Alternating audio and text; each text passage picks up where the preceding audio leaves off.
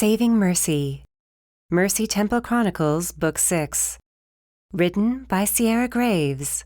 Narrated by Jack Ainsworth. Chapter 1. Mercy. I parked the bike outside my old apartment building, climbed off and set my helmet on the back, and looked upward. Plastic covering the hole on one of my walls snapped loudly in the breeze. I hadn't been back since before we went to Sector 13. I wasn't even sure why I was here now, but still I found myself heading upstairs and inside. The door to my place was unlocked, not like there was anything left in there anyway. Tools and several work lamps littered the floor as I walked through the place that had once been my home. That wasn't true. This place had never been home. It was just the place I crashed in between jobs, where I patched up the countless wounds and plotted my next move. I used to have plans for everything. Backup plans, ways to get my ass out of trouble. It was how Damien taught me. Be prepared for anything. So much for that training, I muttered to the shadows. Damien had been gone this long before, but my gut told me this time was different. His absence ate at me every day that passed without a word from him. Not even a message of some kind. We'd seen Shuval in Sector 13. It might have only been for a second, but she'd been there. Was it possible she went to wherever he'd gone and captured him? Killed him? I shuddered at the thought of his parts spread out on a table for the dark covens to peruse and purchase. Or would she keep him alive and break him down bit by bit, torture him until he went insane? I rubbed at my sore knuckles, picking at the dried blood. Mine or the half-demons, I couldn't tell. Not that I cared. Seemed my hands were always covered in blood lately. It was a bad omen. Damien being gone this long was a bad omen. Rafael was right. No one in the underground knew where Damien was. He was too careful. If he and Nor had embarked on an extremely dangerous mission, one he didn't even tell me about, he'd trust the details with no one in case the bad guys came looking. But sitting around and waiting wasn't in my blood. Made my gut churn.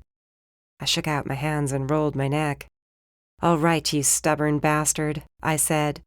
"I'm finding you before you end up dead." Gigi had tried to track Damien and Nor a week ago, but her spell hadn't gone far. We'd traced it as far as the front door to his place when it sputtered and went out. Gigi had seemed surprised and tried it 2 more times until she realized what he must have done. The bastard knew I'd try to find him, and he put a shield on himself so I couldn't. Seemed Nora had, too. But I wasn't giving up. Not yet. I'd found Wesley and Gigi. I'd saved them. I was gonna find Damien and bring his ass home so I could chew him out. Spreading my fingers wide, I shut my eyes and summoned my mage fire. I pictured Damien's face in my mind, only his face. He'd been in my apartment enough times there was a strong trace of his essence left behind. Fire warmed my palms, and when I opened my eyes, it spread out, swirling around me in an ever-growing spiral. It zoomed around until it latched onto Damien's trail. The fire shifted and morphed, taking on the shape of a tracking dog.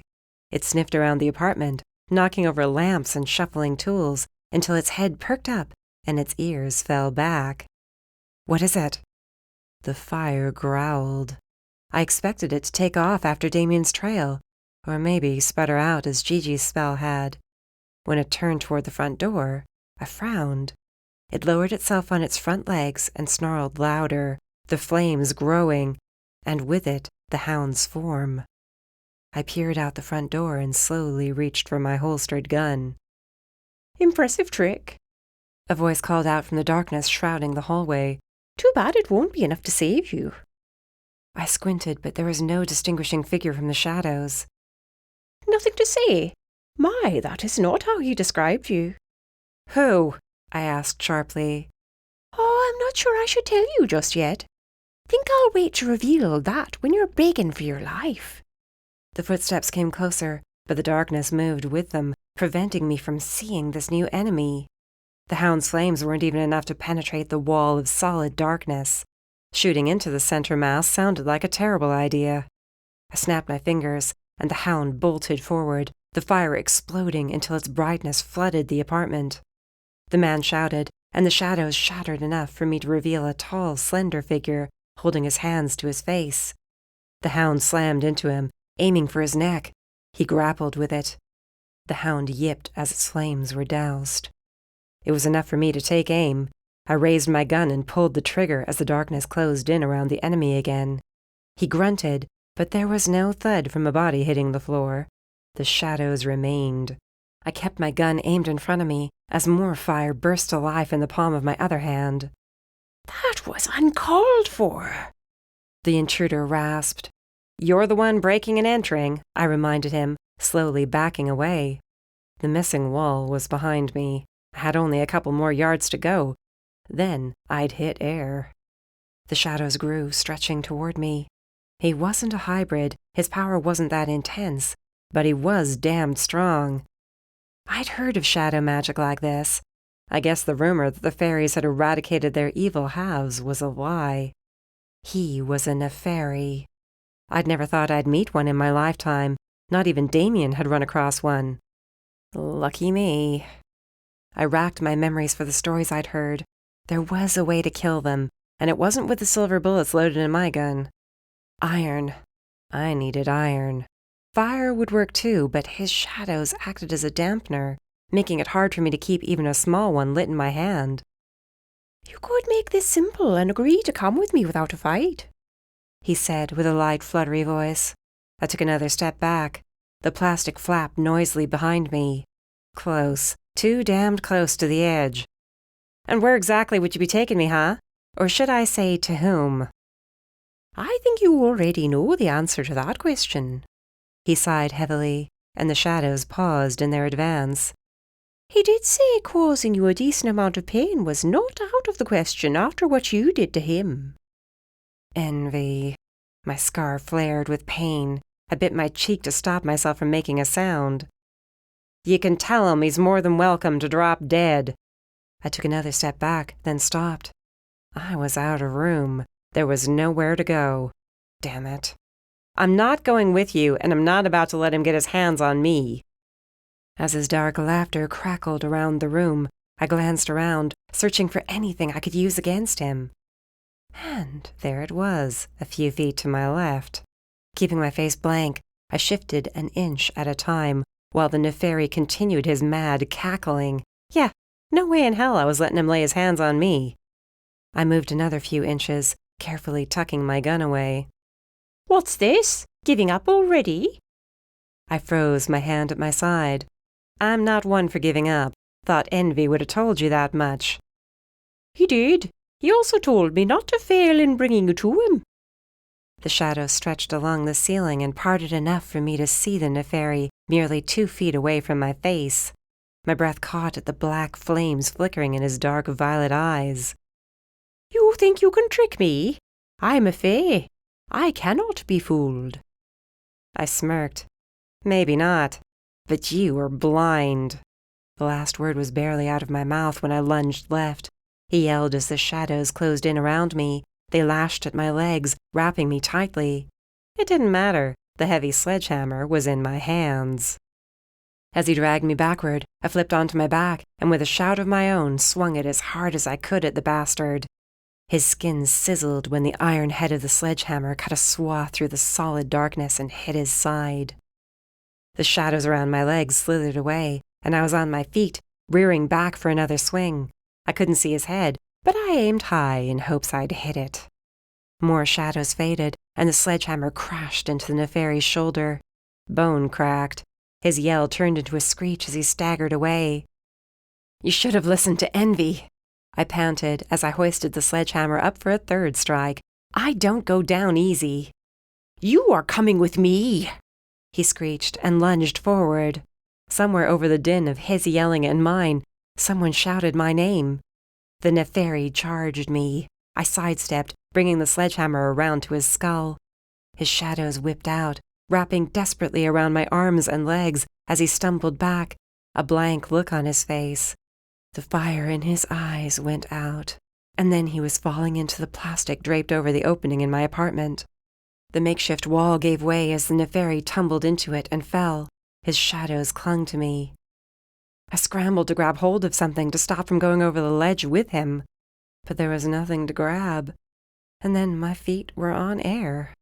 I started to fall, a curse building in my throat. Suddenly, I was jerked to a stop. The shadows fell away from my body, and I watched the nefari crash toward the pavement. Only he didn't hit the pavement. He landed on my bike, crushing it. My banshee! I glanced above me to find Rafael, one hand holding the handle of the sledgehammer I still held with one hand. His other was buried in the brick wall, his muscles straining as he hauled me back into the apartment. We dropped the sledgehammer, and then I was in his arms, kissing him fiercely. It didn't last as long as I'd have wanted. Seconds later, he was checking me over for injuries. "I'm fine," I assured him, catching his hands and forcing him to look at me. "How do you always get here in time?" "I had help," he growled. He nudged the sledgehammer with his boot. "Really?"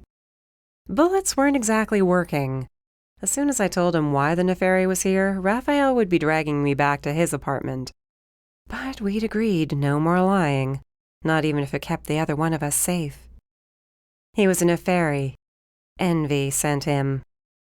Our fight from earlier seemed so petty now. Rafael grabbed hold of my hand and tugged me toward the door without another word. I stopped long enough to pick up the sledgehammer. His brow rose. "What? This baby saved my life. I'm not leaving it behind." We hurried through the building and down to the sidewalk. A crowd had gathered around the nefari. Shadows leaked from his body, along with blood and bits of brain. I smiled darkly until Rafael shot me a look over his shoulder.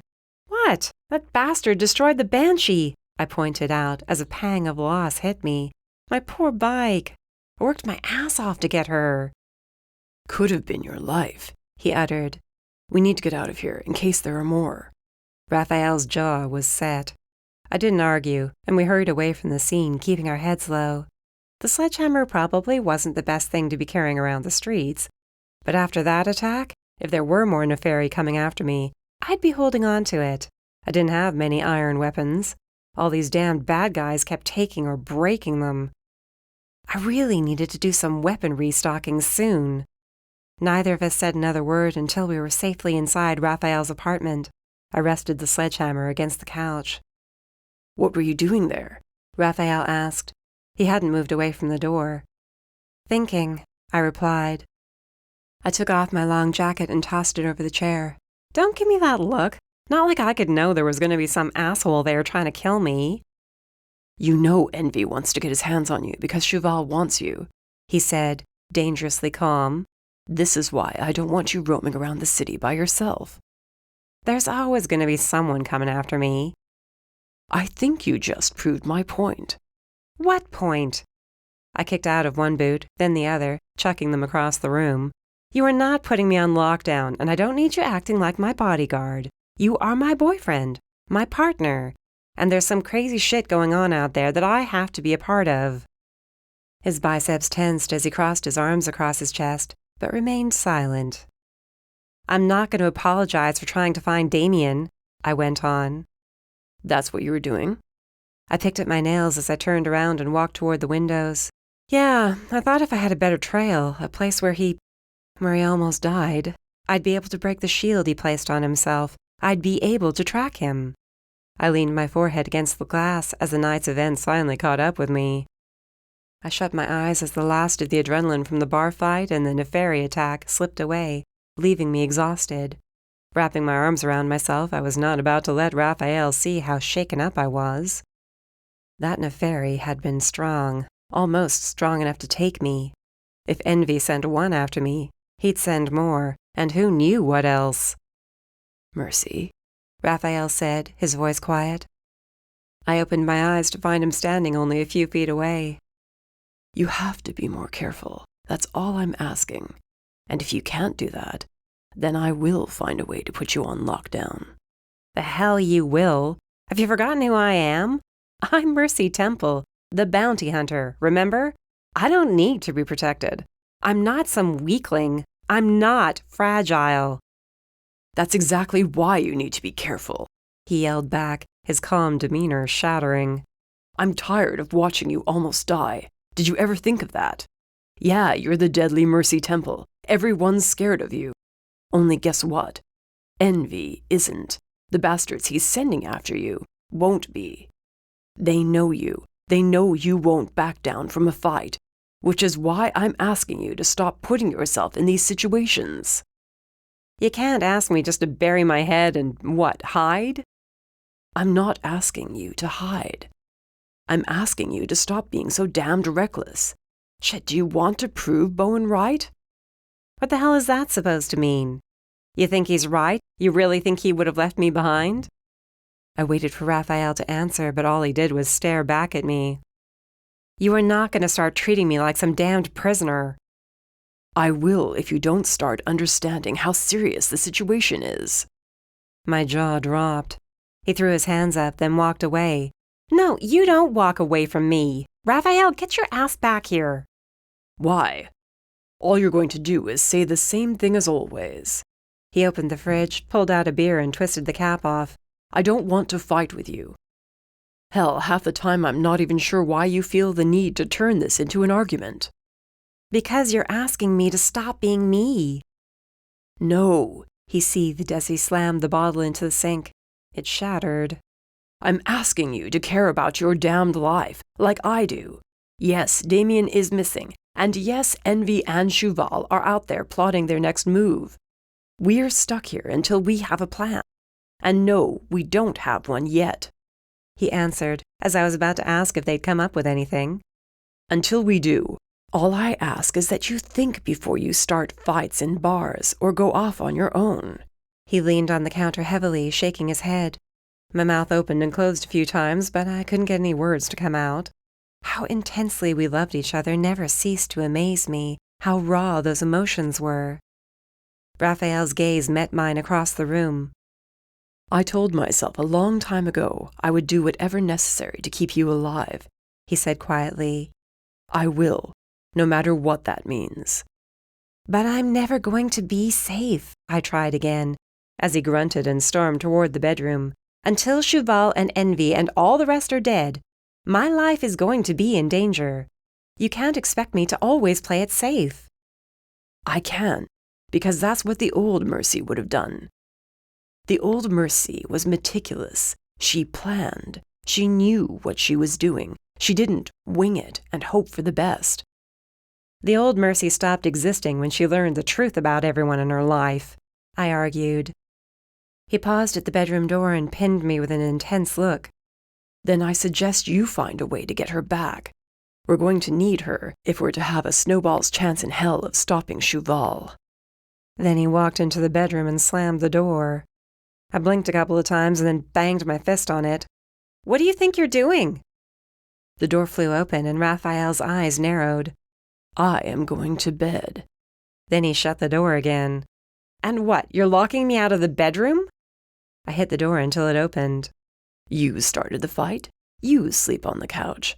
I'm going to enjoy my nice, large bed. He shut the door. This time he locked it. I kicked it, forgetting I'd taken off my boots, and cursed as I hobbled around on one foot. Asshole! I bellowed, but the door remained locked. Not like I haven't slept on the couch before, I reminded him, still yelling. Then you should enjoy it, he shouted back. I flipped him off, not that he could see it, and glared at the couch. Whatever. I picked up the sledgehammer and laid it on the coffee table, wanting it close at hand, then flopped onto the couch and draped my arm over my face. The longer I lay there, the more my anger at Rafael turned to simple annoyance because I knew he was right. I rolled over on the couch, trying to get comfortable, but it wasn't the same as having a solid, warm, muscled body at my back. Shirtless body. Warm body. I grunted in frustration and punched the cushions a few times and laid back down. I'd apologized to him in the morning, but I was not about to go do it now. My pride wouldn't allow me to let him know I gave in so easily. Which brought up another subject. My thoughts turned to Bowen. He was the one who needed to apologize. To me. That was one point I would not back down on, and giving up the search for Damien made me uncomfortable. All I saw was Shuval tearing him to pieces as she laughed. "You'd better be alive, Damien," I whispered to the shadows, then shut my eyes. The nefary was a sign that peace was coming to an end. I'd been an idiot to think it'd last any longer. Iron bars surrounded my body. I screamed. Envy came closer and closer, bearing his sword of green flame. My face was on fire. I fought to get free. Rafael was at my feet, dead, run through with the same blade that was about to strike me down. I flailed and wrenched my body as hard as I could to get away, but the bars held me tight. Envy's glowing green eyes filled my vision. That blade came down on me, and I braced for the strike that would end my life. "Mercy, wake up!" Rafael shouted. My eyes flew open. "I'm here. You're safe." My throat was raw as a scream died in my throat. His arms held me against a warm chest. The shaking was intense, and my limbs hurt from it. My vision was blurry. Sunlight warmed the floor in the living room, the floor we were currently sitting on. Rafael was behind me, holding me as close to him as he could. I swallowed hard, my breathing erratic. Nightmare. It was another damned nightmare, but this one had been worse. This one had felt real. Too damned real. I sagged in his arms. He whispered, "Thank the gods. I didn't think I'd be able to wake you up this time." I leaned my head against his shoulder as he loosened his hold, or started to until I stopped him. "Just keep holding me. A bit longer." I was drenched in a cold sweat, but if he cared, he didn't let me know. He kissed my bare shoulder, next to my tank strap, and spoke quietly, telling me over and over we were safe and at home. Envy wasn't here. We were alone. Sadly, this wasn't the first time I'd had this nightmare, but it was the first time I'd awakened to find myself in his arms. I'd dreamed I was back in Sector 13, and Envy was about to kill me. All I could see was Rafael's blood pooling on the floor. That damned nightmare was getting worse. "Did I hurt you?" I asked, suddenly worried I'd tried to beat up Rafael in my sleep as I fought the nightmare's version of Envy. "No, you didn't. I can take a few hits from you anyway." "Not the point." "You didn't hurt me," he repeated louder. "Take a breath and calm down." When I failed to get my breathing under control, I sensed his frown. He moved his hands, resting them on my arms. "Breathe with me, deep and slow. Close your eyes." I stiffened. "I can't," I whispered, not wanting to shut them and see Envy killing Rafael again. "All right, that's fine. Keep them open. But you need to breathe." He breathed in deeply, and I did the same, matching him the best I could. We sat on that floor for a long time. When my breathing returned to normal, I looked at him. His dark eyes were filled with worry, and I smoothed out the lines of his furrowed brow. "I'm sorry," I said, as he opened his mouth to speak. He clamped it shut with an audible clack, then smiled, despite the concern not disappearing from his face. "What was that? I'm not sure I heard you over the crack opening in the earth." I punched him in the arm. Not saying it again, and I'm not apologizing to Bowen. "You shouldn't have to. Does this mean you're going to listen to me for once?" "I listen to you," I argued. His brow shot up. "What? I do." "Sometimes. When I deem it necessary." He sighed, but whatever he was going to say was lost in the next second. I took a firm hold of his horns and dragged him closer for a kiss. "We need to talk about the attack," he murmured against my lips. "And we will. Later." He didn't need any more convincing. We'd deal with my being attacked later. Much later. Maybe tomorrow. At that moment, all I needed to do was reassure myself that Rafael was alive, and so was I. Envy hadn't killed us yet. That final battle hadn't started. Not yet. There was still time. We still had time. Chapter 2. Rafael. I rubbed my tired eyes, trying to stay awake. "Nothing at all?" Bowen and Rufus shook their heads. "No," Bowen said, leaning heavily on the table at Rufus's place. He wore his usual black pants and long-sleeved shirt, his boots muddy from his latest trek to his home to check on the safe. Again. The artifacts were safe for now. The question none of us wanted to ask was for how much longer. None of my contacts have ever heard of the name Franklin Monroe until you mentioned it. And before you ask, no news on Damien either. You sure he didn't say anything to the two of you about where he was going? We were already gone, Rufus reminded me, tugging at his large pierced ear. He was meant to stay here to keep an eye on Mercy after the two of you had your spat. Spat was an understatement, but I let it go. Did you two find out anything new while you were gone? My voice was more of a growl as I asked, failing to keep my temper in check. It had been over a week since the incident at Sector 13. Mercy and Bowen refused to talk to each other. I couldn't even get her to join me when I checked in with them. Todd was keeping an eye on her while I was here. I didn't feel comfortable letting her be alone, not just for her safety, but for those around her. She was at the Wailing Siren, keeping Wesley and Shep company. Figured she couldn't get into too much trouble there. Well, I get that you're pissed that we couldn't retrieve the artifacts we were after, but so are we, Bowen said with a hiss. And yeah, there might be one more thing we found out. And you're just now telling me. I wanted to be sure what we heard wasn't just a whisper, that it had some weight to it, Bowen argued. And yes, it's that bad. Rufus bobbed his head in agreement, his large ears flopping. Hunters. We heard mention of them making their way across the country. I froze. Tell me you didn't just say that. If the hunters came here, Mercy would have to lay low. I'd tell her to go into hiding, but that would be a pointless suggestion. She'd never hide.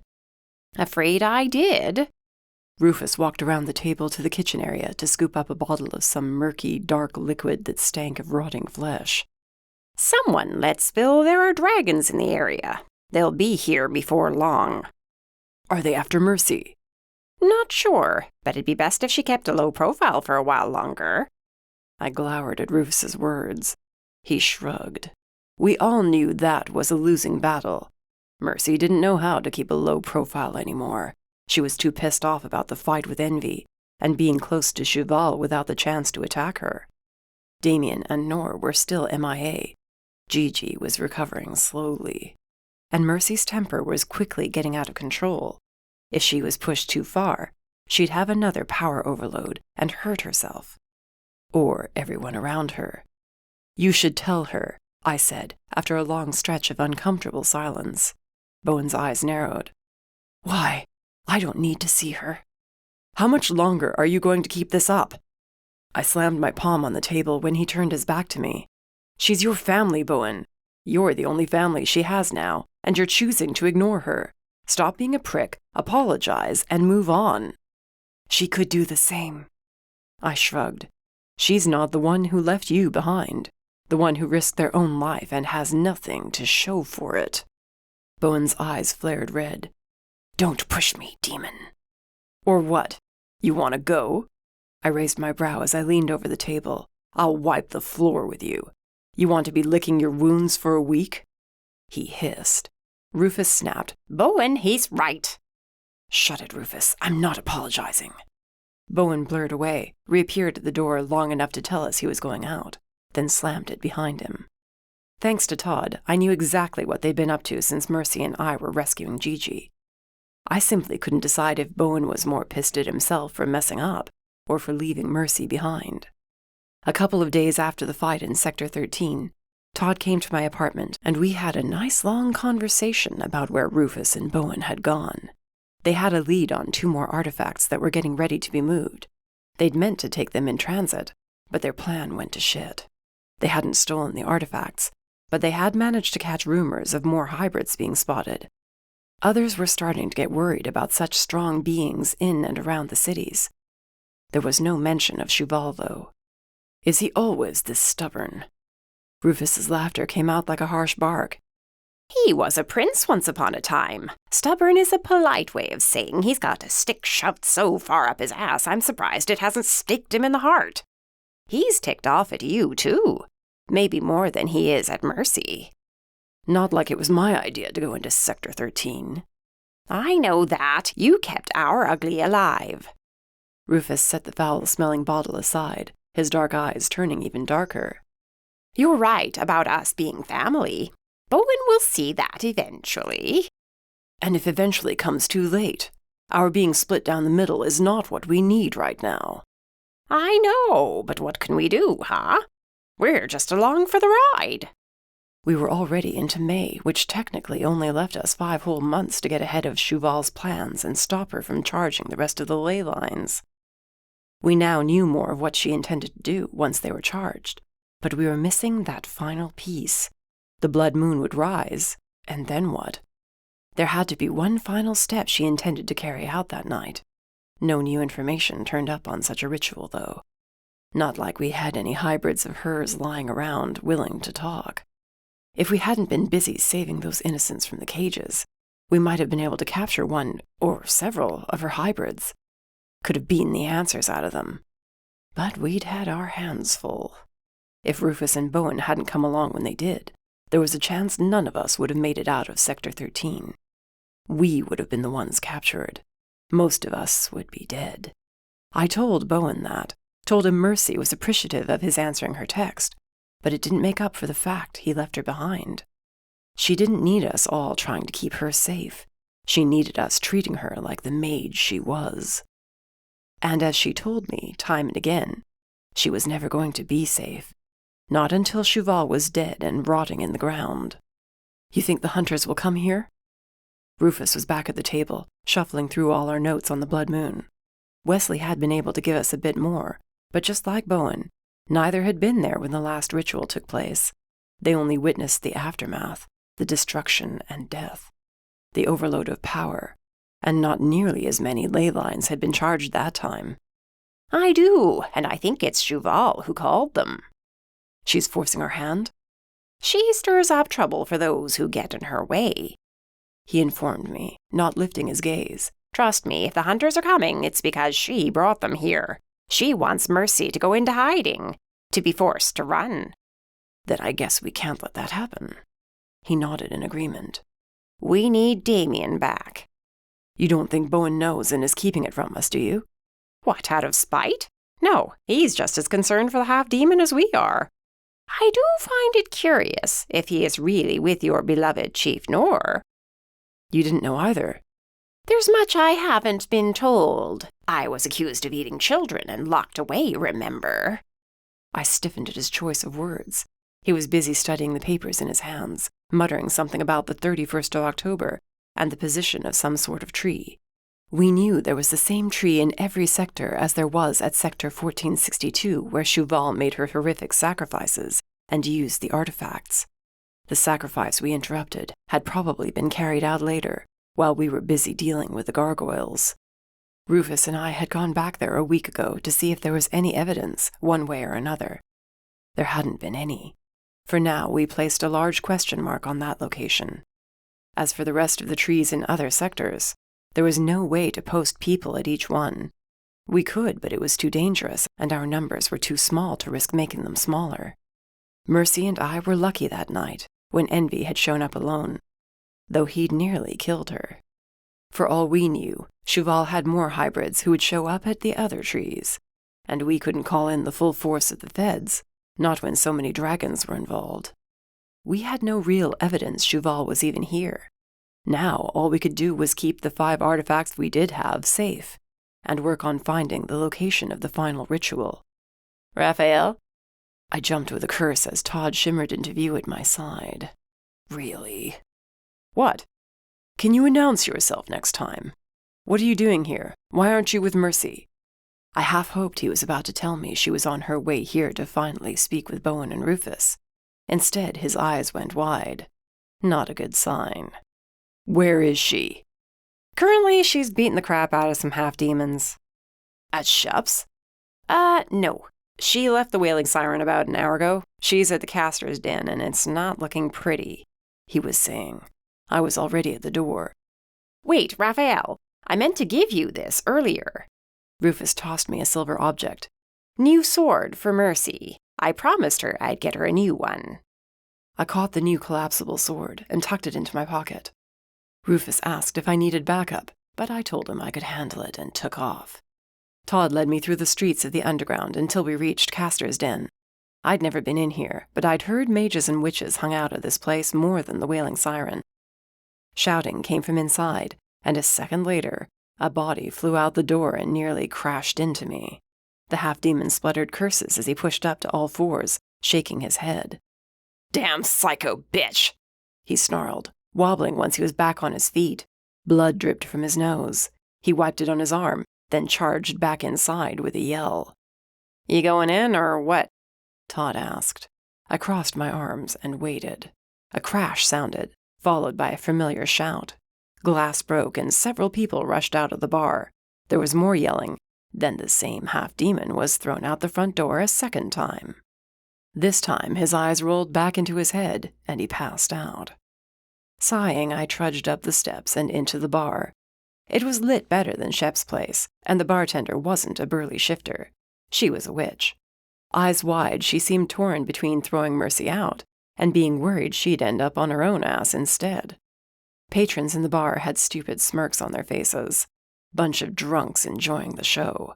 Neon signs flashing the brands of liquor covered the walls, as did steampunk-style gears and clocks.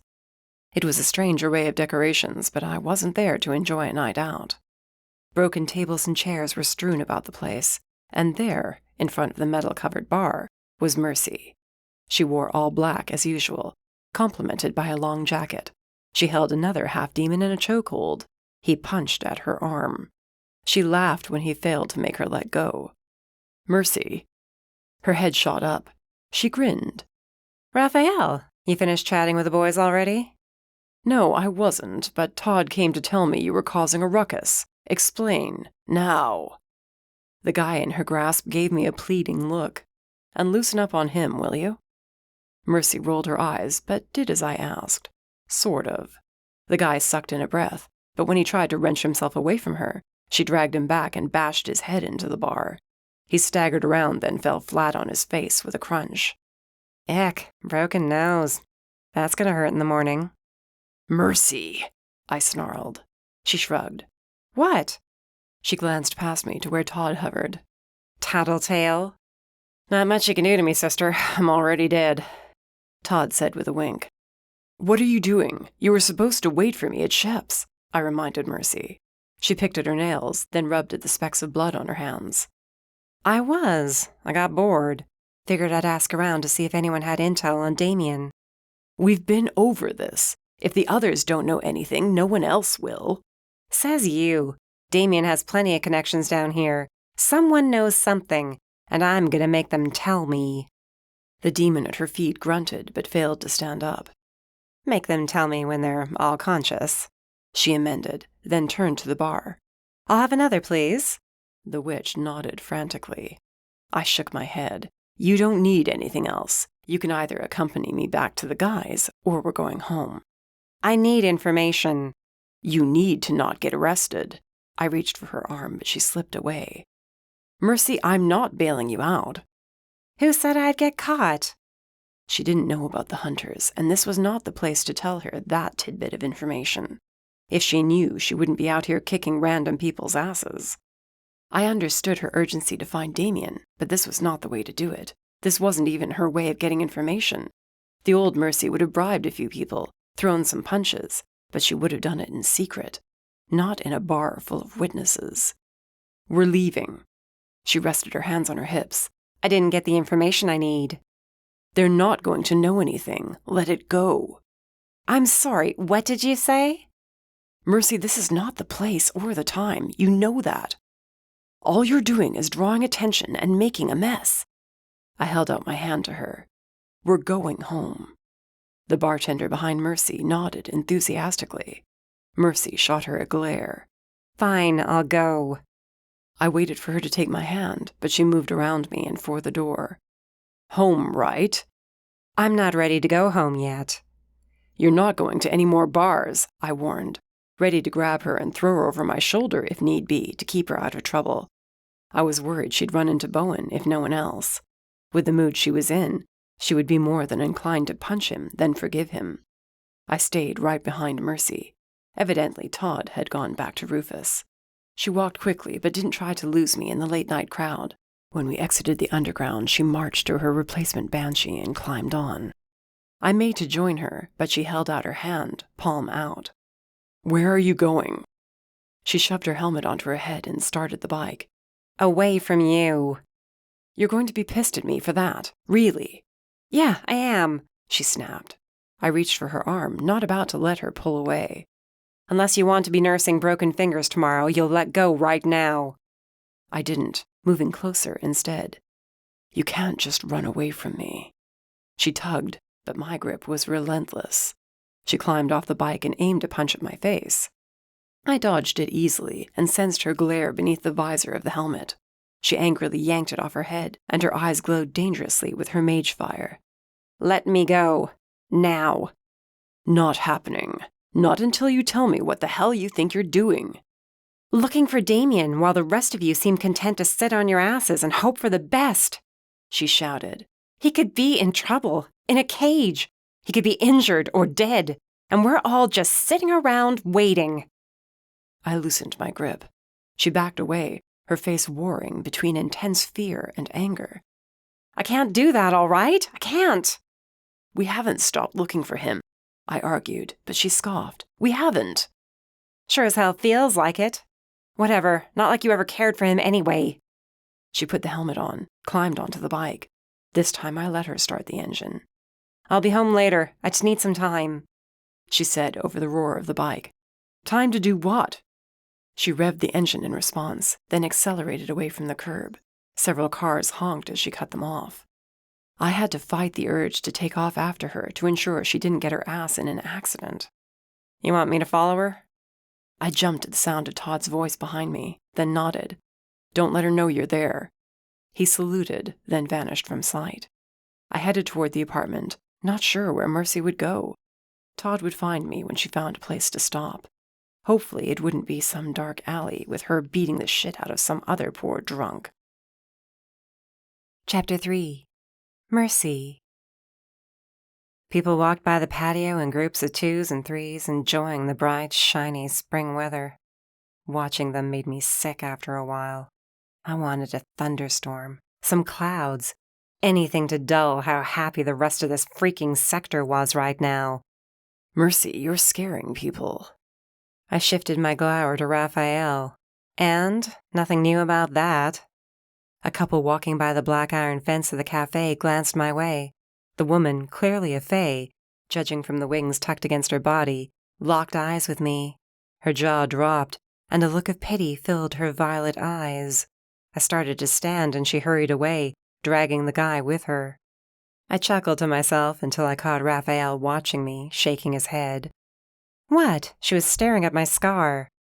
Or the fact that you look like you want to kill someone. I shrugged. To be fair, I do. Not sure what's wrong with that. Why did we have to meet her here anyway? Couldn't you have picked somewhere else? I'm keeping you out of the underground. Have to after the shit you pulled last night. One fight. I picked one fight in a bar. That's one too many. He sat up and waved. She's here. Be nice. Why wouldn't I be? Iris has proven to be quite a useful siren. I mean, I hate her on the principle for being with you first, but I'll play nice. For now. Raphael's hand curled on the table. That told me it wasn't a good enough answer, but then Iris was there, taking a seat at our small table, and the subject was dropped. She was dressed in a sharp pantsuit, having come from the office, and carried a leather messenger bag. Want anything? Raphael offered. Just want to know what you two got yourselves tangled up in, she muttered. All those people you saved have been placed in safe houses. Thank you, I told her, allowing sincerity to color my tone. The feds are trying to figure out where they all came from. She tapped her nails on the table, eyeing Raphael. I told them it was an anonymous tip that led us there, but eventually someone's going to start digging and asking questions. We don't have anything solid to give them, Raphael explained. From what little we know, the Dark Covens have vacated Sector 13.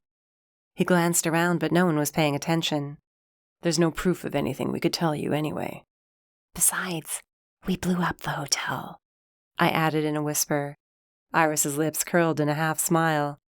Wish I could have seen those bastards go up in flames. Yeah, it was fun. I sat back, studying Iris. I didn't realize you had a cold-hearted side to you. I glanced at Raphael. Maybe we should bring her in on what we're doing. What? No. Iris's smirk fell at Rafael's denial. Why the hell not? Your girlfriend likes me. I think that's a sign we can be friends. We can help each other. Rafael glanced from me to her, then back to me again.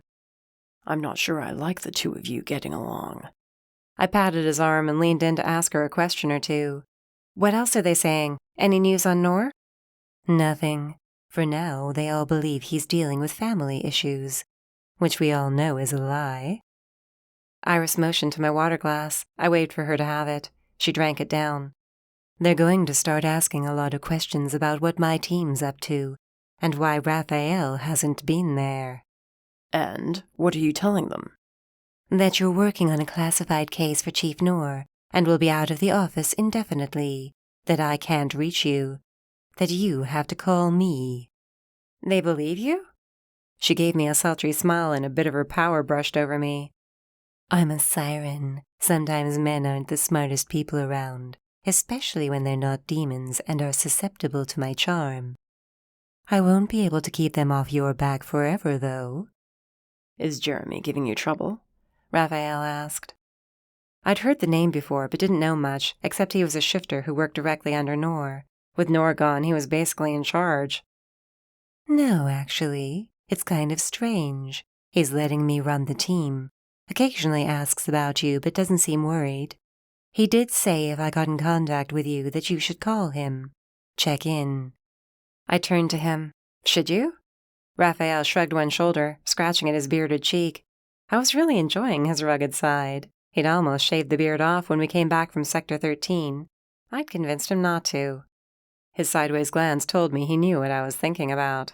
I puffed out my cheeks as I stifled a laugh, having to turn away. You two need a moment? Sorry, I guess it wouldn't hurt to call Jeremy. Help play up the ruse that I am working on a case for Nor.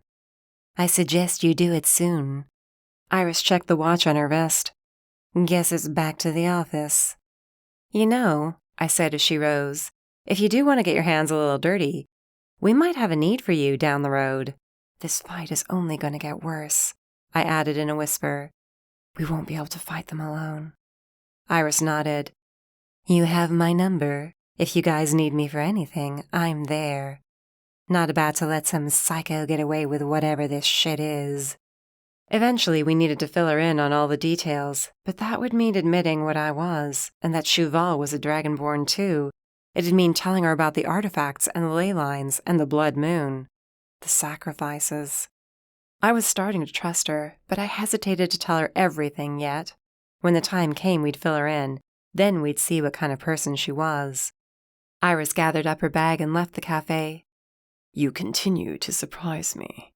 Rafael mused. Why, because she walked out of here alive and in one piece? You trust her. I pushed my tongue behind my upper lip, thinking of my reply. She's a good person.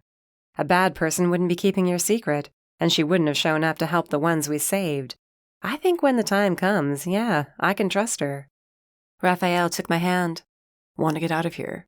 Yes, please. Can we go somewhere else? Anywhere else? We paid for our coffees and left the cafe. The nice weather continued to irritate me. So did the crowded sidewalks. Rafael didn't tell me where we were headed, ignoring my questions. Eventually, we found our way to the entrance of the local park and the cemetery within. Most people would have probably thought walking through it was morbid, hence the empty walking trails. I'd always found it peaceful. I'd told him about the times I used to come here before the madness with Shuval. It had been months since I'd been back. The willow trees lining the path swayed in the breeze. Flowers bloomed along the gravel path. The tombstones, old and crumbling, stood watch over the small pond to our left. A couple of wooden benches surrounded the water. Rafael pulled me to the nearest bench. I rested my head on his shoulder. Think you can enjoy the weather here? He teased. Dunno, still too damned sunny, but at least there are no people. We're completely alone. No cars honking, no one staring at us. I suppose I can relax for a while. Rafael sighed, then ran his fingers through my hair, taking out the chopsticks I'd used to put it up. I closed my eyes, my muscles relaxing. He cupped my scarred cheek in his hand, and then he kissed me. It started out languid and tender. His arm wrapped around my waist and pulled me in closer. My hands bunched in the front of his black t-shirt. I had my eyes closed, enjoying the moment. Clouds must have moved in to block the bright sunshine, and a chill filled the air from the lack of the sun's warmth. Rafael's body was more than enough to keep me from getting cold, though. The kiss ended abruptly. I was about to ask him what was wrong when he cursed. He grabbed me and threw us off the bench. A heartbeat later, it exploded in a pile of wooden debris. Rafael tucked my head against his chest to protect me. Mercy? I'm fine. What the hell was that? We scrambled to get up. There, standing across the pond, was another nefari. His blood-red jacket whipped around behind him as the breeze picked up. Shadows filled the clearing, blocking the sunshine. His violet eyes raged with black fire. Rafael shoved me behind him. You need to run. I'm not leaving you behind to face him. Where was my sledgehammer when I needed it? Mercy, I'm not asking you. I'm telling you. Get your ass out of here, right now. See, this is what I'm talking about, I complained. I can fight. The shadows stretched toward us, crossing the pond. You want to have this argument now? You're kidding, right? A burst of shadows shot toward us, and he shoved me to the ground as the shadow's surge struck a willow tree behind us. The trunk shattered as the rest of the tree toppled to the ground with a loud groan. Leaves and branches flew everywhere. Do you have any iron on you at all? I asked. Always the doubter. He reached for the sheath at his lower back. The knife he pulled out wasn't his usual silver one. It was iron. A third bolt of shadow came directly for us. Rafael flattened us to the ground, then rolled us over. The shadow struck dirt, and the nefari screeched his irritation. Stay down, Rafael ordered. Then he was up, sprinting around the pond. I was going to yell at him again. Instead, I cursed and dodged another burst of shadows coming toward my head. I glanced around. The entire clearing was in darkness. All I could see was the path, a few yards in front of me, and the nefari. No Rafael. Rafael had been swallowed by the darkness. Had he already gone down? Too distracted searching for Rafael, I missed the shadow snaking across the water. It latched onto my ankle and yanked me toward the murky pond. I grabbed at the ground, digging my fingers into the dirt, but all that did was take up clumps of grass with me. A second shadow grabbed my other ankle. I frantically clawed the ground. Water hit my boots. With one hard tug, I was in the pond. I expected to be dragged through the murky water, but two more whips of darkness dove toward me and wrapped around my wrists. A fifth found my neck and strangled me as I fought to get back to the surface. Lungs burning, I glared at the darkness. The shadows had me pinned to the bottom of the pond, holding me there. I closed my eyes and braced for the pain that was about to come. Drowning was not how I wanted to go out. The shadows suddenly released me. Bright sunlight covered the pond's surface, breaking through the water to reach me. I was pulled from the pond and someone pounded me hard on the back. I coughed and gagged, spitting up pond water as I whirled around, looking for the attacker. There was only Rafael. He was as soaked as I was, snarling as I heaved until there was nothing left. Where is he? I asked, my voice raspy. Gone. I stabbed him, but he took off before I could finish the job. Rafael shoved wet hair from my face and hugged me as I fell into him. That was too damned close. You think? They're just going to keep coming for you until one of them gets lucky. Then I guess we don't let them get lucky.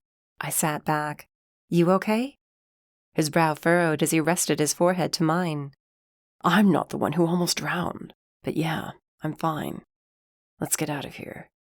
Our walk back to the apartment was far from stress-free. Envy was getting desperate if he was sending these assholes after me in broad daylight. If he wanted to play this game, then I could too, and I would win. Rufus shook his head. Ugly, what the hell are you doing with that thing? What, you don't like my new weapon? I hefted the sledgehammer, then placed it over my shoulder. Pretty damned effective.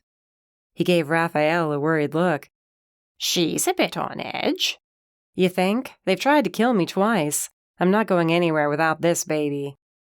We were meeting with Rufus to discuss the latest rumors he'd heard regarding several missing artifacts. We didn't get together in the underground, though. There were too many shadows for nefaries to hide in. Instead, we met under the full moon in a vacant lot where I could see in all directions. When I suggested the place to Rafael, I half expected him to tell me I was being paranoid. "These 5 were stolen 2 months ago," Rufus said, motioning to the list of missing artifacts. "and these 3 were the ones Bowen and I went after." And? I asked. "And they never made it to their new location. She probably has them as well." What of the ones in Bowen's safe? They're heavily guarded? I glanced around the vacant lot, white-knuckle gripping the sledgehammer. "For now, but if she's making a final push to get the rest of the artifacts, we might need to consider transferring them to a new location." Where would be safer? "I was thinking we could destroy them," Rufus suggested. "If they don't exist, she can't use them." You can't do that, I said. At the same time, Rafael said, Let's do it. We exchanged a heated look. Rufus cleared his throat. "We're right." But the magic they possess is unique. Do you have any idea what you'd be losing? "No, but I know what I'd be saving," he countered. "We're running out of time." We can't destroy them. Not yet. We need to wait for Damien and Nor to return. Rafael rubbed the back of his neck. His stance told me he was weighing his chances to change my mind. "Fine." He gave in. "We'll wait as long as we can, but this might be our only option." I hated to agree with him, but he had a point. I was going to ask Rufus why Bowen hadn't come with him to meet us when a rock skirted across the lot. Rufus was the first to snarl. Rafael growled next, moving to step in front of me, but I wasn't having it. Not this time. I was sick of being hunted down by these bastards. I was in a mood to kill something. I spun around. A laugh burst from my mouth. You're kidding me, right? The nefary who stood on the other end of the lot was scrawny. His clothes hung off him, and his greasy hair was lank against his head. A multitude of shadows lingered behind him, ready to attack. "Come with me, Mercy, and there won't be any pain," the nefary yelled in what he probably thought was an intimidating voice. It came out as more of a croak. I almost felt sorry for him. Almost. Rafael took a step toward him. I was faster. I moved toward the nefary, sledgehammer secure over my shoulder. Yeah, afraid that's not going to happen. You leave now, and I won't crush your skull. The nefary sneered. "You can't kill me." Oh no? And who exactly are you? Mercy, can you not taunt the nefary trying to kidnap you? Rafael muttered. Please. I ignored him and walked closer. You don't look familiar. I'm sure you're trying to prove yourself, is that right? The others failed and you thought you could make a name for yourself? The nefary flinched at my words, squaring his shoulders. "I will make a name for myself." Uh-huh. By what, getting yourself killed? "You won't kill me. I'm too strong." As he went on some mad, rambling speech about who he was, I wondered briefly how desperate envy must be that he'd send some pathetic excuse for a bad guy after me. It was insulting, honestly, and that only added to my anger. Magefire burned in my palms, and I directed it into the sledgehammer. The nefary was still yapping away, something about how he was going to use his shadows to cover the world in darkness. I fought the urge to yawn, and instead focused on my target. The sledgehammer was heavy, but I'd make it work. I threw the sledgehammer. The last word was falling from his mouth when the sledgehammer bashed into the side of his skull. Idiot hadn't even seen it coming. He collapsed to the ground as the sledgehammer hit the pavement beside him. "Damn ugly," Rufus said, then whistled. "Nice one." Thanks. I casually strolled over to where the nefary lay on the ground, twitching as he died. I picked up the sledgehammer and held it above his head. You should have walked away. He raised his hand. I smirked, then bashed in his skull, killing him. When I turned around, Rufus was clapping, and Rafael was torn between trying not to smile and probably wanting to tell me off. What? Nothing. Let's go before someone finds him, Rafael said. Rufus? Rufus was laughing as he said, "I'll keep you posted. Get out of here." Rafael joined me, glancing warily at the sledgehammer. Of all the things for you to stick with, you're really going to lug that thing around. Damn straight I am. He gave the dead nefary one last look, then we walked away. Envy could send all the dark fae after me that he wanted to. I'd kill them all with pleasure, And then, with any luck, I'd bury this sledgehammer in his skull. Chapter 4. Rafael. Eyes burned into my back. I gritted my teeth, not ready to turn around and look yet. I kept reading the day's paper, searching for any story that might give us a lead to what Shuval or her seemingly ever-growing followers were up to. By now, I assumed we'd have something. Only we didn't. Another week had gone by, and we were exactly where we were before. No word from anyone regarding Damien's or Nora's whereabouts. No hint of what Shuval or Envy were up to. Surprisingly, there hadn't been any more attacks on Mercy, but the nightmares had amped up. They were becoming violent, and it was taking longer to wake her up each time. After the third time, Todd came by to help keep an eye on my place. So far, no nefaries had shown up. Rufus said he'd put out the word to see if we could figure out where they were coming from. Bowen refused to check on Mercy in person. This fight of theirs had gone on too damn long, but I wasn't sure how to make them see that. I turned the newspaper page. Nails tapped loudly against the ceramic. I shifted on the couch, but kept my eyes down. The second I made eye contact, the argument Mercy and I had been having for the last 3 days would ramp up again. I was enjoying my day so far. Mercy had been in high spirits after killing off the third nefari.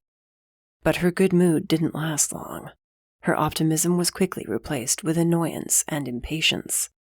This morning, I awoke to find her glaring at the front door, having some sort of internal argument with herself. I'd been watching her like a hawk since. We agreed she wouldn't leave the apartment alone, and that there was no point in searching for Damien by stirring up trouble in the underground. She agreed with me then. But any minute now, I was sure she'd go back on her word. As I reached for my coffee mug, my cell vibrated. The tapping stopped, and Mercy sucked in a sharp breath. I picked up my cell and checked the screen. Damn, I muttered, unable to hide my own aggravation. What? News? Is it Iris or that Jeremy guy from the office? Mercy rambled. Did they find something? I went to take a sip from my mug, but it was empty. Grudgingly, I stood and walked into the kitchen where Mercy was now perched on the counter like a freaking gargoyle. She held a mug between her hands. Hands that were shaking. There'd been no nightmares last night, or the night before, and yet she seemed poised to attack. Maybe you should start laying off the caffeine. She glowered at me. I don't have the shakes. I nodded to her hands. She set the mug down, then proceeded to sit on them. We'll find something. You just have to be patient. I have been patient, she snapped, making my brow arch. I'm gonna go insane if I stay cooped up here any longer. You and I both know it. Do you want to deal with a crazy Mercy? Thought I already was, I teased, and was given a grunt of irritation. I took in her narrowed eyes. The icy blue had warmed over the last few weeks since we'd been back together, actually. Her black and blonde hair was pulled back in a messy bun. She wore her black tank and black pants. The scar on her face had finally calmed down from her nightmare 3 nights ago. The one involving Envy and the other hybrids. It hadn't seemed to bother her, at least, which I was going to count as a blessing. She fidgeted on the counter, then picked up her cell, though it hadn't gone off. I took it from her and put it out of reach. What are you doing? You check it every 5 minutes. It's annoying. You're annoying, but I check on you every 5 minutes. She winked as she leaned over and kissed me, letting her lips linger on mine. A growl rumbled in my chest as she kissed me again. I was quite all right with distracting her this way. We'd wasted enough time fighting and being apart. Now it was like we needed to spend as much time as possible with each other, in case the worst should happen.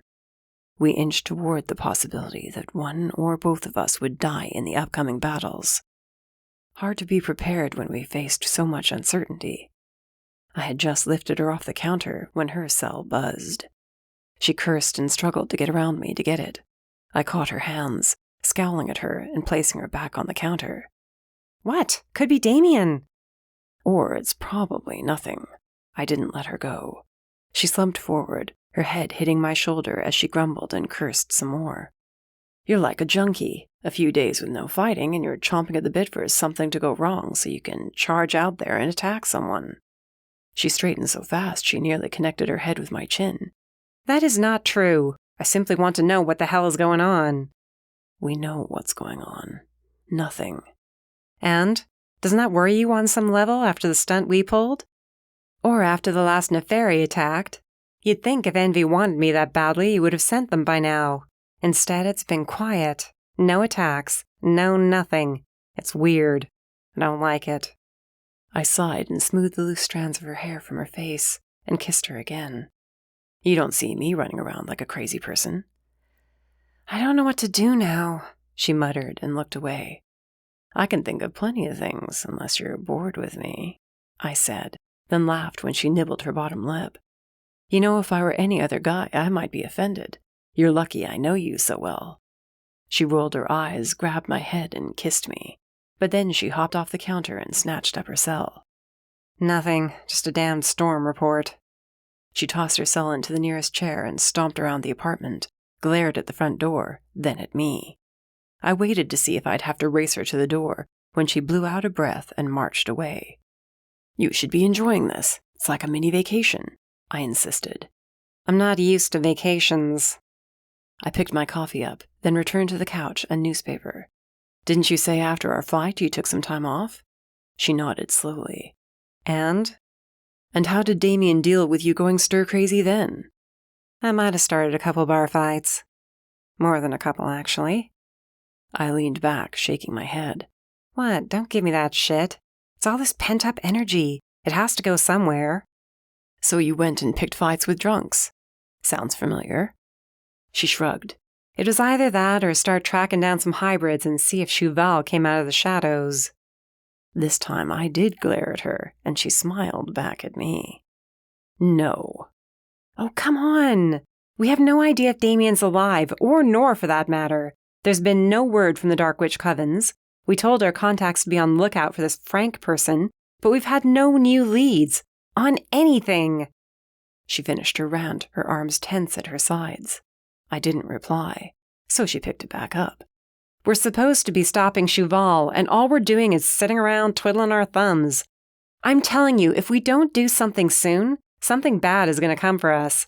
I don't want to be sitting here doing nothing when it does. I rubbed my forehead, wishing we'd made it a whole day without coming back to this same argument. Nor and Damien are alive. You just have to believe they know what they're doing. She scoffed. I went on. And if you talk to Bowen and make up, the four of us could work on a plan to deal with the Reapers. Until the two of you can stand to be together in the same room, we're stuck. She clenched her jaw and stormed away from me toward the windows. Mercy, just call him. Bowen will get over it. You both should. Nope, not happening. I picked up my cell and scrolled through the contacts for Bowen's number. What are you doing? I ignored her and hit Bowen's name. Mercy snatched my cell away. She hung up on Bowen and threw my cell into the chair next to hers. We stared each other down as she sat next to me, her hair completely a mess now. You need to talk to them, I insisted. What I need to do is investigate the Reapers, but someone won't let me do that. For good reason. It's the only actual lead we have, she argued loudly. Gigi gave us the intel we needed. We should be going there now. We are not making a move against them without sufficient backup. She tried to move away from me, but I held her too tightly, and she eventually gave up, sagging against my chest. I think I hate you right now. I chuckled. I can take it. We were nearly killed by Envy again. He's sending his minions to kidnap you, remember? I'm not letting you out of my sight. You get that, right? I held her face. I almost lost you because I was an idiot. If anything happens to you now, it'll break me. And going after the Reapers alone will be the end of you. Not even you are that strong. Her lips thinned, but she gave in. Yeah, you're right. I'm too messed up to take them on. I trailed my fingers down her scar, then kissed it. Come on. I made for the door. Where are we going? Just come with me. I held out my hand and her own slipped into it. The building I stayed in was connected to another building that had a full gym on the top floor. I wasn't about to let Mercy go out and get into another bar fight, but she needed to do something to burn off her aggravation. When we reached the gym, I opened the door and was happy to see the place was empty. I dragged Mercy through the machines and toward the back, where there was a sparring room with black mats and glass walls. It was one of the main reasons I'd chosen this place to live in. Nor used to stay here in his early Fed days. He'd had them put in this room so he could have a place to spar. What are we doing? Mercy spun around slowly, taking in the area, but there was a glint in her eyes when they landed on me again. Are we doing what I think we're doing? Yeah, we are. I shook out my hands and stretched my neck, removed my gray t-shirt and tossed it aside. Her appraising gaze raked down my chest, and she tilted her head. I took an offensive stance and beckoned her forward. Don't worry, I'll go easy on you. She scoffed, shaking her head. Easy on me, huh? You don't think I can kick your ass? I think you've been off your game for weeks. I would have brought her here days before, but the wounds we both sustained during the fight with the hybrids took a while to heal. She'd been nearly torn apart by rabid shifters and beaten down by that bastard Envy. I'd been worried about her wounds for a while, but she'd healed, physically at least. I hoped the nightmares would have gone away by now, but they stubbornly stuck around. I checked on her every time she had one, and she always said she was fine. She was lying because that's what Mercy did. Tried to deal with every single issue on her own, like she was invincible. She planted her feet and nodded.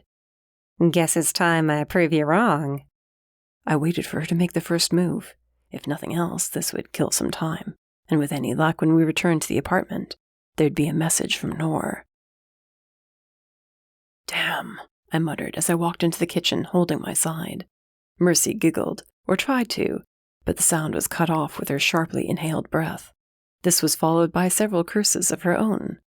Why does everything hurt? I walked to the fridge and pulled out 2 beers. We'd sparred for the last 4 hours.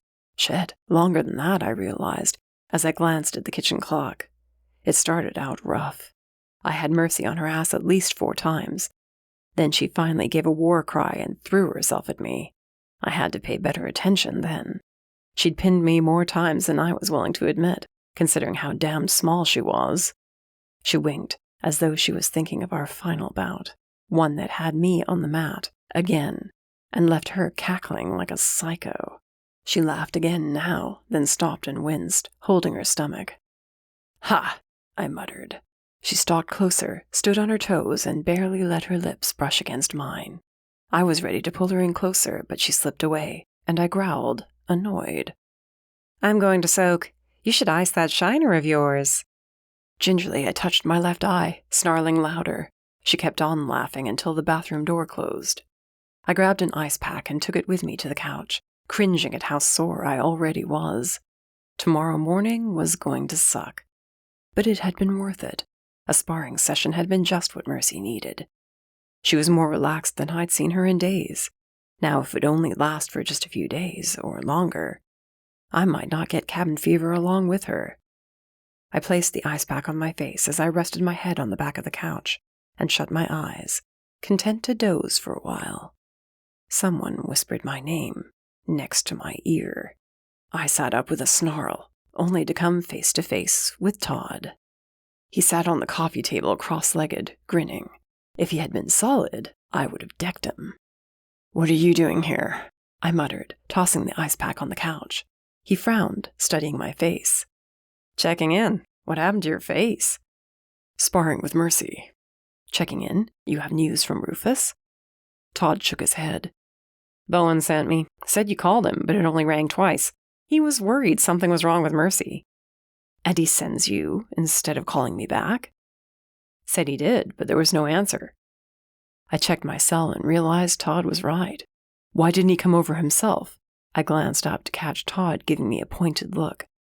They're going to have to get past this fight they're having. We don't have time for it. What do you think I've been doing over there? Having sleepovers? Not sure. I glanced toward the bathroom, but the door was closed. News on any more artifacts or Franklin Monroe? Honestly, I'm starting to think that name means nothing. And no more artifacts. Also, if there are nefaries running around the city, it's news to the Fae. They seemed panicked when Bowen told them. Great. And the artifacts with Bowen are still safe, right? Todd nodded. I'd let you know if they weren't. You got any ideas on how to make them kiss and make up? I bared my fangs at his choice of words. He smirked. You know what I mean. Simmer down. She chose you, remember? We can't just bring it up to them, I told him, moving on. Anytime I mention Bowen, she shuts down and starts yelling about how he's being an ass. Todd floated off the table and walked around the living room. He is being an ass. And have you told him this? Yeah, right. He's stubborn.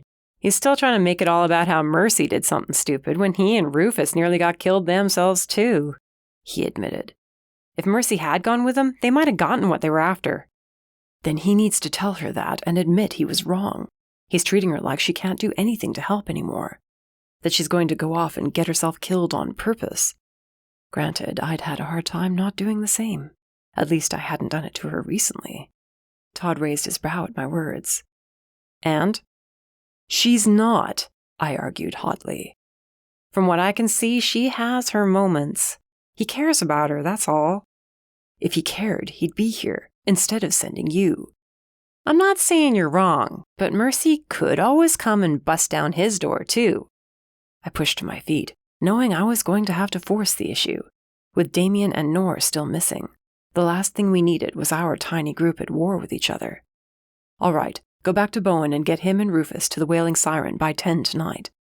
Tell them it has to do with Wesley. Got it? This is gonna be fun, he muttered. Todd, just do it. Hey, no yelling at the dead guy, all right? He winked, then shimmered out of view. I waited, wondering if he was actually gone, but there were no more annoying whispers. Now all I had to do was convince Mercy we were going to the Wailing Siren to check on Wesley. She'd become good at discerning when I was lying. I glared at my cell phone, willing Nor or Damien to call and let me know they were alive. The bathroom door opened and she stepped out in nothing but a towel, her wet hair loose around her shoulders. Rafael, you all right? Yeah, perfect. Why? Thought I heard you talking to someone. Just myself? She gave me a blank look that told me she saw through that. Uh-huh. Sure. I was. You finished in there? I need to take a shower. Yeah, you stink, she teased as she grinned. It didn't reach those icy blue eyes. Rafael, I'm not blind. You know that, right? I do, I said as I approached. And I also know that we've been cooped up in here too long. We're going out tonight. That's so? I nodded and pulled her into my arms. Thought you'd want to celebrate kicking my ass. Drinks on you, then. You sure it's safe? You think I'd let anything happen to you? And with where we're going, I think it'd be best if you left your new baby behind. Having a sledgehammer in hand while she faced down Bowen was a bad idea. She stood on her toes. I leaned down to meet her lips, then headed to the bathroom to get dressed. I shut the door and hung my head, wondering how much trouble I was about to get into tonight. I hoped it was worth it. Chapter 5. Mercy. I looked around the underground. When you said a night out, I expected something a bit, I don't know, not involving seeing Wesley? Rafael said nothing, looking straight ahead as he held my hand. What are you up to? When he still didn't answer, I yanked him to a stop. Nothing. We haven't checked on him in a while. We'll go do something fun after this, I promise. We better. I should get some reward for kicking your ass. I touched his shiner gently. He caught my hand, kissed my palm, then shook his head. We walked on. I'd come to let myself believe we had a future once all this shit with Shuval is over with. Despite attacks from creatures thought to be extinct, the last couple of weeks had been better than I'd ever believed I was capable of having, though there was a dark cloud hanging over our heads. All doubts about our being a couple were long gone. I'd essentially moved into his place. Sticking around Damien's home had started to depress me. What with not knowing where he was, or if he was even still alive. I wanted to believe nothing could kill that tough bastard, but the gargoyle almost had. And now he was gone, and he'd been gone far too long. Whatever you're thinking, stop. Rafael lifted my chin until I had to look him in the eye. I hadn't even realized we'd stopped walking. Sorry. Damien again? He's never been gone this long, not without sending word somehow. I know you're tired of my saying it, now that Nora's gone, But something's wrong. I can feel it. I chewed on my bottom lip. Sure, Gigi had attempted a tracking spell, but there had to be more she could try. I'd offered to help her look, but she was recovering. The first tracking spell she'd implemented had pushed her too hard, and she'd been weak afterward. She might say she was fine, but I saw the way her hands shook sometimes. Plus, she hadn't been doing any complicated spells for customers yet. When we reached the Wailing Siren, I braced at the entrance, ready to have a stare down with Bowen, but there was no one there. No bouncer, and only a few lights were on inside. I frowned, reaching under my long black jacket for the new collapsible sword at my lower back. Rafael had given it to me the night after the first nefaries attack. One of Rufus's better pieces, in my opinion. "Rafael," I whispered. "It's all right. Chef's been closing a couple nights a week so we can keep Wesley company," he explained. "The old man isn't doing too well." "What do you mean, like on his deathbed kinda not doing well?" Rafael's brow furrowed. "Not yet, but I think he's getting there. That's why we're here tonight." My feet refused to move at first. I wasn't sure if I could handle going in there and seeing Wesley in a weak and deteriorated state. After all he'd been through, I couldn't stop my guilt for letting the gobs get their hands on him in the first place. He'd been brutally tortured and kept in a cage for months. And now he was dying. The last Gryphon alive, and he was dying. I did that to him. I started forward, stopped, then sucked in a deep breath and reached the steps to the bar. I tried the door, and it was open. Shep at the bar, wiping out glasses, like this was a typical night for him. "Mercy?" Shep's eyes glowed, the only hint he was upset. "How's he doing?" "Go see for yourself." He finished the glass he was on, then started on the next one. "I'll give you some time with him," Rafael said quietly, taking a position at the bar. This was bad, really bad. I wasn't sure I could go in there, but Rafael's face said if I didn't, he was going to shove me down that short hallway and throw me inside. Rafael and Shep were talking quietly between them as soon as I turned my back. When I glanced over my shoulder, their faces were grim. Gut in knots, I hurried down the hall to the back room and opened the door. "Ah, there she is," Wesley called from the far side of the room. Seeing him lying in bed, wrapped in his tattered old robe instead of propped up on that sad excuse for a couch, was a kick to the gut. He raised his hand and waved me over. He wasn't as thin as when I saw him last, and his color looked better too. When I was at his side, he took my hand. His skin was cold and clammy, and he could hardly squeeze my fingers. "You're supposed to be getting better," I reminded him. "I'm old. This body wasn't made for any more fighting." He coughed harshly. I picked up the glass of water beside his bed. At least, I thought it was water until I caught a whiff of it. "Booze? Seriously?" He chuckled, the sound raspy like paper. "Hush and hand it over. No point in drinking water if I'm going to keel over any second now." He sputtered on the drink, smacking his lips as he sipped on it. I set the glass aside when he finished and tried to come up with something to say. "You need to stop that now." His grip grew stronger for a few seconds. "I'm not doing anything." "You're blaming yourself for not getting to me in time. I know you better than you think, my dear. You're exactly like your parents, always carrying the weight of everyone else's lives on your shoulders, as if you have control over everything in this world." I hung my head. "Yeah, and? It's my fault the gobs got to you." "No, it's not.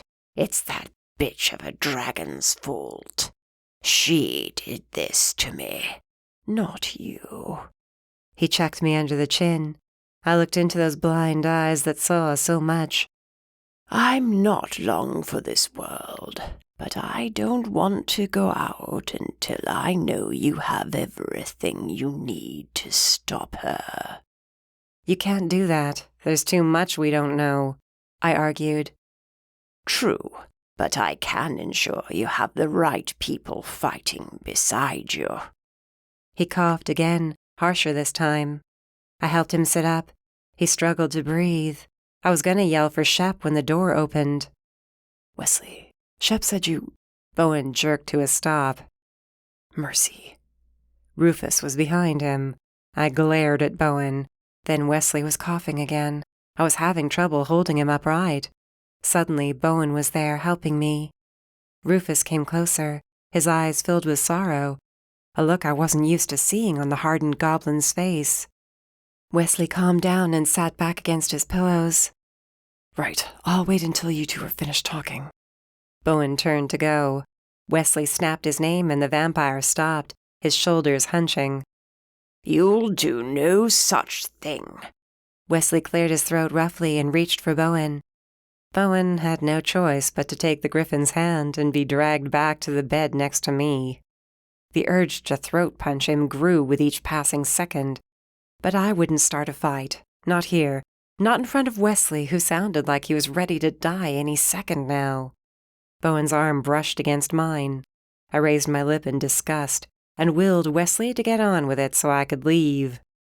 I was just telling Mercy I'm not leaving this world until I know she has allies. Wesley, I'm not doing this, Bowen said with a hiss. You are going to do this. I am dying. The fierceness in Wesley's eyes shone brighter. I am not going to be around to help in this final battle, but you will be. And as much as you might hate each other now, you'll need each other before the end. I will not sit here and watch you be at odds any longer. It's not that easy, I started. Wesley's blind gaze shifted to me. I clamped my mouth shut. It is that easy. He took my hand and put it in Bowen's, then held them together. You two have been through far too much to turn away from each other now. You are friends, comrades in arms. You must get over this ridiculous fight of yours before it's too late. I was gonna keep arguing, and from the look on Bowen's face, he was too. But then Wesley's hand slipped from ours, and he sank into the bed. Wesley? I gently shook his shoulders. His eyes barely fluttered. I panicked. No, you can't die like this. You pain in the ass, old Gryphon. Wesley. Bowen tried to rouse him. Finally, Wesley's eyes opened, but his breathing sounded hollow. You two. You must stand together. You must promise me you will. Wesley uttered each word strained. Promise me. I promise, I said, angry tears burning in my eyes. We'll fight together. Bowen, say it, Wesley whispered, hardly any life in his eyes. Promise to keep her safe, to stand by her, and uphold the vow we all made. Bowen's glowing red gaze flicked to me. I swear, Wesley, you have my word. Good. That's good. Wesley's eyes closed, and his breathing stopped. Bowen searched for a pulse, but when he hung his head, I knew Wesley was gone. I swiped at my eyes. Bowen wrapped an arm around my shoulder. I'm sorry, he whispered, then hugged me. Sorry for being an ass. You were trying to keep me alive. I get it. It's all right. Our fight, that had carried on far too long, ended abruptly. I was about to ask Bowen if he wanted to go tell Shep, or if I should, when Wesley sucked in a breath and started laughing, startling us both. Bowen and I stared at him as he sat up, cackling like a madman. He threw his legs over the side of the bed and stretched his arms over his head. About damned time, you two. I blinked at Wesley, then shoved at Bowen's chest to get him away from me. You bastard! I yelled at Wesley. Did you just fake your death so we'd make up? Did you? Bowen looked as pissed as I felt. Wesley patted both of us on the shoulder. Extreme measures were called for. You two have no time to be at odds with each other. Get over it and move on. There are bad guys to kill, reapers to destroy, and the good fight goes on. Now then, how about a drink? I sputtered. Wesley continued to smile. Rufus stood off to the side, laughing until I glared at him. What? He's got a point, Ackley. Oh, he does he? Rafael, I knew he did this. With a furious glance toward Bowen, I stormed out of the back room with Wesley yelling after me. Rafael and Shep stood at the bar drinking beers and having a grand old time, judging from the smiles on their faces. Todd was with them, but he pointed toward me as soon as I appeared. Shep's smile fell. He cleared his throat loudly. Rafael barely managed to duck out of the way of my swinging fist. He caught it when I struck toward him again. You asshole, I snapped. You told Wesley to fake his death just to get us in the same room together? What else did you want me to do? This bullshit fight between you two has gone on long enough. Bowen, Rufus, and Wesley joined us in the main room. Bowen was muttering heatedly under his breath, and when he stood next to me and Rafael growled. You two didn't make up? We did until we realized Wesley wasn't dying, Bowen hissed. I am dying, Wesley called from behind the bar as he reached for a few bottles, seemingly at random. We're all dying, and that's the point. You gave your word. You both did. Can't go back on that now, can you? The hell I can't, Bowen scoffed, then turned for the door. I'm not doing this. Right, just walk away and act like it's all my fault, I shouted. Bowen stopped at the door, his shoulders tensing. You think this is my fault? He whirled around. You're the one who finds different ways to try and get herself killed every other week. What are we supposed to do? You have been a mess ever since you found out the truth. And you don't think I have a right to be? I shot back. You do not get to stand there and tell me how to behave. You could stop acting like you're the only one about to lose it. He blurred out of sight, then stood only a foot away from me. We've all lost people. We're all fighting to stop this monster. You don't act like it. None of you do. You're all too busy treating me like I'm a burden instead of an ally. I shoved him hard and he staggered back a step. All this time you've watched over me to keep me safe. Newsflash! That shit didn't exactly pan out, now did it? He bared his fangs at me. I crossed my arms, arching my brow. You can snarl and hiss all you want, but you know I'm right. I can handle myself, but suddenly I'm too fragile? Can't let Mercy go with us 'cause she'll kill a few bad guys? Have our backs? I threw my arms up as I stalked away. You're the only family I have, I ranted, then spun around. You get that right? This right here? This is all I have. I'm not going to put any of you at risk. Bowen's laughter was harsh against my ears. Really? You are the most reckless, impulsive person I know. You never think things through. Not anymore. He yelled. You just run in and hope for the best. I do plan. My plans just never work out the way I want them to. He shook his head. No, I'm not doing this. Shuval is after you. And until she's not, you are not going to be involved in anything we do. I won't have it. That is not your call to make. If Damien were here. But he's not. I cut him off sharply. He's not. He could be dead for all we know. And if that's the case, you can't just tuck me away somewhere. Wesley's right. The fight has to go on, with or without Damien. I swallowed hard against the pain of possibly losing Damien. I couldn't fight back then. I was too young. And all these years, you, all of you, kept me in the dark. I could have been helping, and instead, you let me believe I was safe. Well, safer, I amended quietly. Shuval is after me, which is why I have to be able to fight. Don't you see that? You're too impulsive, he repeated. How can I not be? I shook my head as I walked around the bar slowly. Sitting still, waiting, all that does is give Shuval more time to move the pieces around the board. We're out of time, Bowen. We've been quiet too long, too damned long. He had his hands on his hips, but glared heatedly at the floor. Not at me, at least. I don't want to die, I assured him. But I can't lose anyone else. I am fragile. We all are. We've lost too much. We lose any more and we'll break. You have to let me share this burden. I closed the distance between us and held out my hand. No more keeping me in the dark. He hesitated, then finally took my hand. No more keeping you in the dark. He agreed. But Mercy, you have to stop running headfirst into danger. When he glanced over my shoulder, I knew he was looking at Rafael. We have to try and form some sort of plan. Otherwise, there's going to be trouble. What do you mean? I released his hand. He was still looking at Rafael. All right, I sighed. What don't I know? The bar fell silent. I ground my teeth as I took one slow step at a time back to Rafael. What haven't you told me? I asked him quietly. Rafael let out a heavy breath, and I saw the need to lie in his eyes for a second.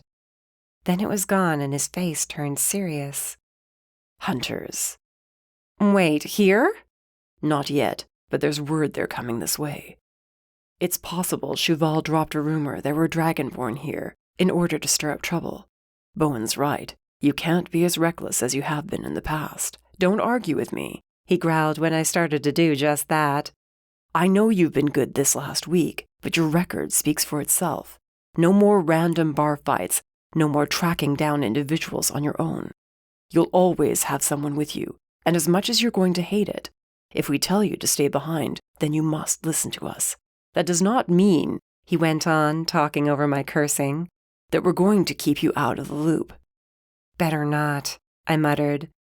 I did want to argue more, but hunters coming here would really throw a dent in my current lifestyle. A bigger dent, actually, since the nefaries had already been coming after me. If the hunters found out what I was, I'd be hunted down until they caught me. What do we do? Nothing for now. We focus on tracking down more artifacts. And Franklin Monroe, Bowen told me. Figuring out a way to attack the Reapers would be ideal, but our small fighting force isn't enough to bring them down. A plan is a start. There's nothing else we can do for the moment. And no new leads on Monroe? None, Rufus said as he took a seat at the bar. Not for lack of trying, though. Something will pop up ugly. Just give it time. Time. That was a luxury we ran out of ages ago. There was no time. Despite my urge to dart out the door and start hunting for Monroe myself, I found a seat at the bar and was more than ready to enjoy a drink. Or several. All right, now that you've made up, time to go. Rafael held his hand out for mine. Where are we going now? I promised you a night out, and as much as I enjoy hanging around everyone, we'll be seeing plenty of them in the days to come. Let's go. Bowen gave me a small smile, and I returned it. I sensed there would be more arguing in the days ahead, but for now, we were back on the same page. I slipped my hand into Rafael's, and he guided me out of the underground, wrapping an arm around my shoulders and pulling me close as we walked. I paid little attention to where we were going. Both of us were on our guard in case anyone tried to kill me. Rafael led me down another street, and I spotted the nightclub. This was not what I had in mind. The bouncer at the door waved us in without question, and music slammed into us as soon as we were inside. I never would have pictured Rafael spending an evening here. I waited for him to take us to the bar. Instead, he continued to pull me along until we were in the center of the dance floor. The heavy bass vibrated the floor, and the stiff demon Fed I met what seemed like so long ago fell away. Rafael planted his hands firmly on my hips, and we danced. The rest of the room fell away, and it was only us, moving like one person. For tonight, I wasn't going to worry about Damien or Nor. I wasn't going to let myself think of the war Shuval was bringing our way. I was going to be with Rafael and have a good time. For all I knew, it might be my last chance to do so. No way in hell was I going to let anyone ruin it. Chapter 6. Rafael. Mercy screamed. I jerked awake, blinking in the dim lighting of the bedroom. My hand was on the knife under my pillow as I glanced around, but there was no one and nothing there. Mercy? She sat up beside me, holding her face in her hands, shaking. I pulled her close. The shaking didn't stop for a long time as we sat there, not saying anything. She didn't have to. It was the same nightmare every time. She was back in that cage fighting for her life against vampires and shifters. Then Envy would be there, and I'd run in to try and save her. Only I was killed by Envy before I could reach Mercy. Then she, too, was slaughtered. Every time was the same. I was killed, then she was. Nothing seemed to make it go away. She told me it wasn't something I should worry about, but that was hard to do when she woke up in this state. She clung to me, and then her lips found mine. "I'm here," I whispered against hers. "I'm right here." Just checking. She pressed her cheek to my chest, then winced and drew back, holding her scarred cheek. Damn it. "The scar hurts?" Burns, she muttered, then cursed again. I reached over to turn on the lamp. Mercy. Shit. The whole side of her face was inflamed. I held my fingers toward it, and heat radiated from her skin. "Grabbing you an ice pack. Hold on, don't touch it. It might make it worse." I climbed out of bed and hurried to the kitchen, snagged an ice pack. When I came back, Mercy was in the bathroom, tilting her face to get a better look in the mirror. I stood behind her, trying hard not to let my concern show. From the raised brow look she gave me, I'd failed. "What? This is the first time it's been this bad," I reminded her as I handed over the ice pack. She grimaced as she pressed it to her cheek. I know, but I'm sure it's nothing. "And if we're wrong?" She pulled the pack away again. The redness had gone down slightly, but the scar looked fresh. She leaned back into me as I held her shoulders. I don't know. I don't want to think about it. How's that sound? "Bad. I think it's time we talk to Gigi about these nightmares of yours." Remember the last time she gave me something to help me sleep? I'd prefer not to deal with those blue worms again. "I'm sure she has something else that could help. Or we could visit the witch who helped me." She sighed, pressing the ice pack harder to her cheek. Or we could let this go because it's nothing, just really shitty nightmares. "Why do you always have to be so stubborn?" Right, because you're never stubborn. Ever. About anything. I beamed at her in the mirror. "I have no idea what you're talking about." I kissed the top of her head as she grumbled. "Want to try and go back to sleep?" What's the point? She was right. Any time she woke up like this, if she tried to go back to sleep, she'd have the nightmare all over again. We left the bathroom, and I went to start a pot of coffee.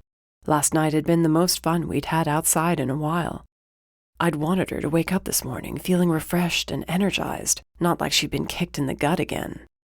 Mercy and Bowen being on speaking terms made the situation slightly better, but not much. We were on the couch, reading through the morning news on my laptop. We'd found nothing that hinted at the Hunters or Shuval. I should check in with Gigi, she told me after she finished her first cup of coffee. See if she's doing any better. I'm sure she'll enjoy the company. You need to check in with the office? I shrugged. I did tell Iris I would call Jeremy. Give him a call. Leave in half an hour or so? I waved her off to get dressed and picked up my cell, dialing Jeremy and going to the window to watch as the sun heralded what would be a warm day in May. Agent Dawson here. Jeremy answered his phone, cheerful as always. "Yeah, Jeremy, it's Rafael." "Ah, Rafael, good morning. I trust all is well with you?" "Yeah, I'm good. I just wanted to call and check in to see if any information cropped up about Franklin Monroe yet, or if Chief Knorr checked in to say when he'd be back." I'm afraid the team has had no luck tracking the name, he informed me. Iris is doing her best, but if this man exists, he's making it very difficult to find any proof of it. Some papers rustled and a chair squeaked. When Jeremy came back on the line, he was whispering, "I do have some news about Chief Knorr, however." I gripped the phone hard, not ready to believe it after so long. "Is he back? Has he called you?" "That's just it. There's no word at all on him, and the higher-ups are starting to show their concern. It would appear a team is being put together to track him down. He told everyone he was with his family or something, right?" "Yes," I replied slowly. "Turns out he has no family." Jeremy's voice was urgent. "He's on his own. They have no idea where he went, or with who, or why for that matter. It's all very mysterious." I rolled my eyes, knowing this already. "If they hear anything, you'll tell me?" "Yes, of course. He cares for you a great deal. If anything turns up, you'll be the first person I call." "And you're certain all is good on your end? Nothing I can help you with?" I'm afraid things are a bit dull around the office, aside from this whole Chief Nora absence thing. Trusting him with my actual activities was out of the question. He worked for the feds and was a by-the-book kind for the most part. With the hunters on the move, any mention of dragons might set him going down a path I wouldn't be able to bring him back from. I'm afraid not. A bit boring on my end, too. That is a shame. If that changes, you'll let me know. I'm curious to know what else Chief Nora put you up to before he disappeared. So strange. Well, I'll be going then. We both said our goodbyes and hung up. Mercy's footsteps came from behind me. I turned around to find her in dark jeans, a red tank, and her hair put up in a twisted bun. How long have you been standing there? She grinned. Wouldn't you like to know? Anything on Nora? Nothing. Nothing on Monroe either. But we're not worrying about that now. We're going to see Gigi, remember? Carefully, I held her cheek in my hand. Your skin's not burning anymore. Still hurt? Stings, but at least I don't feel like I'm on fire. There was so much I could say, but it would only annoy her. I kissed her forehead, then went to get dressed. She might not bring up the nightmares or her scar at Gigi's, but nothing said I couldn't talk to Gigi about them.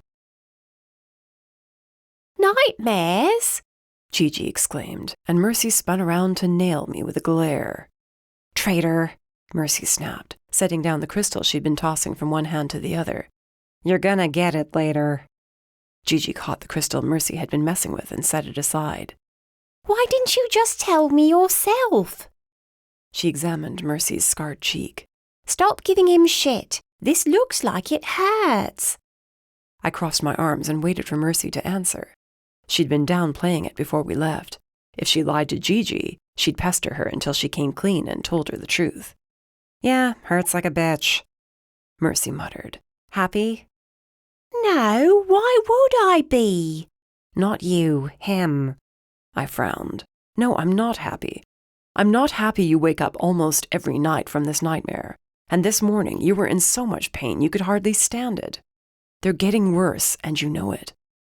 I can't do anything to help you, not with this. Gigi can. So let her. Yeah, what he said. Mercy glowered at me, but stopped arguing. Gigi leaned in closer, whispering under her breath. She touched the scar, and Mercy sucked in a breath, flinching. I grunted. She rolled her eyes at me. Stop it. Stop what? Stop getting annoyed when you lie about how much pain you're in? I told you it's fine. Ow! She yelped when Gigi pressed her palm onto her cheek. What the hell was that for? You don't have to act tough all the time. Not around us.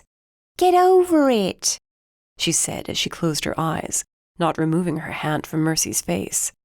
There's no magic. At least not recent magic. The residual is there, like always, but envy didn't leave any fresh traces. She removed her hand. Mercy let out her breath. Then why is it doing that to her?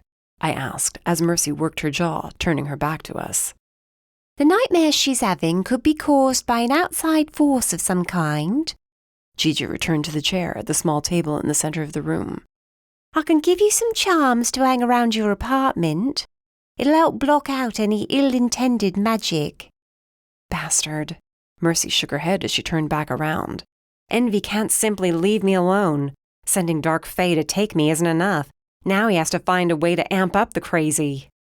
We'll get him, I assured her, but she scoffed. Mercy. What? You're right. We'll get him after he's had more time to drive me insane. She rubbed her face, the bags under her eyes more prominent than they'd been in a while. She turned to Gigi. Sorry, I meant to come here to check on you. Gigi waved at her as she settled back in her chair. My wounds have healed. I keep seeing that damn cage every time I close my eyes. The fights, the deaths, the blood. A car horn blared outside. Gigi jumped with a curse. Mercy hurried to her side and placed a hand on her shoulder. Sorry, still a bit jumpy though. Thought about moving out of this place a week ago. If you need help, just ask, I told her. No reason for you to stay somewhere you don't feel safe. Trust me, this place is damn safe now. Close your eyes. You'll feel it. I did as she said and held out my hand. The current of magic was strong but subtle. She'd warded the shit out of her home. Being kidnapped was not something you simply got over. I'd offered to have a Fed stand watch outside her place when we first came back, but she'd turned me down, said they'd gotten the drop on her once. She wasn't about to let it happen again. That no dark coven was kicking her out of her own home. And it's not like I'm alone, Gigi went on as I opened my eyes. Val's a very enthusiastic learner. I'm glad she's here. Helps me out around the shop. It's nice being able to teach someone. That girl is tougher than she looks. She's not having a hard time getting over what she went through? Mercy asked quietly. She is, but she has a very positive outlook.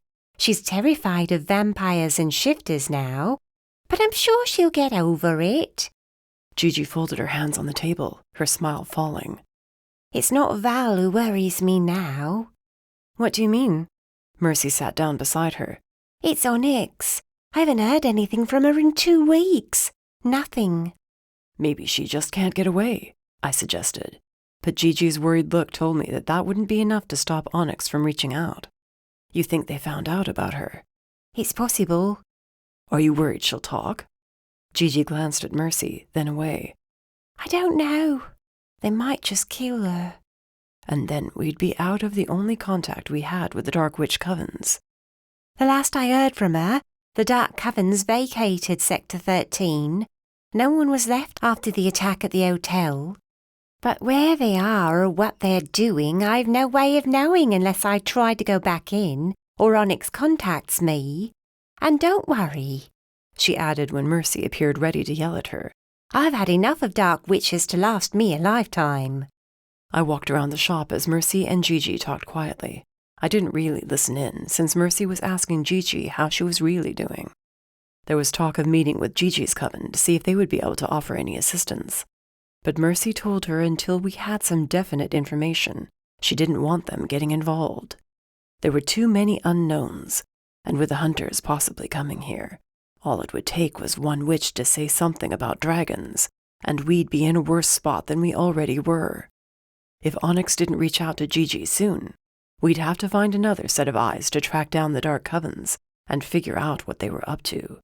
I mumbled something about waiting outside and left them in Gigi's shop. The afternoon sun was warm on my face, and I breathed deeply, hands gripping the metal railing hard, denting it. Carefully, I opened my hands and rested them gently on the metal, hoping Gigi wouldn't notice I'd ruined it. Hey! A cheery voice called. I glanced down the steps. Val walked up the stairs, wearing the same bright colors Gigi was always in. I didn't know you and Mercy were stopping by today. I would have brought more food. We won't be staying much longer, don't worry. Is Mercy okay? She asked, peering in through the front door. She is. And you're holding up all right? The young witch nodded as she smiled, but there was a shadow in her eyes. Yeah, I'm good. Gigi's amazing.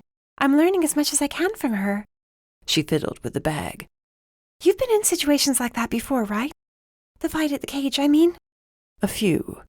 She kept fidgeting with the bag, and though she was only 5 years younger than Mercy at most, she looked like a kid. I placed a hand on her shoulder, and she looked at me, eyes wide. The nightmares will go away. The fear will take longer, but I promise you, they won't come after you again, ever. Because you're going to stop them? We are. One way or another, we'll stop them. Val smiled up at me. You really think you can? I was about to say yes when a strange chill filled the air, as if the sun had gone behind the clouds, but it hadn't. It shone on my face, as it had since I stepped outside.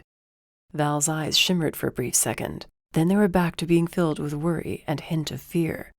Yeah, I told her, we will. The door opened behind me, and Mercy stepped out. Val greeted her, but left to get Gigi's lunch inside.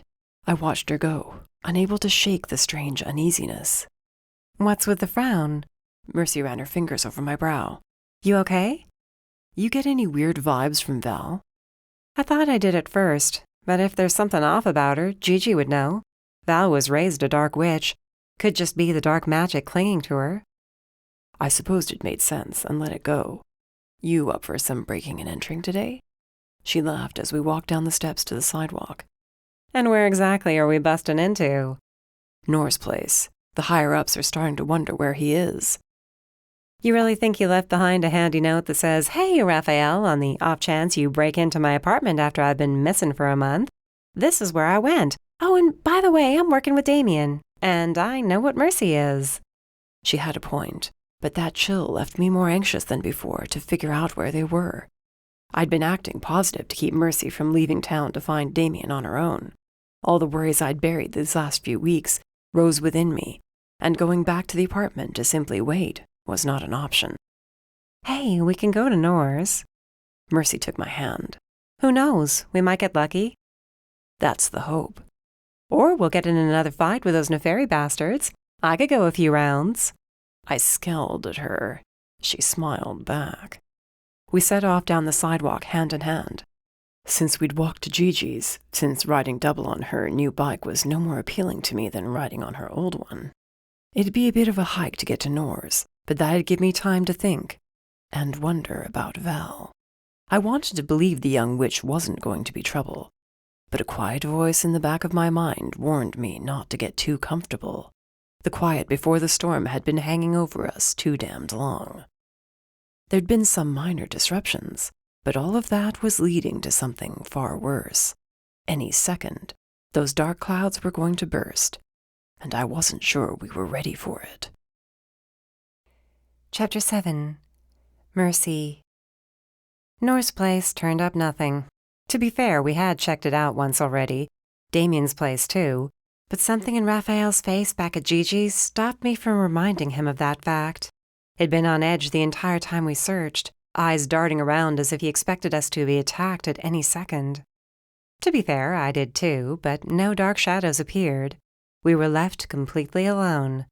Then there was what Rafael had said. His question about Val had gotten to me, and now I wondered if we'd been wrong to trust her. Gigi was a powerful witch. I had faith in her to know if Val was trouble. But Gigi had been off her game since she was kidnapped, though her instincts remained on point. Seeing bad guys in every shadow, waiting to attack, wouldn't do any of us good. There were enough real villains hanging around, eager to take us out. As we left Nor's apartment, we went to a local diner for an early dinner. All loud sounds set my nerves on edge, while my face continued to sting. I had the charms that I was to hang around the inside of Rafael's apartment in my pocket. If they didn't keep away dark magic while they were on me now, I had to wonder how effective they'd be at home. I leaned back in the booth. "What are you thinking about?" Rafael asked, spinning his beer bottle around and around. "Home," I said quietly. I never thought any place would feel like home, but I don't know. Your place does. He tilted his head. "Is that a good thing?" he asked tentatively. "Think so," I replied, and he laughed. "What, don't you think it's good?" His eyes narrowed slightly. A quiet growl rumbled through him, and my breath caught at the intensity of the emotions in it. "Anything else for you two?" the waiter asked as he came to our table. "Just the check," Rafael answered without looking away from me. The waiter handed it over, and Rafael reached for his wallet. He handed over 3 bills and told the guy to keep the change. Rafael rose and held out his hand. Then we were out of the diner and around the corner. He pulled me down an alley and wrapped his arms around me, kissing like the world was going to end. To be fair, it could at any moment with all this shit going on with the ley lines and hybrids. Rafael's growl washed over me. I dug my nails into his shoulders. The last few weeks had been beyond incredible, almost like we'd been living in our own little world. Even with the attacks from the nefari, it wasn't enough to bring me down and make me believe this could all go away. Even so, I repeatedly told myself not to get too comfortable. Any second this bit of peace was going to end. Until it did, I was going to take in every moment I could with Rafael. He rested his forehead against mine as we stopped to catch our breaths. "I enjoy it when we aren't at each other's throats," he teased. "You're just saying that 'cause you know I'll kick your ass." He snarled and captured my lips with his, kissing me until we were breathless again. Then he set me on my feet. "We have one more stop, then we can head home. We need to check Damien's place again." By the time I opened Damien's front door, I couldn't get the idea out of my head that we were going to walk in there and find Damien dead. I hadn't been by his place since the first time I tore it apart looking for clues. I'd figured there was no point in checking back to see if anything new had magically cropped up. If Damien came back, he would have called me, right? Rafael grabbed my arm. Hold on. I'm sure it's fine, I told him. The door was locked. Just let me go first. I gave in and stepped aside, letting him walk into Damien's office. He checked around the corner, then disappeared behind the curtain. I counted off the seconds in my head, waiting for him to give me the signal that it was all clear. I was reaching for the gun at my side when he finally popped his head back through. Empty. Did you think someone would be here? I walked inside and closed the door behind me. His lips thinned, then he said, I didn't want you to find his body, just in case. I gave him an appreciative nod. Good point. I guess we should check everything, again. We'd given it a thorough look the first time, but I'd been pissed off and recovering from the fight in Sector 13. There was a chance I'd missed something. I moved around the counter and removed the painting of the mermaid from the wall. The safe was untouched as far as I could tell. I unlocked it. There were several stacks of bills inside, but not nearly as much as there usually was. I shifted them to the side and reached in, searching for anything else that might give me a hint of what he and Nora were doing, where they'd gone. There was nothing, aside from the cash. I slammed the safe door shut. Rafael gave me a worried frown, then went back to checking the stacks of paper behind the counter. There won't be anything in those, I told him, certain I'd sifted through them well enough before. That's where he keeps a list of potential targets, sorts them by bounty prices offered, who's offering it, and how dangerous they are. As far as I know, he hasn't added any new names to the pile in months. I glanced over his shoulder and saw one of the files. Rufus, that rotten bastard. Maybe it had been longer than a few months. I was going to move to the back rooms when I caught sight of a folder tucked under a ledger. I pulled it free and flipped it open. Who's that? Rafael asked, peering over the edge of the folder. I don't know. I never chased him down. The photo staring back at me was of a man, but there was something odd about his dark brown eyes with flecks of amber. They came alive the longer I stared at them, as if he was looking directly at me. There were two small horns peeking through the shaggy brown hair. His face, it was familiar, but I couldn't figure out why. I'd never seen him before. Fighting back the urge to snap the folder shut, I turned the photo over and studied the information on the pages behind it. Wait, does that say Vargan? Isn't that Damien's last name? It was. The photo was of Horace Vargan. I held it up again and my jaw dropped. His brother? You're not sure? No, Damien never told me about his family. Any family. If this was his brother, why was he in the pile of bounties? I handed the picture to Rafael and read over the pages more thoroughly. There was no mention of crimes he'd committed or what the bounty amount was on him. Hang on, Rafael said as he stood quickly. This file came from the feds. You're sure? He tapped the edge of the pages. These are copies. That right there is the edge of the classified stamp. He tapped the upper right-hand corner of the paper where there were marks and a logo. I would wonder how he got his information, but I'm going to assume it was from Nor. Why do the feds have a file on Damien's brother? Rafael coughed and backed away from the counter. Did you know he had a brother? No, I didn't know that, but it makes sense there'd be a file on him since we have one on Damien.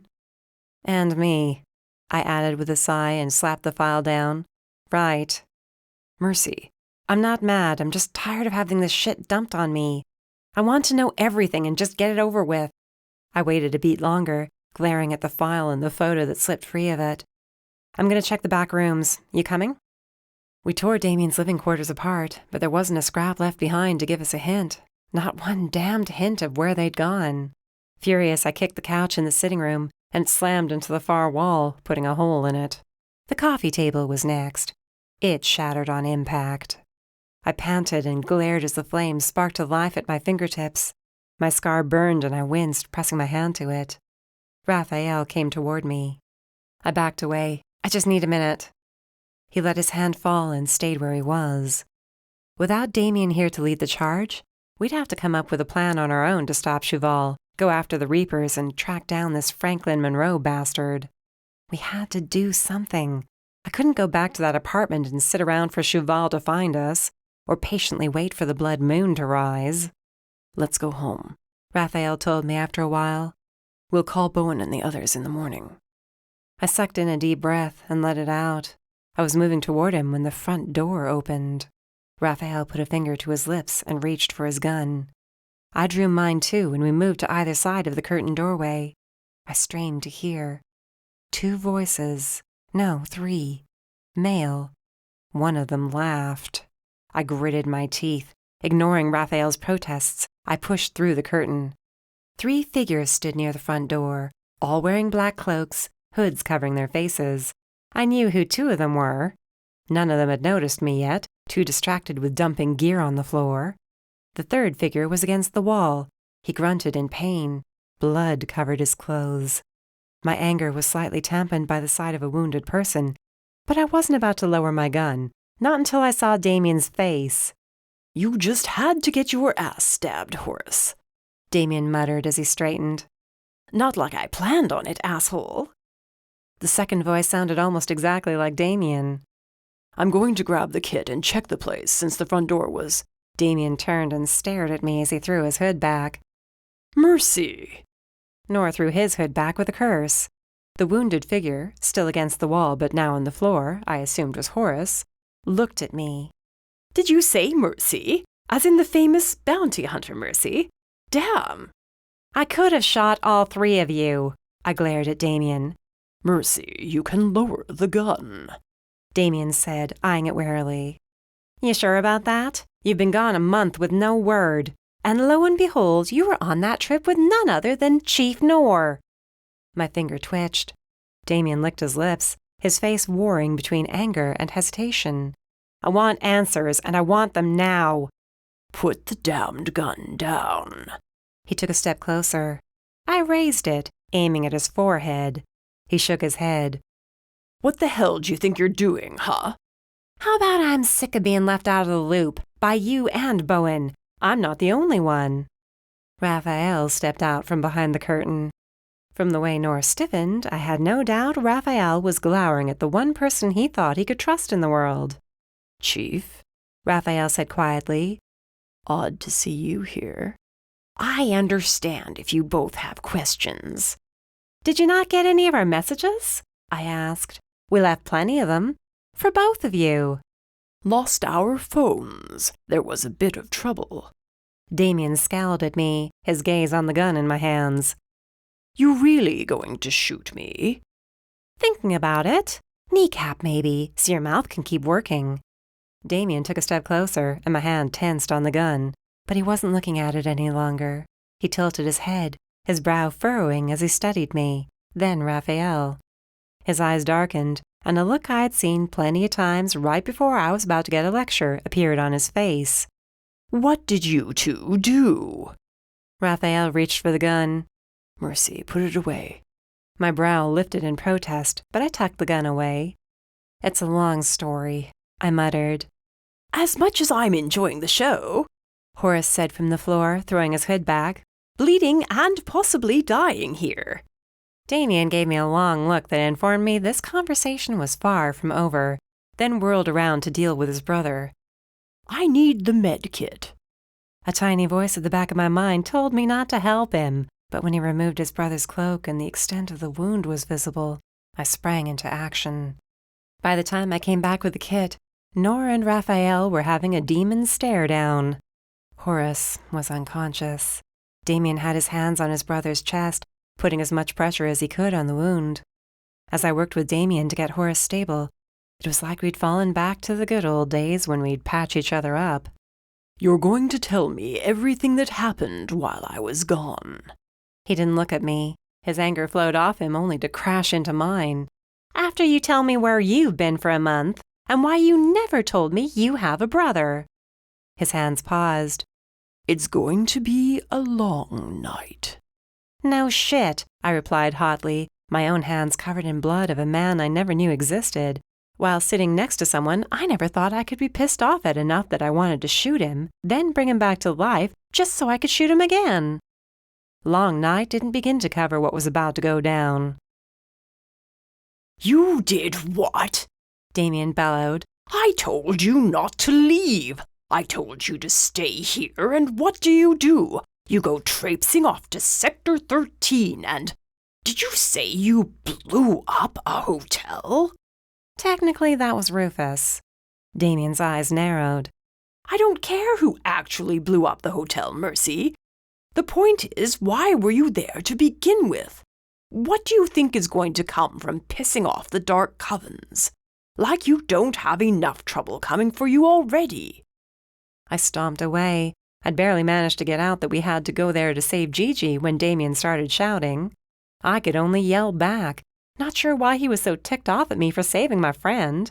I hadn't even got to the good parts yet. I rubbed my scarred cheek, cringing at the burn that had only gotten worse as the argument intensified. I'm assuming Gigi is all right, he muttered. She's fine, but she wouldn't have been if I hadn't gone. We didn't plan on being spotted by Envy. Envy? Damien snapped. I chewed on my lip. Yeah, he was there. I'm pretty sure Shuval was too. Damien's face went dangerously blank. I wasn't sure what he was going to do. He lunged past me, his fist heading toward Rafael's face. You are supposed to protect her, not drag her into Sector 13 where Shuval happened to be. He proceeded to use Rafael as a punching bag. Rafael blocked Damien, not saying a word. He took Damien's anger just as he usually took mine. I may not be Damien's biological daughter, but it wasn't hard to guess where my temper came from. Noah rushed over to pull Damien off Rafael. He threw him to the side. Get a hold of yourself. What is wrong with you? Damien snarled, whirling around to face me again. Envy almost got you again, didn't he? He nearly killed you. Mercy, what do I have to do to make you understand how serious this is? Me? Don't you dare! I shoved him away from me. Don't you dare stand there and ask me that question, you bastard! All you've done is lie to me and keep me in the dark. How much more shit is gonna fall on me, huh? How much? I pushed him. He tried to grab my hands, but I slipped from his grasp and punched him as hard as I could. His head flew to the right, and blood spurted from his lip. I followed it up with a second hit. Rafael called my name, but I pushed on. You and Nor have been working together all this time. How could you not tell me? Damien wiped the blood from his face and opened his mouth to reply. My fist cut off whatever excuse he was going to give me this time. Then you up and leave me, without any idea of what the hell you were doing. I thought you were dead. I hit him again. I thought Shuval was going to deliver your body to me in pieces. Do you have any idea what I went through waiting to hear from you? And you have a brother. And gods, Damien, what do you want me to think? I'm tired, all right? I'm tired of all the surprises. I'm tired of these assholes trying to kill me, and you and everyone else lying to me. My anger exploding, I attacked Damien, determined to beat sense into him. I only landed 2 more hits to his gut, then he was easily blocking me, as if he'd been simply letting me get hits in earlier. That only pissed me off more, but he grappled for my hands, then held me to him. Mercy, enough. Enough. I'm sorry, all right? I'm sorry. I went limp in his arms, still mad, but the fight out of me. He was back. He was alive. I should be grateful they hadn't run into Shuval. You have to stop lying to me, I whispered as he let me go. No more. I can't have a chance in hell of beating whatever's going to hit us if I don't know everything. He ran a hand down his face, bags under his eyes. On his cheeks were a series of bruises that were only a couple of days old. This all spoke to the fact that the past month hadn't been easy for him. Get the good stuff and some glasses. You want to know everything, he said quietly, looking like he was about to regret this whole night. Then I'll tell you everything. We both turned toward the bedroom door where Horace rested, recovering from his wounds. I blew out a breath, my fists throbbing now that the adrenaline was wearing off. Damien? He shifted his gaze back to me. I'm glad you're alive. He pulled me into a tight, one-armed hug. Me too. With any luck, we'll keep us all alive. I wanted to believe his words, but his tone was anything but hopeful. Whatever they found out on their trip to, I think, find his brother, it didn't bode well for us. What a surprise that was. Chapter 8. Rafael. Damien went to check on Horace. Mercy walked to the kitchen to fetch drinks. I was left alone with Nor. Neither of us moved. With each passing second, I felt my own outburst building. Nor had lied, just as Damien had. He lied to me about everything. Well? Nor finally asked. Well, what? He motioned his hand around the room. You gonna try and hit me too? I should. Gods know I should, after the shit you've kept from me. You're just as bad as he is. Worse, even. Nor leaned against the wall behind him, crossing his arms. I didn't know you would get pulled in this deep, that you would... He trailed off with a furrowed brow. That I'd fall in love with the half-mage, half-dragon bounty hunter. Yes, that. I almost killed her, I informed him. I found out what she was, and I held a gun to her head. My hands trembled, remembering that night all too vividly. Nor's eyes widened slightly, but that was his only reaction. I was told all these years that dragons are the bad guys. Then the woman I love turns out to be one. And the kicker is that you've known. You've always known. You've been working with Damien this whole time, haven't you? He hung his head. It's complicated. You think? Why wouldn't you tell me the truth? I told you I expected you to be kept busy while tracking Mercy, not to get so involved in her life. Now that you are, I realize I might have made a mistake. I barked a laugh. Might have. You and Damien deserve each other. Don't take that tone with me. He snapped as he pushed off the wall and stormed toward me. You think Damien and Mercy are the only ones who've lost family members to Shuval? I wasn't sure what he meant until I caught the deep-seated sorrow in his gaze. You had a family, I uttered. His jaw clenched. I sighed, knowing exactly how Mercy felt now. Why didn't you tell me all of this the second Mercy entered my life? Why? You had your own issues. I got over what happened to me, I argued. Are there others, or is it just you? Nor opened his mouth, closed it, then said, Jeremy. Him? He's clueless. Puts on a good show, but he's a damned good agent. And I didn't tell you because I was trying to keep you out of it. As I said, I might have made a mistake. He looked around, then continued. Damien cares for Mercy like a daughter. And you've been like a son to me since I brought you to the agency. The last thing I wanted was for you to get involved with a fight that wasn't yours. It's been mine since I met Mercy, I told him quietly. And I'm not going anywhere. She needs me. I need her. You're doing a hell of a job keeping her safe, he spat. What were you thinking, letting her drag you into Sector 13? You honestly believe she would have stayed behind? You could have locked her up. Yeah, and have her break out, then try to kill me for locking her up. I turned away. As much danger as we'd been in, going to find Gigi was what gave us a chance to figure out what was important in our lives. Even when we said we were finished, I risked my life for her, as she did for me. Even Wesley said Mercy and I were meant to be together, so we could face this evil together. There was no going back now. My only regret was I waited too damn long to admit how much Mercy meant to me. Envy's stronger. I kept my back to Nor as I spoke. After what we did to him, he should have died, but he didn't. Mercy and I took out a couple of hybrids. The rest got away. And last we heard, the Dark Covens vacated Sector 13. Who are you getting intel from? Nor asked, falling back into chief mode. I wasn't about to keep taking orders from him, but if he was laying all his cards on the table, I had to do the same. Gigi has a contact named Onyx. There's been no word from her in the last couple of weeks, though. By the way, the Reapers are allying with Shuval. We know, Damien said as he joined us. Horace was with him, though he was pale and shuffled his feet as he made it to the couch and plopped down. Damien shook his head. Stubborn bastard insists on being here.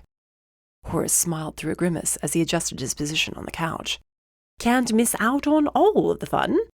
I turned to Damien. How do you know the Reapers are allying with Shuval? Because of me, Horace answered for him. Boy, I could use a drink. Damien gave his brother a dirty look just as Mercy returned with a bottle and 4 glasses. She poured them full, handed them out, then kept the bottle in her hand. I gave her a look when she tipped the bottle to her lips. What, this is a suitable drinking vessel? No judging. I sipped the harsh liquor and waited for Damien and Nor to fill us in. They exchanged a look, then Damien sat in one of the armchairs, resting his elbows on his knees as he stared into his glass. "Horace has been undercover for the last 10 years, Damien told us. I told you we gave up on actively trying to stop Shuval, but not all of us did. Horace found an inn with her soldiers. He's been rising in the ranks ever since, gathering information and giving it to me or Nor." Mercy nodded slowly. And you didn't think to mention this when you were telling me about my family and yourself? She waved her hand in a circular motion. And everything else that you told me? I didn't want to risk his cover. He's in deep, or was, Damien muttered. Horace shrugged. Not my fault they figured me out. Yeah, actually, it is, dumbass, Damien snapped. You're the one that practically sent out an announcement that proclaimed, "Hey guys, I'm right here, a spy for the enemy, come and get me." Horace tilted his head back and forth. Not like I had much choice.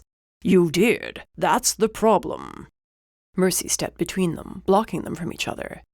What did you do? She asked Horace. Only those Shuval trusts attend the sacrifices, Horace said, his tone dark. His gaze took on a faraway look. After nearly witnessing one of the ley line sacrifices, I didn't have to imagine what horrors he saw. He continued, They trusted me, even though I'm not a hybrid. They let me come with them. And you just had to be a damned hero. Horace's face contorted as he pitched his glass to the floor, where it shattered against the hardwood. You would have done the exact same thing if you were there. He planted his hand on his wound, grumbling and cringing with pain. Did you try and stop them? I asked, hoping to get him back on track. Try. That's the key word. He scoffed and ran his hands through his shaggy brown hair. I attempted to disrupt the ritual. There were too many hybrids there. They saw me tweaking the stones on the ground. You knew they were performing these sacrifices the whole time you were with them, I said slowly. Why did you only try to stop this one? Because I was there. He swung his legs around, letting his feet rest on the floor.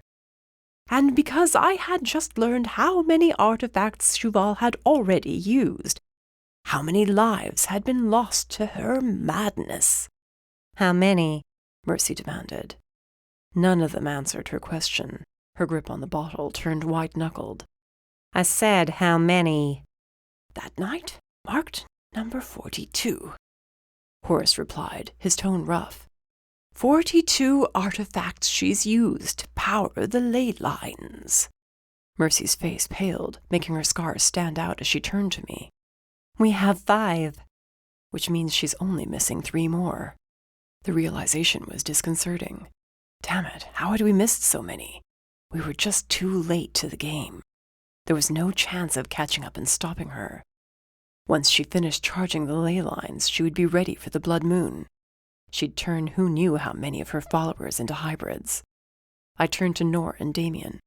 Do we know where they are? The other 3? Nor shook his head. We fear she already has them. You don't know? Mercy yelled. You were gone for a month. We were on the run, Damien explained, no longer sounding angry. Horace was watched closely after that night. They grew suspicious, and when they caught him trying to send me a message, they attacked. We found him in one of our designated safe houses, but they'd followed. There was a fight. That's where he was stabbed. That wound looks fresh, I pointed out. It is. We barely made it to the transport and got here in one piece. Damien held up his hand as Mercy opened her mouth. We weren't followed, we made certain of it. I glanced at Nor for clarification. I disabled the transport. It'll have to be reset. They won't be able to tell we came here. Do they know who you are? Mercy asked. Horace stood with some effort as he said, No, I went by a different name. We have about 4 months to stop Shuval. Mercy drank from the bottle, then handed it to Horace when he eyed it. What are we going to do? Nor, who always had a plan, appeared at a loss. Damien was the same. Horace was too busy chugging the rest of the bottle to be of any use. Shuval would be coming after the artifacts. Guarding them had to be a top priority, which meant our plan to go after the Reapers would have to wait. Keeping Mercy out of Shuval's grasp was another priority, along with stopping Envy or whatever hybrid was tormenting her with nightmares. Then there was Franklin Monroe. Damien had given me the name. I assumed he had information on him that might help us track down the mystery man. I'm getting a beer, Mercy announced, glowering at Horace, who now held the empty bottle. I'll come with you, he chimed. About time I got to know the infamous Mercy. It looked like speaking with him was the last thing she wanted to do, but she didn't argue, and they left the room. The question about Monroe was on my tongue when a crash came from the kitchen. A split second later, Horace was thrown back into the sitting room. Mercy shouted. As I rushed to the door, she crashed into me, sending us both to the floor in a pile of tangled limbs. I thought you said you weren't followed, she yelled at Damien. We weren't. Tell that to them. 4 figures strode into the room, all with small horns on their heads, elongated pupils, and protruding fangs. Hardened bits of bone protruded from their faces around their eyes and jaws. Damn. Dragons. Suddenly, it was on. All hell seemed to break loose. Mercy reached for her gun. The first dragon kicked it out of her hands and grabbed her by the shoulders. She kicked him in the side. A second dragon charged me. I brought up my arm in time to stop his claws from slashing my face. Nora and Damien engaged the other 2 as they yelled at Horace to get to the bedroom and barricade the door.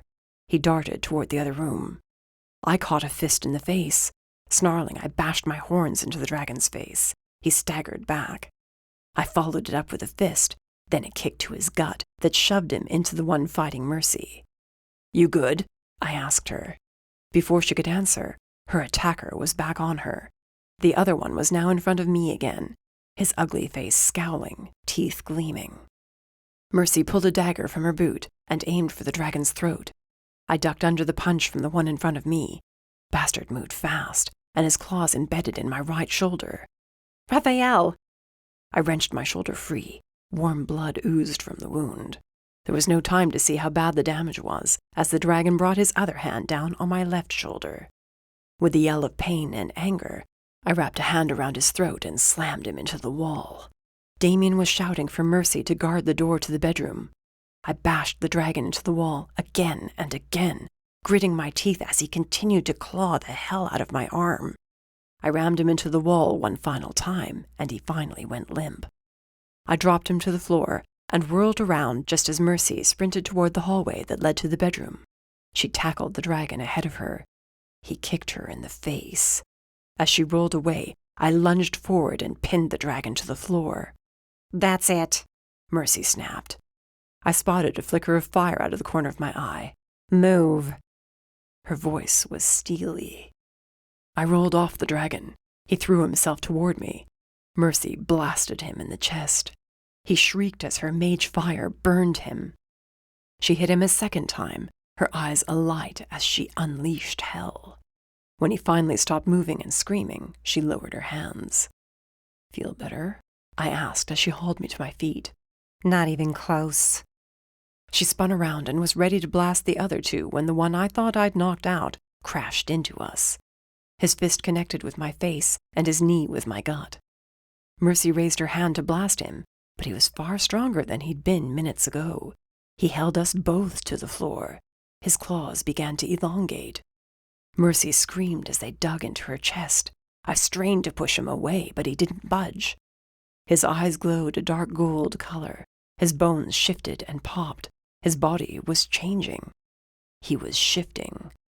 I did not want to be here when the change was complete. "Kill him!" Damien shouted. "Stop him from shifting!" "What do you think we're doing?" Mercy gasped as the weight of the dragon's hand pressed harder on her body. He was going to crush us both. I still had my gun on me and maneuvered my hand to grab it. He caught sight of my action and wrenched the weapon away, tossing it across the room. I grabbed hold of his wrist, twisting it as hard as I could, to no avail. Rafael, Mercy breathed, hardly able to get my name out.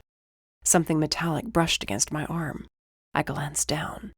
Her dagger. Her eyes rolled back into her head, and she went still. My demon rage kicked in full gear. I grabbed the dagger as adrenaline coursed through my body like fire. I shoved the dragon off me, plunging the blade into his heart. He gasped, his body twitching violently. I kicked him off Mercy. He flailed, sucking in his last breath. I tapped Mercy's cheeks. "Come on, open your eyes, woman." "Mercy!" I roared. She jerked awake, coughing as she tried to breathe too fast. "Easy, I've got you." She grabbed my shoulders until I winced in pain. "You're bleeding." "We're all bleeding," I muttered. The wounds on her chest weren't too deep, thank gods. I turned around as the dragon took his last breath. Down the hall, the bedroom door opened. Horace limped out, eyes wide. "Friends of yours?" I asked him. He nodded. "Dead friends now?" I wasn't sure I was happy they were all dead, but it was too late now. "That one was shifting," I said as I helped Mercy to her feet. "Can someone explain to me how that's possible?"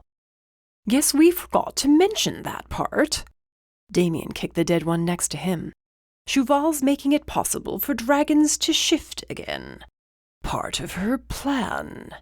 "And you didn't think that was important to mention?" Mercy shouted.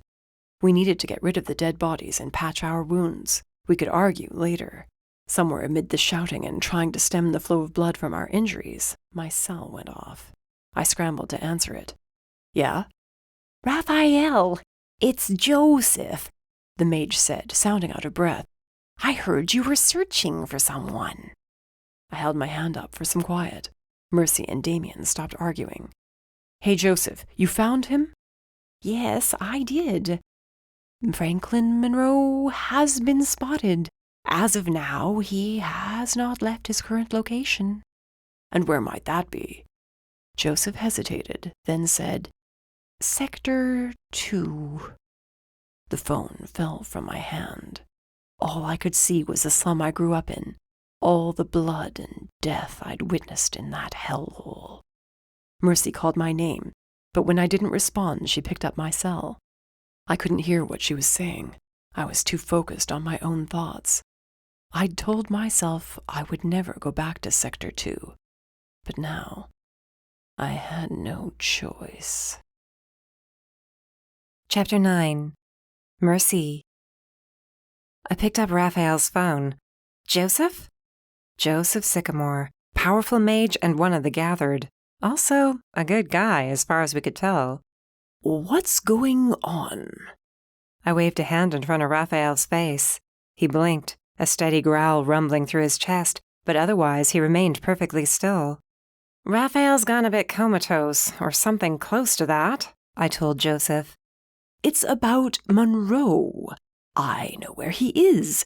Sector 2. Joseph said. "Shit. No wonder Rafael had a look in his eyes that was darkening by the second. You're sure?"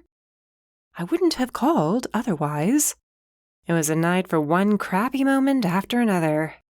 "Thanks, Joseph." "You're going in there after him?" Joseph asked. Rafael whispered something that sounded like his brother's name, then stormed out of the room. Nor nodded, indicating that he'd stay with him. I glanced at the 4 dragon bodies on the floor in Damien's sitting room. The 2 brothers were talking, motioning with their hands, figuring out where to move them to. I sighed. Don't have much choice. The situation's changed. "Rafael said all was quiet the last time I checked in." Too quiet, apparently. And here I thought I'd be able to enjoy my time with Rafael a bit longer. I should have known it wouldn't last. The calm before the storm was over. We were about to get thrown into the middle of a freaking hurricane of blood and death. "I'll keep you posted," I told Joseph, then hung up. I shoved Rafael's cell in my pocket, griping about the new injuries I'd sustained just when all the others finally healed. Those claws dug in deep. I wouldn't have to get stitches, but it hurt all the same. The dragon Rafael stabbed lay on his back, dead eyes focused on the ceiling, both hands clasped around the dagger's hilt. My dagger. I'd lost enough weapons to Shuval's freaking horde of monsters. I removed the dragon's hands from the hilt, kicking him at the same time, then grabbed my dagger with both hands, planted my boot on his chest, and yanked as hard as I could. The dagger appeared to be stuck in his ribs. I pulled harder. When it came loose, I staggered back and ended up on my ass. Horace burst out laughing as Damien raised a brow. What? Don't give me that look. I scrambled to my feet, wiping the blood off the dagger with my shirt. Lost my sword and my favorite gun. I'm not losing any more. I sheathed it in my boot, found my gun, and holstered it at my side. Are they all like this? I kicked the dead, half-shifted dragon again. You know, able to shift? I only saw a few, Horace said as he joined me at the dead dragon's side. It's incredible to imagine that you could do that. I can't. He frowned. You're half-dragon. The gene is inside you. If Shuval gets her way, you'll be able to shift. You'd be a full dragon. I shook my head. I don't want to be, that's what I'm saying. It's enough dealing with this mage magic. I don't need to add shifting to my problems. Anyway, if Shuval's the only reason I would be able to do it, it would mean she succeeded in her plans. It'd be dark magic. It'll be twisted. I'll pass. We weren't meant to shift. That was my race's burden to bear. I shuddered to think what would happen if Shuval got her way. I didn't want to become one of her monsters. What are we doing with the bodies? Damien glanced toward the door that led to his small kitchen and back alley. Anyone up for a mage bonfire? Can you handle it? I flexed my hands, my fire easily coming to my fingertips. I hadn't overexerted during this fight. Yeah, I can. Together we dragged the 4 bodies out into the alley. Horace checked each one, then backed off, not finding anything of use on their persons. He already knew their names and told us. Not that I cared. They tried to kill me. They were casualties of war. I snapped my fingers. My mage fire sparked to life. Holding my hand over the first body, I lit it up. The rest swiftly followed the same fate. All of us stood vigil until there was only ash left in the alley. Mage fire left no trace, not even smoke. I sidled closer to Damien as the last ember flickered out. I'm taking Rafael home. I don't have to tell you the 2 of you are not to go to Sector 2 alone. Usually I would have told him I wasn't a child, but there was no more room for pride. No, you don't. I'll call you in the morning. I turned to go, then stopped and hugged Damien. He hugged me back just as hard. He'd returned, but this last fight showed me something. The fight with Shuval was ramping up. She wasn't about to back down just because we held 5 measly artifacts. I took hold of Rafael's hand.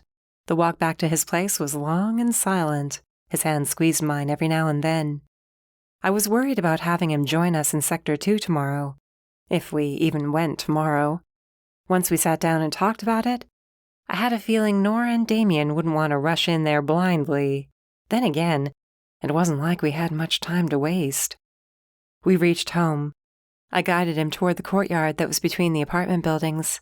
He didn't question me at all as we took the stairs and made it to the gym on the top floor. The place was deserted. I shrugged out of my coat, kicked off my boots, and shook out my arms. Rafael watched me the whole time. I wondered if his shoulders and arm were too sore from the fight, but still I took up a defensive stance. His upper lip twitched. He scowled. No. Now what? You think I can't handle your anger? He said nothing, but tension was clearly in his shoulders and the strained muscles in his neck. His hands flexed, and he shifted from foot to foot. He seemed ready to give, but then he froze. I can't. You won't hurt me. You don't know that. My demon rage is simmering so close to the surface. I've seen that rage plenty of times. I might not be a demon, but I've experienced it myself, too, in my own way. You need to do something or you're gonna explode. He blew out a heavy breath and turned to leave. If he didn't release the rage tonight, tomorrow it would be worse. If he couldn't convince the others he could control himself, they'd make him stay behind. I rushed forward, and with a grunt of effort grabbed hold of him and dragged him backward, throwing him off balance, his lip lifting in a snarl. Mercy, I said no. Since when do I ever listen? I went after him again, harder, forcing him to block my attacks if he wanted to avoid a split lip. Suddenly, he was fighting back. I went from attacking him to defending myself, shuffling across the mats to stay out of reach. Sweat drenched our bodies and stung the puncture wounds in my chest. But Rafael was finally letting loose. There wasn't time to catch my breath or stop. He charged at me. I leapt out of the way, then latched onto his back, putting him in a chokehold. He reached around to snag me, but I held on tight. He spun quickly, and then I was on my back, the air knocked from my lungs. He caught my wrists and pinned me to the mat. But I wasn't finished just yet. My leg came free of his, and I flipped us over, now pinning him. He tried to get up, but I slammed him back down. His growling might have scared someone else, but not me. He relaxed on the mat while I waited for him to give in. I let up my grip. Then I was on my back again, glaring up at him. His eyes darkened. He leaned down and kissed me. I kissed him back just as fiercely, fighting for control as he rolled us over and held me. I grabbed him by his shirt. He tugged my hair loose, then buried his hands in it. The rest of our problems fell away until it was only Rafael and me. We stayed where we were, unmoving, for a long time. If only we could have stayed like that forever. No distractions, no fear, no more fighting, just the two of us. Eventually we rose, gathered our things, and hurried to the stairs. When we finally stumbled into the apartment and slammed the door shut behind us, I'd almost managed to forget the fight at Damien's place. I'd almost forgotten about the attacking dragons and the one who was able to shift. Almost. It stayed in the back of my mind, a constant reminder to take what time I could with Rafael and run with it. Tomorrow was a new day, but my hope of making it out of this alive grew smaller with every beat of my heart. I was back in the cage. Envy's power surrounded me, lashing out and burning my skin.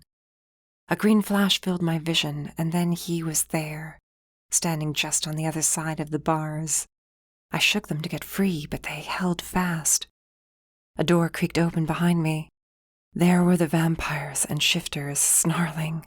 Their eyes zeroed in on me as I pressed my back to the cage. "Nowhere to run now, Mercy," Envy said through his mad laughter. "Your end is finally here." I wasn't going to die. I couldn't. I breathed in deeply, reaching for my mage fire, but it didn't come. There was a strange hollowness inside me, and I stared at my hands in disbelief. No, this isn't happening. "Mercy." Rafael! I spun around. He charged the bars. Envy was gone. I stretched my arm out to grab his hand. His demon rage burned red in his eyes. His fingers grazed mine. As his hand closed around my wrist, he froze, a confused look on his face. No! No! Blood dripped from his lips. A blade wreathed in green flame protruded from his chest. It was yanked free. Rafael gagged, then fell over. I scrambled to reach him, shouting and cursing, but the bars held me back. Envy stood over Rafael, sword swinging casually. Pity. He was quite an impressive figure. Now then, shall we finish this? He walked through the bars as if they weren't there. A vampire and shifters stood at the other end, not attacking. Envy leered at me, eyes glowing green. The scar on my face burned. I clawed at my face to try and make it stop, then fell to my knees. His blade was directly before me. He raised it high over his head and swung his arm down. Hands grabbed my wrists, pulling them from my face. Someone was saying my name, but I couldn't see who it was in the darkness. A fierce growl cut through the din, and then 2 strong arms wrapped around me, holding me tightly. I sucked in a breath. That scent. I knew that scent. I stopped fighting and heard Rafael talking to me quietly as he held me to his chest. The shaking came next, as it always did. Like a fever rampaged through my body. I thought Gigi's charms would have stopped the nightmares. He leaned back and looked into my eyes. The second his gaze flicked to my cheek, I was in his arms being carried to the bathroom. I tried to tell him I was fine, to no avail. He set me on the edge of the tub and flipped on the light. What the hell? I stood, my knees buckling. Rafael caught me. He scolded me to sit down, but I had to see for myself. What did I do? Rafael's face was set as he guided me back to the tub. You were clawing at your face. His voice was rough. I noticed the scratches on his cheek and chest. I reached for them. He caught my hands. I'm fine, but you can't keep having these nightmares. He wet a washcloth and gently wiped the rivulets of blood from my face. I bit my cheek, gripping the edge of the tub until my hands cramped. He started to pull back, but I shook my head. It's getting better, I muttered. He grunted and kept the cloth where it was. Same nightmare as before. He knelt on the floor. I glanced at his chest. When I blinked, I saw a blade jutting out of his body. I flinched and jerked back, nearly crashing into the tub. Luckily, he caught me in time and held my arms, his lips moving, but the words were muffled. I blinked, trying to clear away the nightmarish sight of blood dripping from his chest as he died all over again. I shut my eyes and fell into his arms. He was alive. Rafael was here with me, and he was alive. Envy hadn't killed him. I wasn't trapped in a cage. We were both here. We need to go back to Gigi, Rafael whispered. Find something stronger for you. I nodded, not about to argue. These nightmares were too damned real. What if I started seeing things when I was awake? Hallucinations instead of nightmares. We sat on the bathroom floor until sunlight peeked through the curtains in the bedroom. You want to try and get some more sleep? I swallowed hard, not sure closing my eyes was a good idea. Today we'd be meeting up with Damien and probably everyone else to figure out a plan for heading into Sector 2. I needed to be rested enough to focus and help make that plan.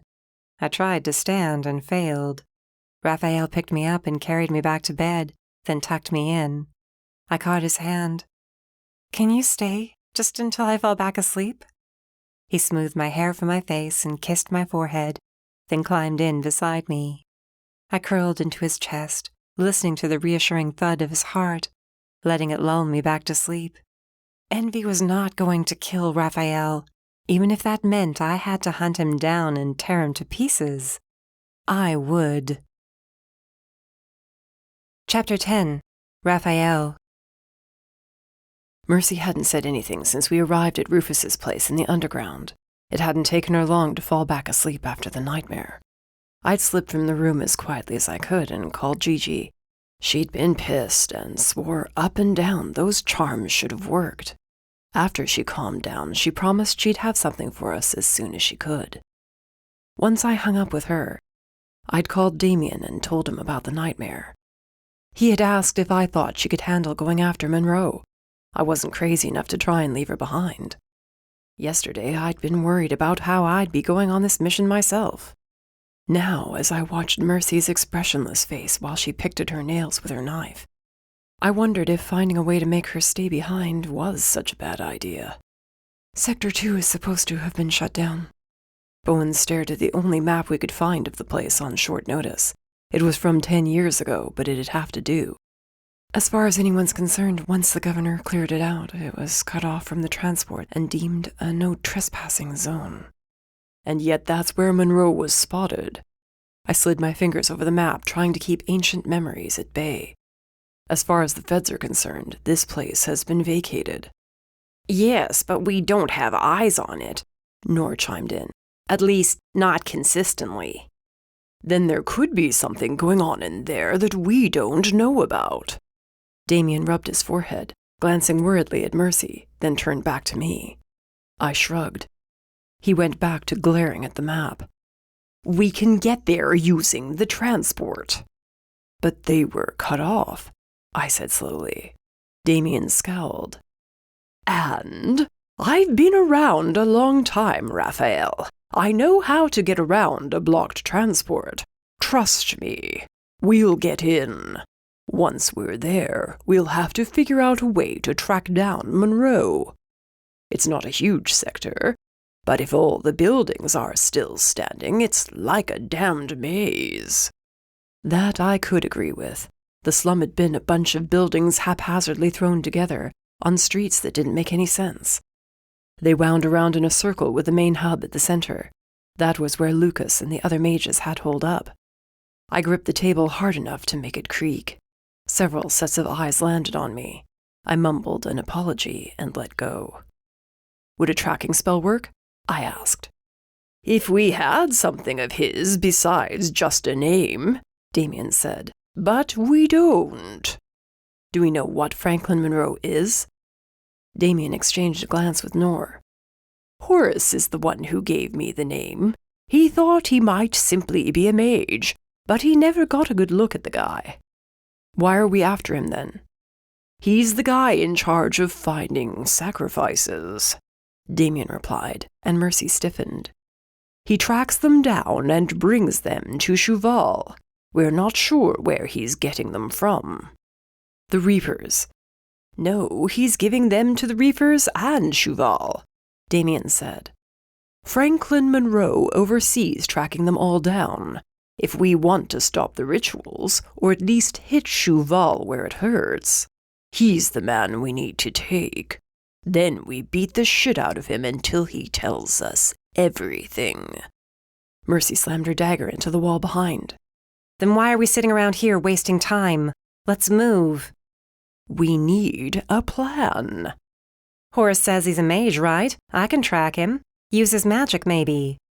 Damien was shaking his head, but Mercy had a determined look in her eyes that said she wasn't about to be convinced otherwise. I was around people he must have had contact with at one point or another, she explained. It might be enough for me to pick up on. All I need is a hint of a trail, and I'll be able to find him. And before you say no, do you have any idea how long it'll take to find him in that place? She studied the map, nodding. She's right, I said. We can't waste any more time than we already have. If Monroe is there, we need to find him as quickly as we can. Get in, get out, and maybe burn that place to the ground while we're at it. I can arrange that, Mercy said coldly. The icy chill was back in her eyes. Let's throw envy in there while we're at it. The tension in Rufus's plays grew, and no one said anything for a long while. Bowen eventually cleared his throat. When do we leave? No, I want you and Rufus staying here. Keep an eye on Wesley and try to track down those last 3 artifacts. And making sure my idiot of a brother doesn't get himself killed, Damien ordered. The 4 of us will head out tomorrow at dawn. I'd say tonight, but I'm not comfortable walking into that place in the dark. It was going to be hard going back to Sector 2 and not seeing the ghosts of all my dead friends and family. Damien and Nor spoke quietly between themselves, then made for the door. We'll meet you at 2 at your place, Nor told me. Be ready. Nor and Damien left. Rufus and Bowen were talking with Todd about the locations of the last 3 artifacts. Then Bowen joined me. Mercy leaned on the table, eyes taking in every inch of the map. How's she doing? Bowen whispered. Nightmares are getting worse. Gigi's going to have something for her soon, I hope. Looks like she did before. My brow furrowed. Before what? Before she met you, he hissed under his breath. Envy's getting under her skin. She can't let him, or he's going to tear her apart without having to lift a damned finger. If I could go after Envy and relieve him of his head, I would. We all would, he agreed. You're sure she's up for this? No, but do you want to tell her she has to stay behind? Bowen hung his head and shoved his hands in his pockets. That's what I thought. She'll be fine. We don't have any other choice. I'm sure I don't have to say it. I won't let anything happen to her, I promised. We'll come back with Monroe. Then we can finally get some answers. I went to Mercy and stood beside her. You gonna be fine going back there? She asked. I'll manage. Why don't we head back home and you can get some rest? Gigi should be swinging by this evening. Mercy's eye twitched. She pushed off the table, yanked her dagger from the wall, and left without saying bye to the others. Bowen was right. Mercy was quickly shifting back to the cold-hearted bounty hunter I met at the Reaper's mansion.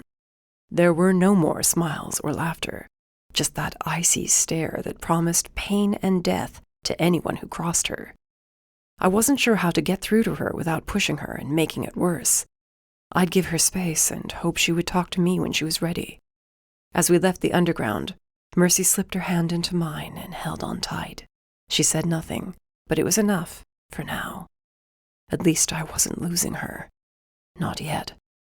Envy was not going to succeed in taking her from me. He'd have to kill me first. My alarm went off when it was still dark outside. Damien and Nor would be here at dawn. I reached over, expecting to feel Mercy beside me, but the bed was empty. Her side was cold. Mercy? I squinted in the darkness, but she wasn't in our room. Quickly, I climbed out of bed and hurried to the bathroom, but it was empty. Panic started to set in, until I turned and spotted her silhouette by the windows behind the couch in the living room. She was fully dressed in black pants and a black long-sleeve shirt. She had her sword tucked at her lower back and wore her double holster with 2 guns situated in it. Her hair was pulled back in a braid. Her jacket was draped over the chair behind her. She was staring out the window. Mercy? I moved slowly, not sure if she heard me or not.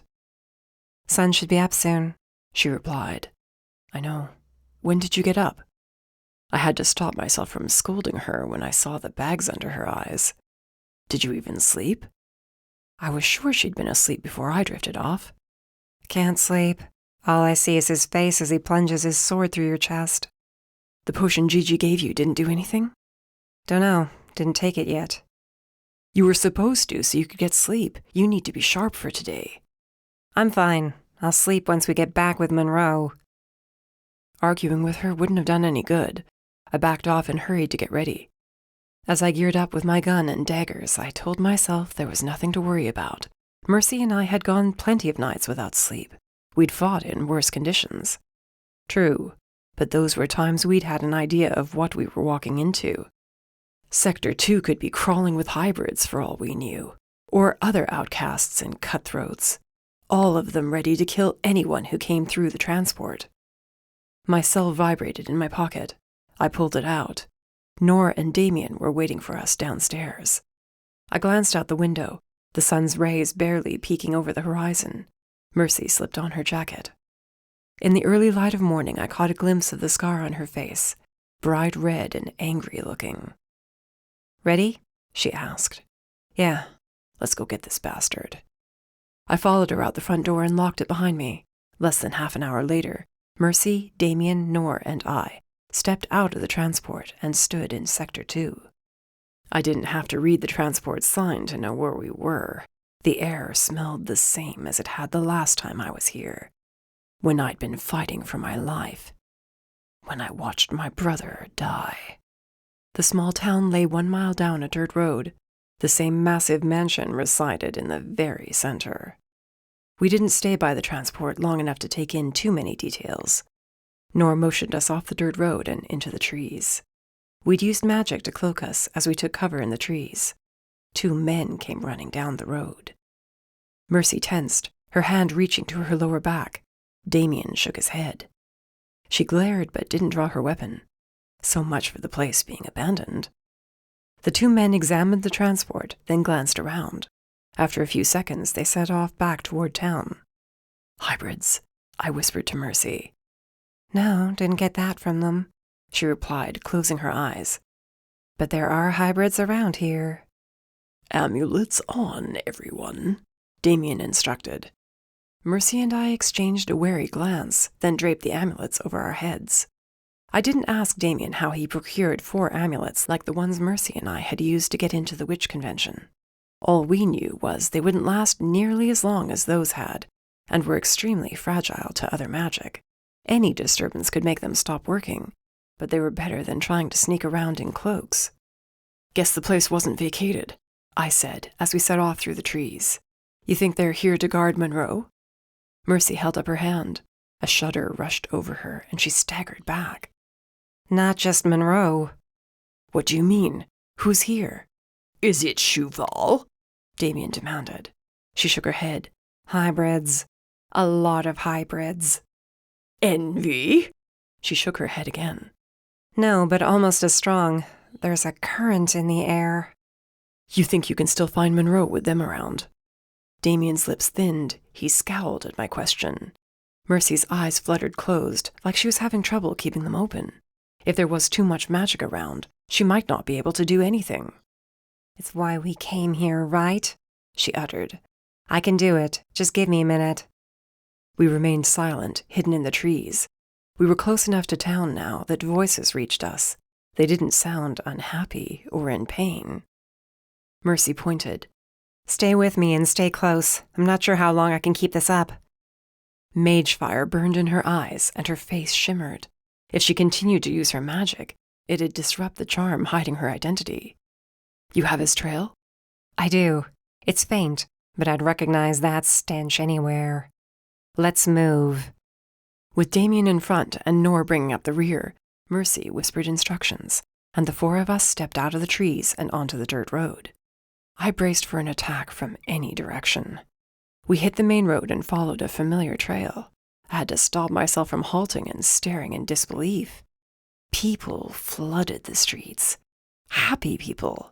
They talked and chatted, going about their day as if they weren't currently living in a place where so much blood had been spilled. It was beyond surreal. The buildings had been updated. The entire atmosphere was nothing like I remembered. The slum was gone, as if it had never existed. In its place was a charming little town. Rafael, Nor said beside me. You okay? You see this too, right? I muttered. It's not just me. No, it's not. Nor growled quietly, shaking his head as he took it all in. Guards, he whispered, and nodded toward our right. There were 2 more guards, wearing the same red and black uniforms as the one who had inspected the transport. Mercy didn't even flinch at the sight of them, and I figured they weren't hybrids. Warlocks or mages, perhaps. We walked by them and all the townfolk without any fuss, following Mercy, moving closer and closer to the mansion. It no longer looked like the fortress where my people went to die. My uneasiness grew. Keeping her hands discreetly low, fingers flickering with fire, Mercy froze. A woman walked by us, a shifter. I touched the woman's arm. Nor hissed my name, but I ignored him. Not like anyone could tell who I was anyway. She smiled up at me. Hi, you look a bit lost, friend. A bit. Ah, first day here. No worries. I was thrown for a loop my first day too, but we only stay for so long. Then it's off to fulfill our purpose. I'm so excited. Right, purpose. Because we're all donors, I said slowly, and she nodded enthusiastically. Everyone here is a donor? We are. It's great we all get to live together like this until we find our perfect match. Yeah, right. It's great, I agreed. And the guards don't bother you? Of course not. They keep us safe. And they keep the riffraff out. Those who don't understand, you know? It's why so many of us answered the call to come. Gives us a chance to be away from the hate and violence. She headed away. Did you hear that? I asked. I did. Nor spun around, keeping a calm smile on his face, as if we were simply having a friendly conversation. This is insane. Did they brainwash them? Have you ever met donors in person? This is what they're like, happy to give away their blood. Damien sneered. None of them realize why they're really here. They're like sheep waiting to be slaughtered. Keep your voice down, Nor warned us as 2 guards walked by. We have to get to Monroe. Mercy suddenly twisted around. Her face shimmered again, and her scar came into view, then vanished. We were running out of time.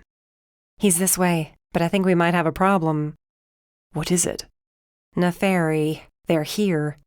Not just 1 or 2. Way more. Great, because this trip couldn't get any worse. We fell in line behind Mercy. She stopped, veering left. The gates to the mansion were only 40 yards ahead of us. At the top of the wall around the mansion were nefaries.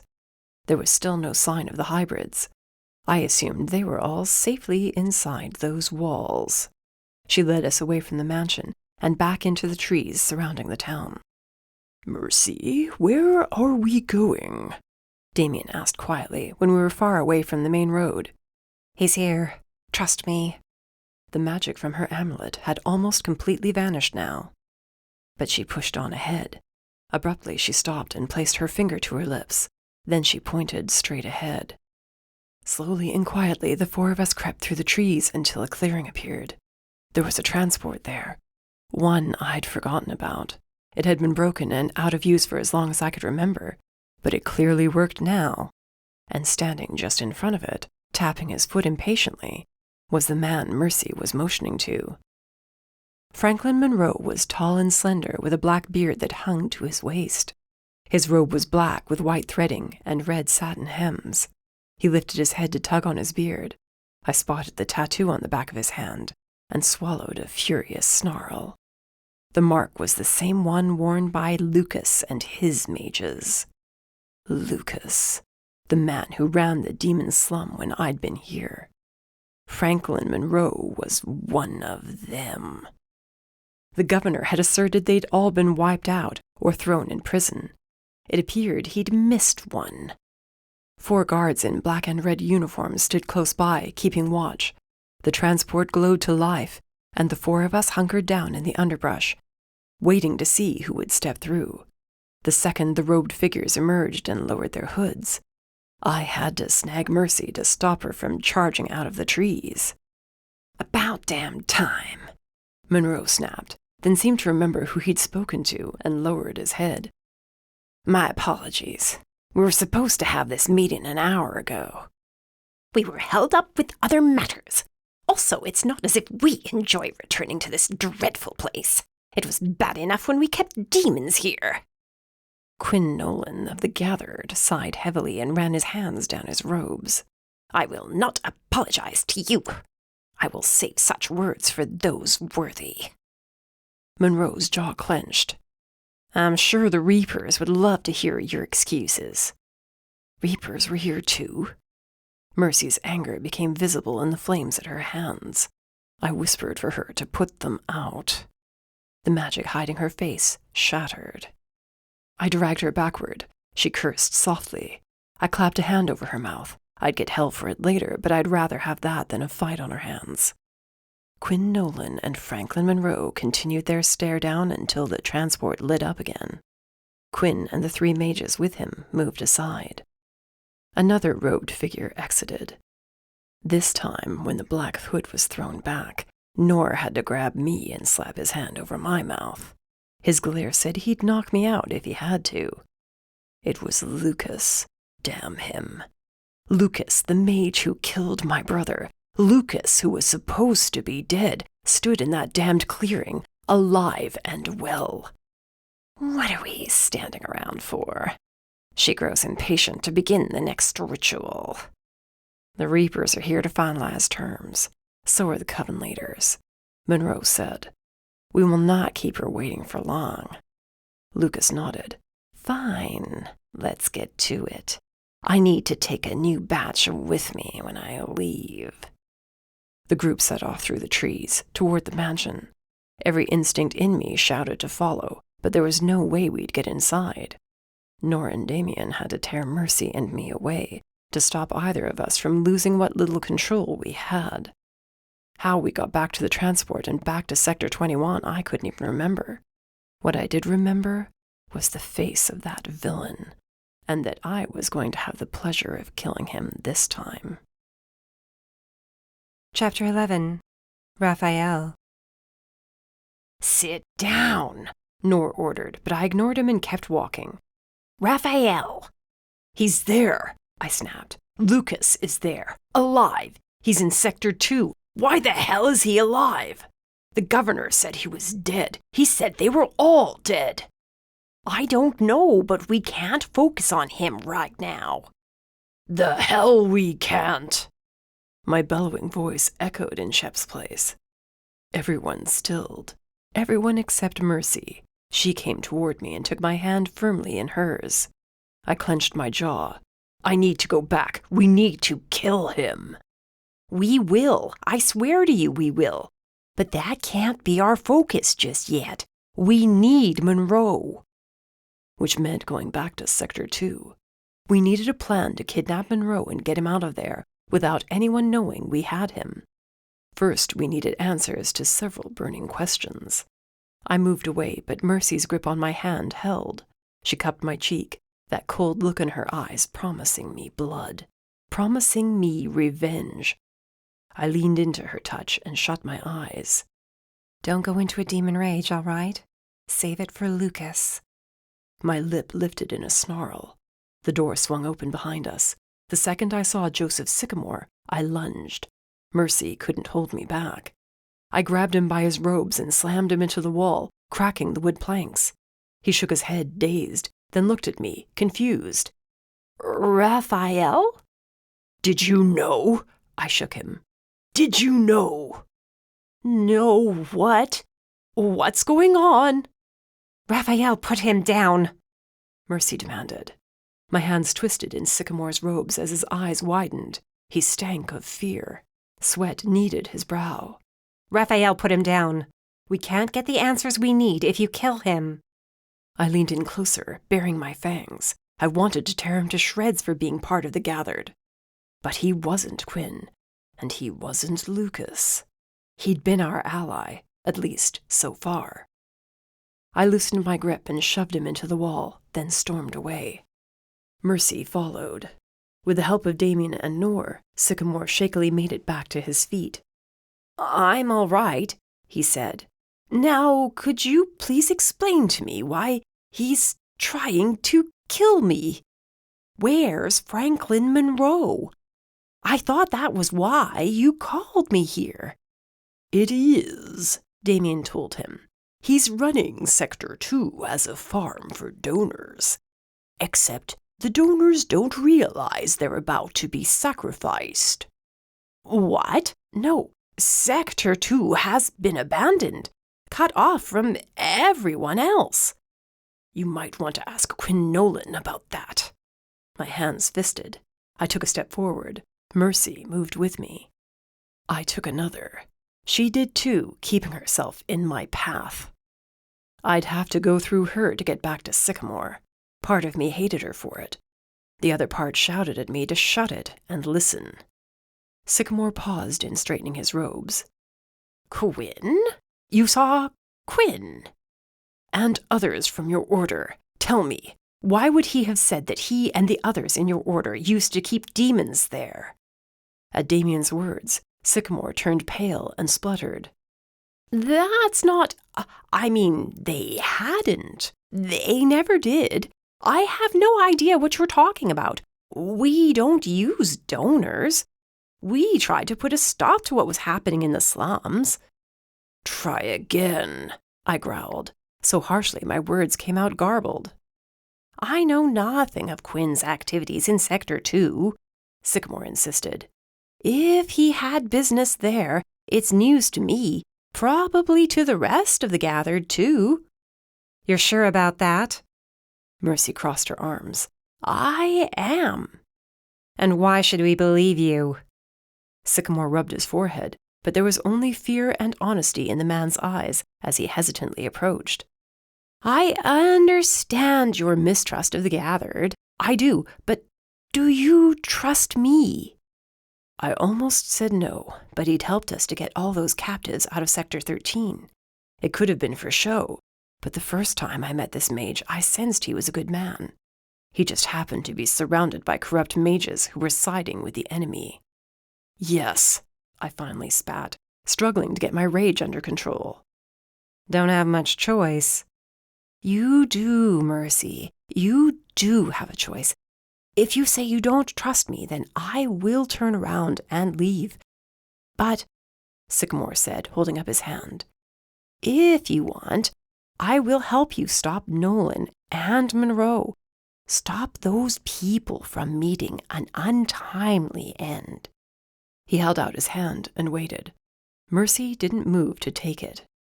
Mercy! Damien scolded. What? We don't know how deep this goes. Quinn Nolan is in charge of the gathered.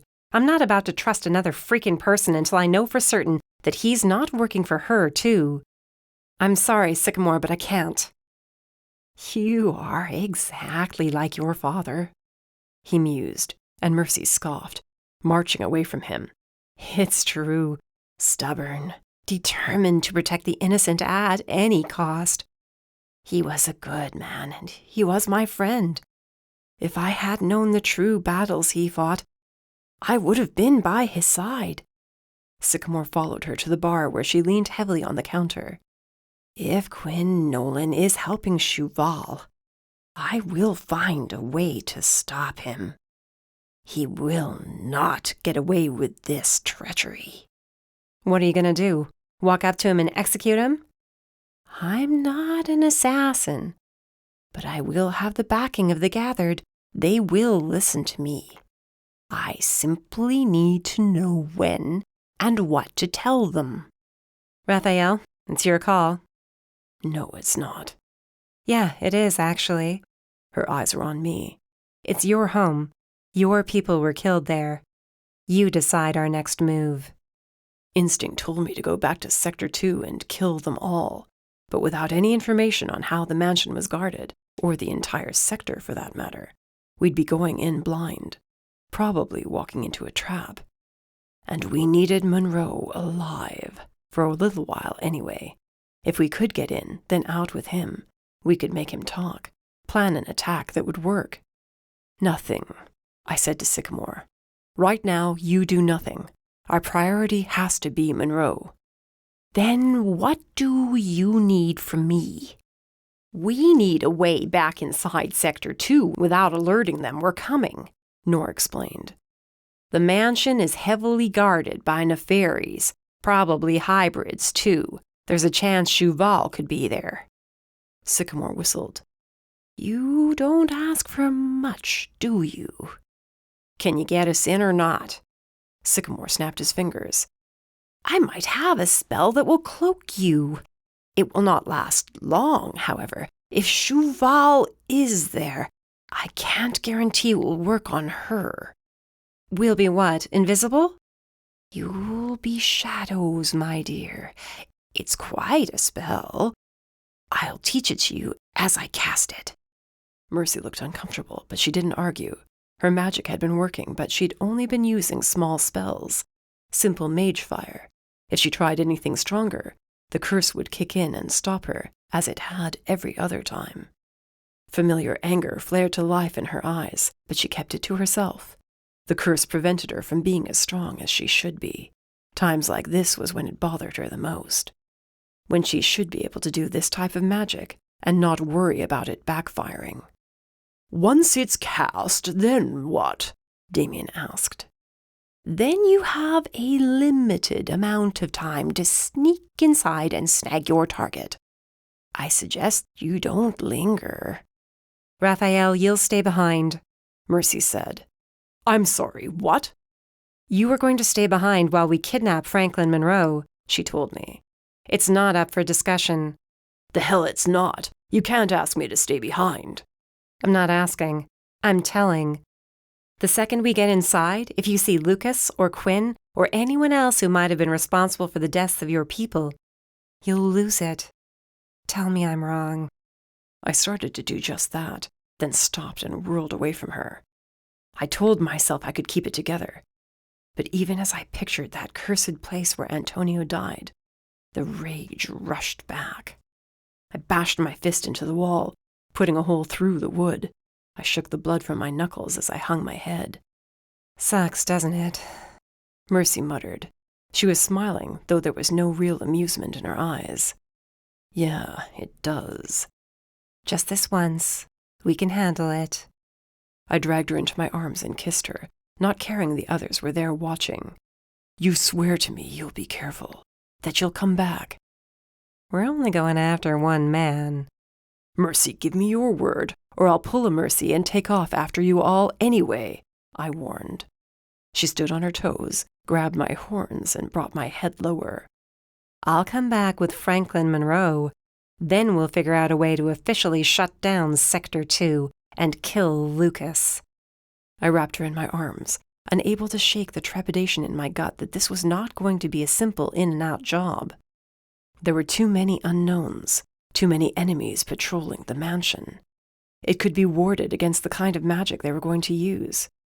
And if Envy and Shuval were there, I couldn't bear to even think what would happen if they captured Mercy.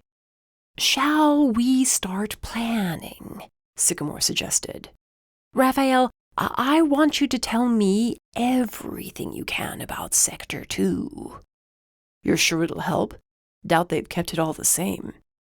It's a start. That's what we need. We stayed at Shep's bar and started planning. I considered asking Bowen or Rufus to join them since I wasn't going, but they were busy searching for trails leading to the last 3 artifacts. That was equally as important as getting our hands on Monroe. Mercy would come back. That's what I had to tell myself. She would come back to me. I wouldn't lose another person I loved to that freaking place. We didn't leave the underground until 5 in the evening. Mercy, Damien, and Nora would be heading out around 11 to go back to Sector 2. They had a plan in place and the spells were ready to be cast. The cloaking magic would make them appear as shadows. As long as they didn't speak too loudly, run into anyone physically, or step directly into any source of light, the magic would hold. Unless, of course, they ran into wards that disrupted the spell. Then they'd be shit out of luck. My chest rumbled again with uneasiness at letting them go without me. Mercy slipped her hand into mine. You're gonna drive yourself crazy while I'm gone. Can you blame me? I threw my head back, glaring at the sky. I can handle my emotions well enough to go with you. We both know that's bullshit. I tugged her to a stop on the sidewalk. Mercy. I can take care of myself. I know you find it hard to believe, but before you came along, Damien and I did crazy shit all the time. We managed all right. I crossed my arms. She shrugged. Mostly all right. We had our moments. Stop giving me that look. She grabbed my shoulders. I'm coming back. You and I are far from over, remember? I pulled her close so I could kiss her. Remind me why we're not hanging out at our place until you leave? I want to check in with Gigi. We were back at our place anyway. For 5 minutes so you could grab that thing. I motioned to the sledgehammer and a makeshift carrier on her back. You're drawing some very interesting looks, by the way. Nothing new. I asked her why she'd wanted it, and all she did was smile.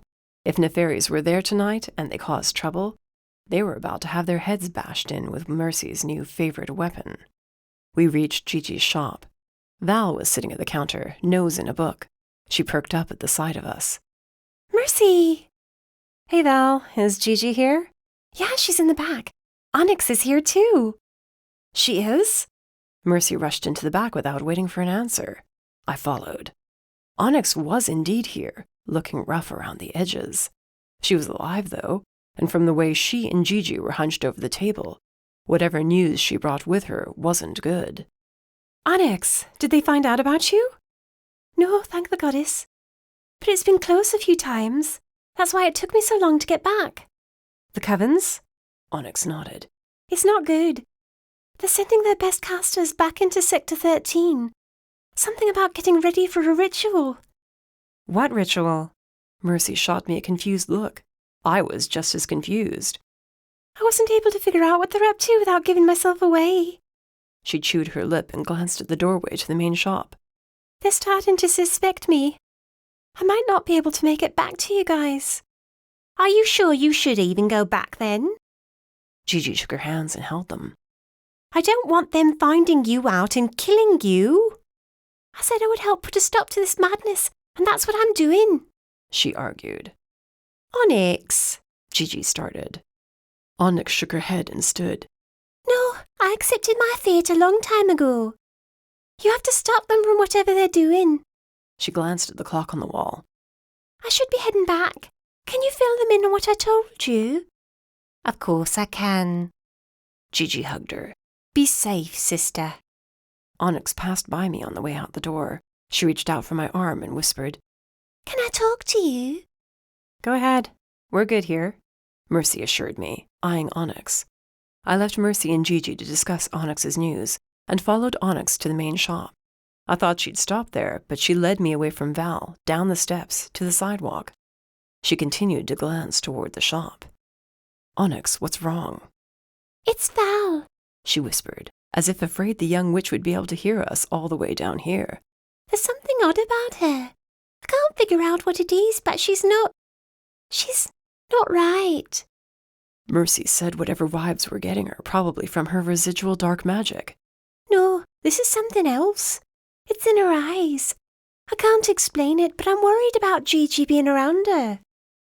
I tried to bring it up earlier, but Val came into the room. It was as if she knew I was going to out her. She wrung her hands. Promise me you'll keep an eye on her. Onyx? She grabbed my arms harder than I thought she'd be able to. The covens are on the move, She whispered urgently, eyes wild. Whatever they're planning with Shuval, they're not waiting. Do you understand? We're missing something. We all are. And I think Val might be a part of that. Promise me that you won't let anything happen to Gigi. Suddenly she was gone, hurrying down the street. What the hell did she mean they weren't waiting? The only way the ley lines would work was when the blood moon rose, right? The best casters were heading to Sector 13. That made no sense. As far as we knew, there wasn't a ritual circle there. I rubbed my jaw, perplexed. Why would they be going there, then? Cursing Onyx for taking off and leaving me with more questions than answers, I stomped back upstairs and into the shop. You all right? I plastered a smile on my face as I watched Val behind the counter. Yeah, just a long couple of days. She tapped her pen on the counter. You guys are running yourselves ragged. Not much choice, really. Not when there's this much evil running rampant. I wish I could do more to help. She frowned, and I studied her every twitch, every move, as she sat on that stool. I wasn't sure what Onyx thought Val might be, but I didn't pick up any heavy magic, dark or otherwise. She wasn't a hybrid. Were we all that paranoid? I mumbled something about getting back to Mercy. When I reached the back room, I shut the door firmly behind me. Rafael? Mercy and Gigi both looked at me, then at the door. You look extremely confused, Mercy said. and pissed off all at the same time. You're not thinking of trying to go with us tonight, are you? No, it's not that. It's Onyx. She's worried about Gigi. Me? Why? Not like I'm the one about to risk my neck by venturing into a nest of hybrids and nefaries and who knows what else. I think she's just on edge. We all are. She say anything helpful? Mercy continued to watch me out of the corner of her eye as Gigi gave me the Cliff Notes version. There was no mention about Shuval not waiting for the right time, just that her forces were gathering in Sector 13. There were also rumors of Reapers making a play to take that territory and claim it as their own, to block off anyone else from gaining access. If they did that, our chances of sneaking into Sector 13 to stop Shuval would be slim to none. They were strong and far deadlier than any other race. Back at the Fed office, we'd always wondered why the Reapers had never made a play for power before. Now I knew. They'd been waiting for Shuval. Maybe we should be going there tonight instead, I suggested. Yeah, because the four of us can bring down the Reapers. Mercy muttered. Now who's being impulsive? I didn't argue as she removed the sledgehammer from her back, placed it on the table in front of Gigi, and smiled. What do you want me to do with this? Gigi nudged the heavy iron head. Make it better. Gigi laughed until she glanced up. Mercy wasn't laughing with her. Seriously? Yeah, this bad boy has successfully beaten off 2 nefaries. Sector 2 has a number of those bastards. I want to make sure that if I have to beat them with this, they feel it. And you want me to what? Make it hurt more when you crush their skulls in? Mercy leaned on the table and stared at Gigi. They destroyed my first banshee. Gigi cringed. I sighed and dragged out a chair. Here we go. Oh, don't give me that shit, Mercy ranted. I loved that bike, and they destroyed it. Technically, you did when you threw the nefari out of your apartment, but yes, he did land on your bike, and now it's gone. I'll shut up now. Mercy turned back to Gigi. Please? Right. Yeah, sure. I'll do something to it. Oh, and you know, I've wanted to use this combustion on impact spell. That could be fun. Mercy grinned like a madwoman. I sat there, shaking my head. Not like I'm going to use it on you, she quipped. I gave her a look. Mercy, you're supposed to be stealthy tonight, remember? Yeah, and how long do you think that's going to last, honestly? I considered arguing, but sadly she had a point. I let it go and sat back as Gigi and Mercy worked on the sledgehammer.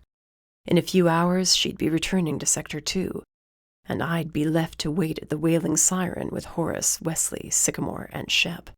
It killed me that I couldn't go, but Mercy was right to ask me to stay behind. I'd let Nora drag me away from Lucas once. There wasn't a chance in hell I'd be able to see him a second time and not have my demon rage take over. I'd spend the night plotting all the ways I could make him suffer and not imagining Mercy getting hurt or killed. Shit, it was going to be a long-ass night. Chapter 12. Mercy.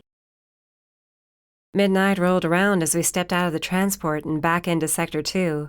Nora and Damien took the lead, leaving me to guard our backs. The spell Sycamore placed over us would last about an hour, no longer.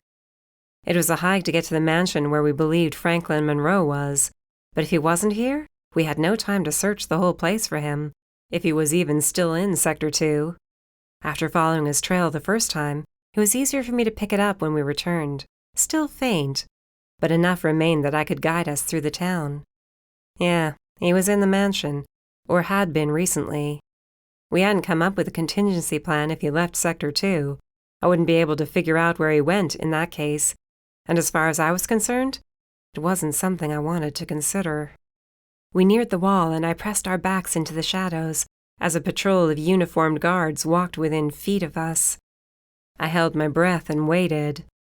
We'd passed several guards on our way here as we crept through the shadows unnoticed, but none had been this close. I could have breathed on them. The sledgehammer dug into my back as I flattened myself against the stone wall. The guards were in front of us now. One glanced in our direction. I froze. He squinted as if trying to see into the darkness. Then he moved on with the rest. None of us moved until they were around the corner. Damien tapped my arm and pointed up. I shook my head. If we went over the wall, we ran the risk of having no cover. Rafael told me there was a hidden door along the north side. If we could get there, we could slip into the main courtyard and straight into the mansion. I'd told Damien about the door, but he'd been worried about taking too much time. Nora stepped between us. He tapped his wrist, nodded to me, and glared at Damien. I hustled around the wall, running my fingers along the stones, searching for where the roughness of the stones gave way to smoothness. Damien hovered over my shoulder. Mercy, hurry up, Nora whispered. Working on it. Work faster. We're about to lose our cover. The clouds that had been concealing the moon began to break and separate. Voices came closer. I frantically ran my hands over the wall. Damien rushed over to help me. The shadows receded. Any second now we were going to be exposed. The stone beneath my hand changed. I pressed my palm against it. Here. I followed the smooth stone. My fingers brushed over a small metal loop. I tugged it, and the door groaned open. We fell inside, and Nor closed it quickly behind him. We waited, counting the seconds, but the guards didn't break through. No alarms were sounded. We turned around. I had to bite my cheek to stop myself from cursing. The entire courtyard was lit up from the moon. The second we moved out from the alcove, we'd be in full view of the numerous guards along the wall and the dozen milling about, all heavily armed. I sensed a couple of them were hybrids. The heavy cloud cover was moving back in, but it was taking too damned long. I stretched out my hand, breathing in and out slowly. Mercy, Damien hissed in my ear. What are you doing? Back off. You can't. It's too much. I don't have a choice, I replied through gritted teeth. You're messing with my concentration. Months ago, I never would have attempted this sort of magic. But mages could manipulate the elements. It's what we were meant to do. I'd never tried because of the curse. I was too scared of what using power would do to me. With Rafael in my life, my confidence had returned, at least enough to be able to do this. I focused on the wind blowing through the trees and directed it toward the clouds, willing it to gust and build into heavy, towering storm clouds. Mercy, back off, Damien warned behind me. Almost have it. Sweat broke out on my forehead. My arm shook. Your eyes are glowing. You're going to give us away. Shut up, I snapped. Just shut up and let me do this. I focused harder, pushing the wind. As darkness fell over the courtyard, leaving only a few flickering torches for light, I collapsed against Damien. Lecture me later, I muttered. Nora pointed toward the mansion. The main entrance was too heavily guarded and lit with torches for us to get through. The side door he motioned to had only one guard, who looked half asleep. Staying in the shadows again, we maneuvered our way through the courtyard, only pausing long enough to let wandering guards pass. The hybrids remained at the main gate and front entrance. I counted us lucky, since we had no idea if they'd be as oblivious to our presence as the other beings were. Or at least, to my presence. Damien and Nora were demons. I was a mage and dragonborn. By all rights, I was a hybrid, and Envy's magic had left its mark with the scar on my face. There was always a chance they'd sense I was nearby. With any luck, they'd think it was just one of their companions, and not an interloping hybrid sneaking into the mansion. A guard stood a foot away from the door. Nora picked up a rock and threw it into the wall. The guard jerked his head around, grabbing for his sword. "Who's there?" he demanded. He peered into the shadows and took one step, then another. When he cleared the door, the three of us moved toward the entrance and slipped inside. Thankfully, there weren't many torches in this corridor either. We kept low, stayed in the shadows, and when we came to an intersection, Damien grabbed my shoulder and yanked me back at the last second. The entire hall was lit up. There were no guards in sight and no nearby voices either. It was quiet. Almost too quiet. "Can you put out the torches?" Nora asked. "Yeah, should be able to." "Do you know which direction to go?" Damien glanced right, then left. "This place is massive. We won't have time to search it all." I shut my eyes, pressed my back to the wall, and focused. Monroe's presence was stronger in here. It veered toward the left, deeper into the mansion. I switched my mind to manipulating the fire of the torches. One by one, they burned out, until the hall was completely dark. "Let's move. I don't like this," I whispered, edging my way along the wall. "We're fine. No one's seen us yet, and the enchantment's working." "For now," I muttered to Nor. "Something feels wrong." "Nothing is wrong. Just keep moving." I glared at Damien over my shoulder, but then Monroe's trail shifted, and I had to focus on that. We came to a set of stairs leading up to the second floor. They were tight, but in complete darkness. Half of our time had to be gone by now, and we hadn't located the bastard yet. At the top of the steps, I doused more torches. The use of this much magic began to take its toll. My knees turned wobbly. I had a hard time seeing straight. Damien tried to steady me. I shook my head. "Keep going, I'll be fine." He exchanged a glance with Nor, then moved down the hall. I kept up with him the best I could, willing my legs to stay in motion. I didn't think I had used that much magic, but something in this place was draining me. I was weakening far faster than I should have been. I dug my nails into the wall when we came to another intersection. "Mercy, which way?" I swallowed hard and sidled along the wall to get in front of Nor. Damien held fast to my arm as I stumbled, and this time I let him. "Right," I whispered to Nor. "He's close, very close." I sensed hybrids nearby, too. I doused the torches in the hall, praying the sudden darkness wouldn't alert any guards. We waited a minute, then pushed on down the corridor. Nor was about to cross through another intersection, one that was dark already from the lack of torches. A wash of darkness made me grab hold of his shirt. I yanked him to a stop. We pressed ourselves into the wall, keeping in the shadows. "Are you certain we have their locations?" "Quinn," that was his voice coming toward us. I fixed my gaze on the intersection of the corridors. Damien grabbed hold of my arm, as if bracing to stop me from giving myself away. Quinn came into view, as did the other ones he was speaking to, Lucas and Franklin Monroe. I flinched. Damien's grip tightened, forcing me to remain where I was. "We are," Lucas was saying. "I have sent men to procure them. We should have them in time for the last rituals.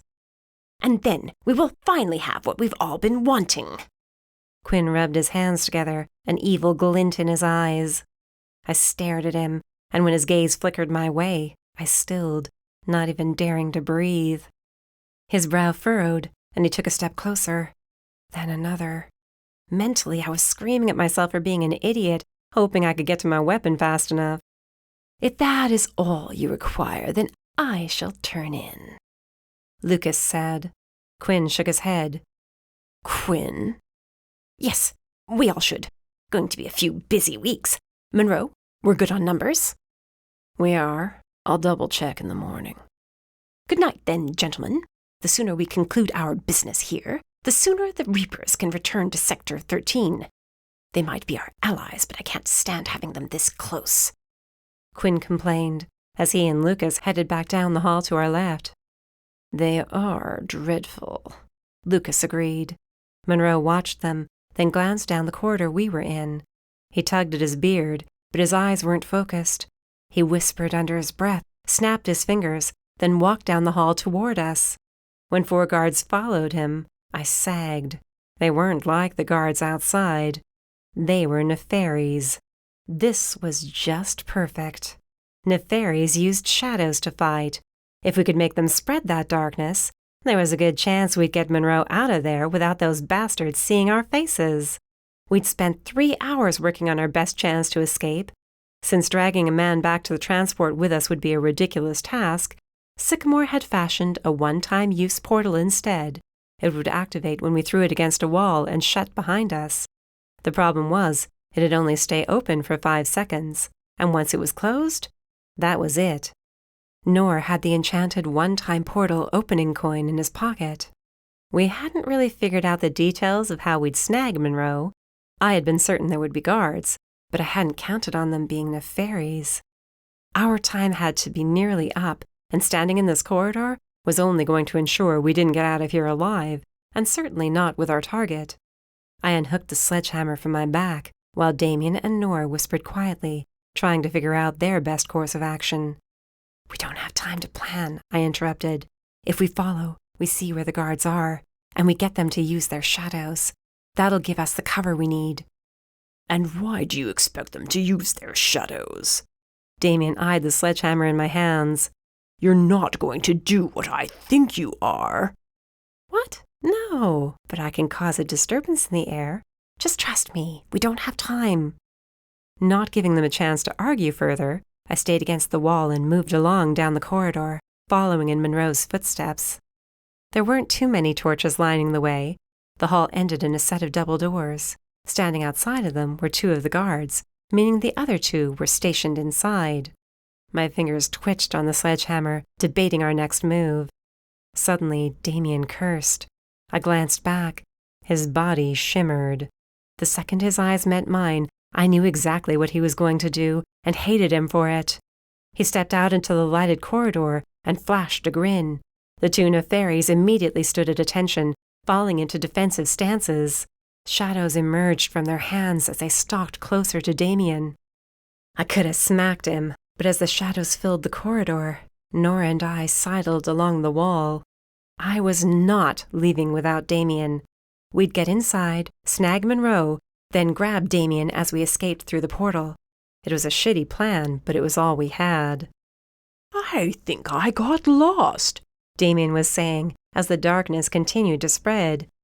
Made a wrong turn somewhere. His hands were at his lower back, where 2 collapsible iron swords were. Just as Nora and I reached the doors, one of the guards started to turn back toward us. Damien lunged forward, claiming their full attention. I'd seen enough to know he'd be fine on his own for a minute. Nora and I slipped into the room. We kept the doors open so the shadows from the hall seeped in, but they weren't enough. As Damien attacked, the 2 guards in the hall rushed toward him, taking the darkness with them, leaving Nora and me completely exposed in the firelight of Monroe's room. He stood in front of a hearth with a roaring fire. The 2 guards flanked him. For a solid 5 seconds, we all stared at each other, wondering who was going to move first. Monroe opened his mouth, probably to shout. Nor threw a dagger at him. It slammed into Monroe's body and drove him backward as the two guards rushed us. The guard on the right lunged for me, shadows whipping out from his hands, tangling on my legs. I brought the sledgehammer down on the shadows. He yelled as they shattered. I spun around, leaping over the furniture to dodge the next wave of attacks. From the hallway, Damien growled, but if he was hurt, I couldn't tell through the solid wall of shadow. A fist made of shadow crashed into my face, sending me into the wall. A second shadow fist rushed toward me. I dropped to the floor and it crashed through the stone. I rolled to the side as more fists hit the floor. Monroe might not have yelled for help, but this fight was surely going to draw attention.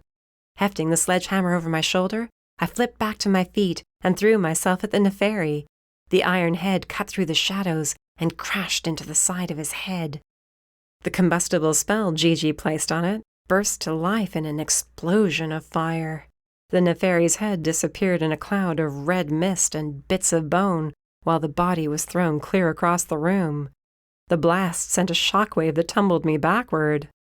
Nor and the guard on the floor were thrown through another set of doors and into a bedchamber. Monroe's head hit the stone mantel behind him. He crumpled to the floor. I winced as I propped myself up. Gigi was going to love it when I told her how well that worked.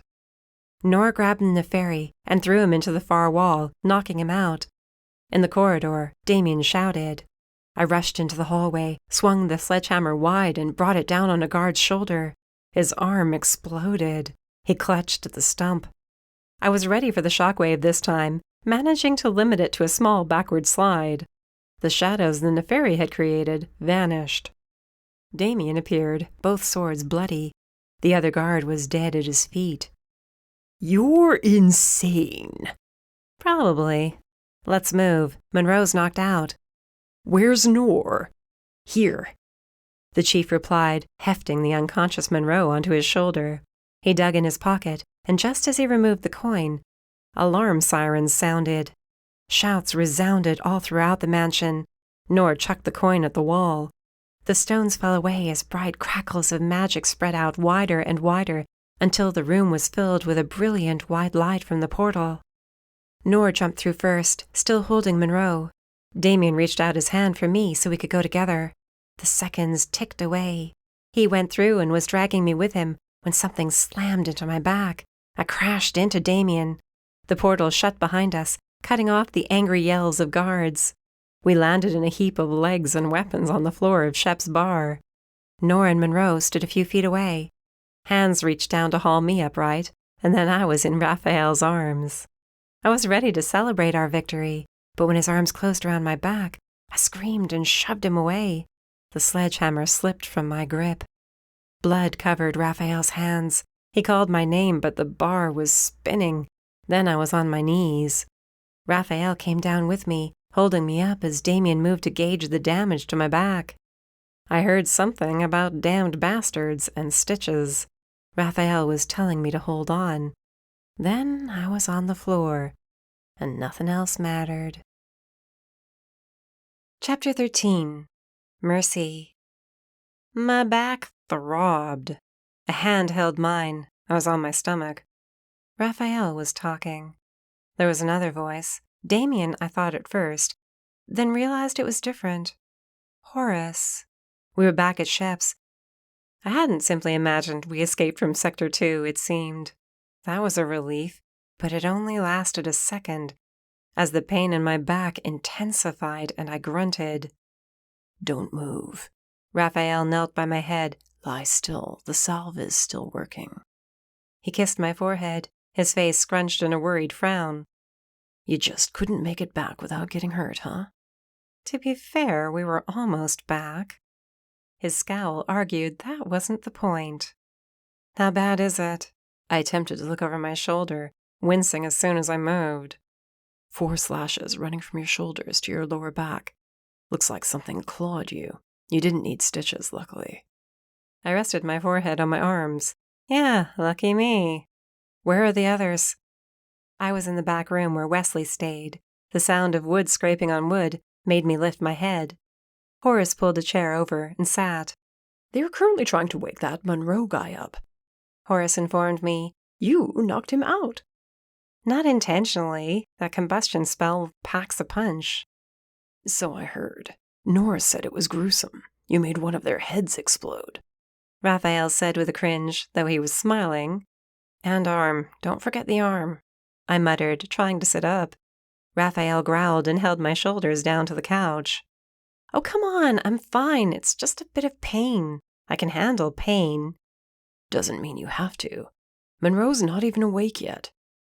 How about we don't argue with the injured person? He didn't budge. When I pushed up on my elbows again, he merely pulled my arms out. I fell back to the cushions. I scowled at him. You're overreacting. Nah, you push yourself too hard. I wasn't sure where his annoyance was coming from until it hit me. Damien told you what I did. Rat-faced bastard. Why can't he just keep shit to himself? Because he's overbearing and annoying, Horace said with a wink. Trust me, I get it. You weren't supposed to use that much magic, Rafael scolded me, ignoring Horace. I didn't think I did. I'm pretty sure whatever is in that mansion drains power. I picked at a fuzzy on the arm of the couch. Did they tell you what else we saw? Lucas and Quinn talking about the Reapers and locating something. I was impressed that I didn't hear a growl in his tone, but when I met Rafael's eyes, his hatred for Lucas was there all the same. I'm glad you didn't come with us. It was hard enough for me not to attack. Rafael said nothing for a long minute, but I knew exactly what he was thinking. We'd go back there, and we'd kill Lucas, one way or another. I wouldn't let him do it alone. Whatever he was thinking, I'd have to keep close eye on him and not let him take off on his own. We hadn't been able to sneak in and out of Sector 2 as we'd wanted. They now knew someone had kidnapped Monroe. If we did return, they'd be ready for an attack. Damien walked in. How's your back? Fine, feel perfect. I grinned. He shifted his gaze to Rafael. She's in pain. I'll be fine. Tell him I'll be fine. We all know I've had worse. That was the wrong thing to say in front of Rafael and Damien. Look, they hurt, but I'm not actively bleeding. The salve's working. Can you please just let me get up and join the fun part of this mission? She's just going to keep asking, Horace pointed out. Damien and Rafael turned their glares to him. He shrugged. What? She's like me. She'll keep asking, and when you say no, she's going to wait until your backs are turned and do it anyway. I nodded. I think I'm gonna like you. I never should have let you two meet, Damien muttered. Fine, but you take it easy, got it? If Monroe needs some more roughing up, we'll take care of it.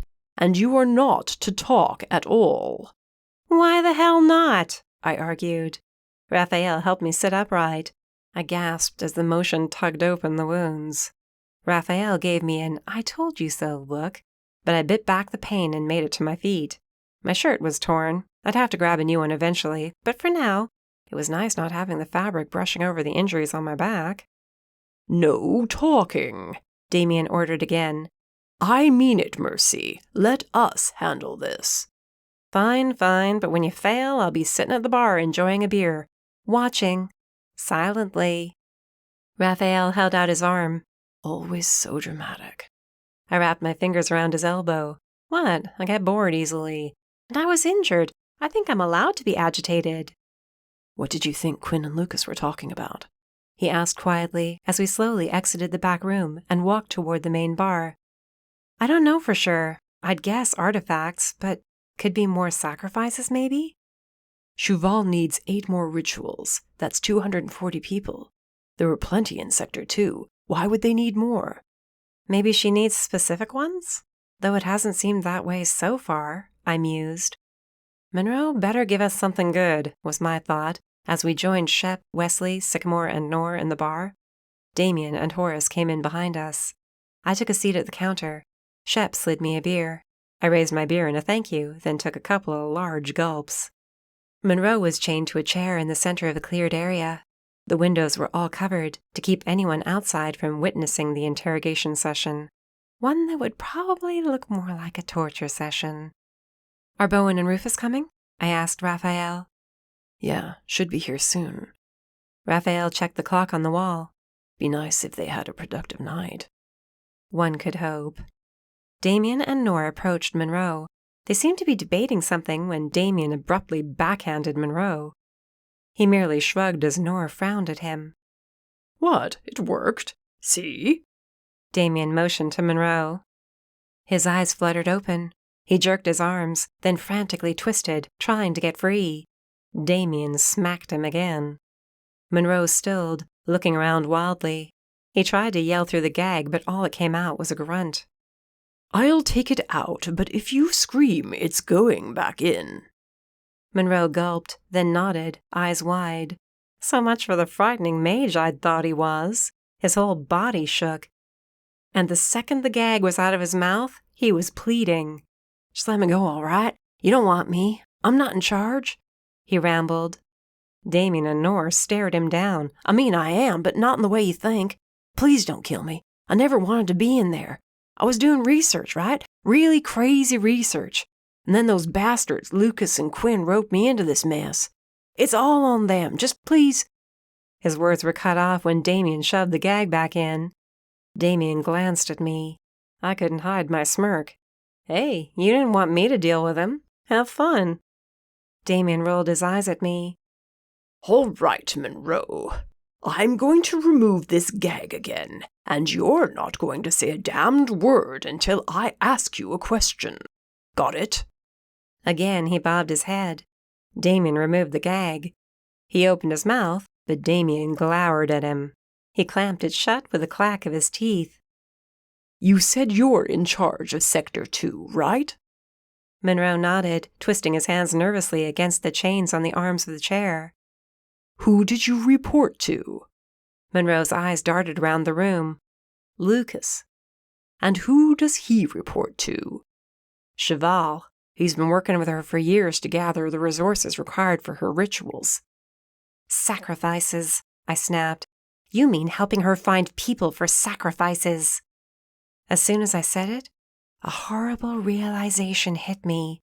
Rafael clearly came to the same conclusion and was across the room with his hands buried in Monroe's robes before anyone could stop him. Nora snapped his name, but Rafael ignored him and was focused on Monroe. How long? Rafael shook him hard. How long, damn it? Years, all right.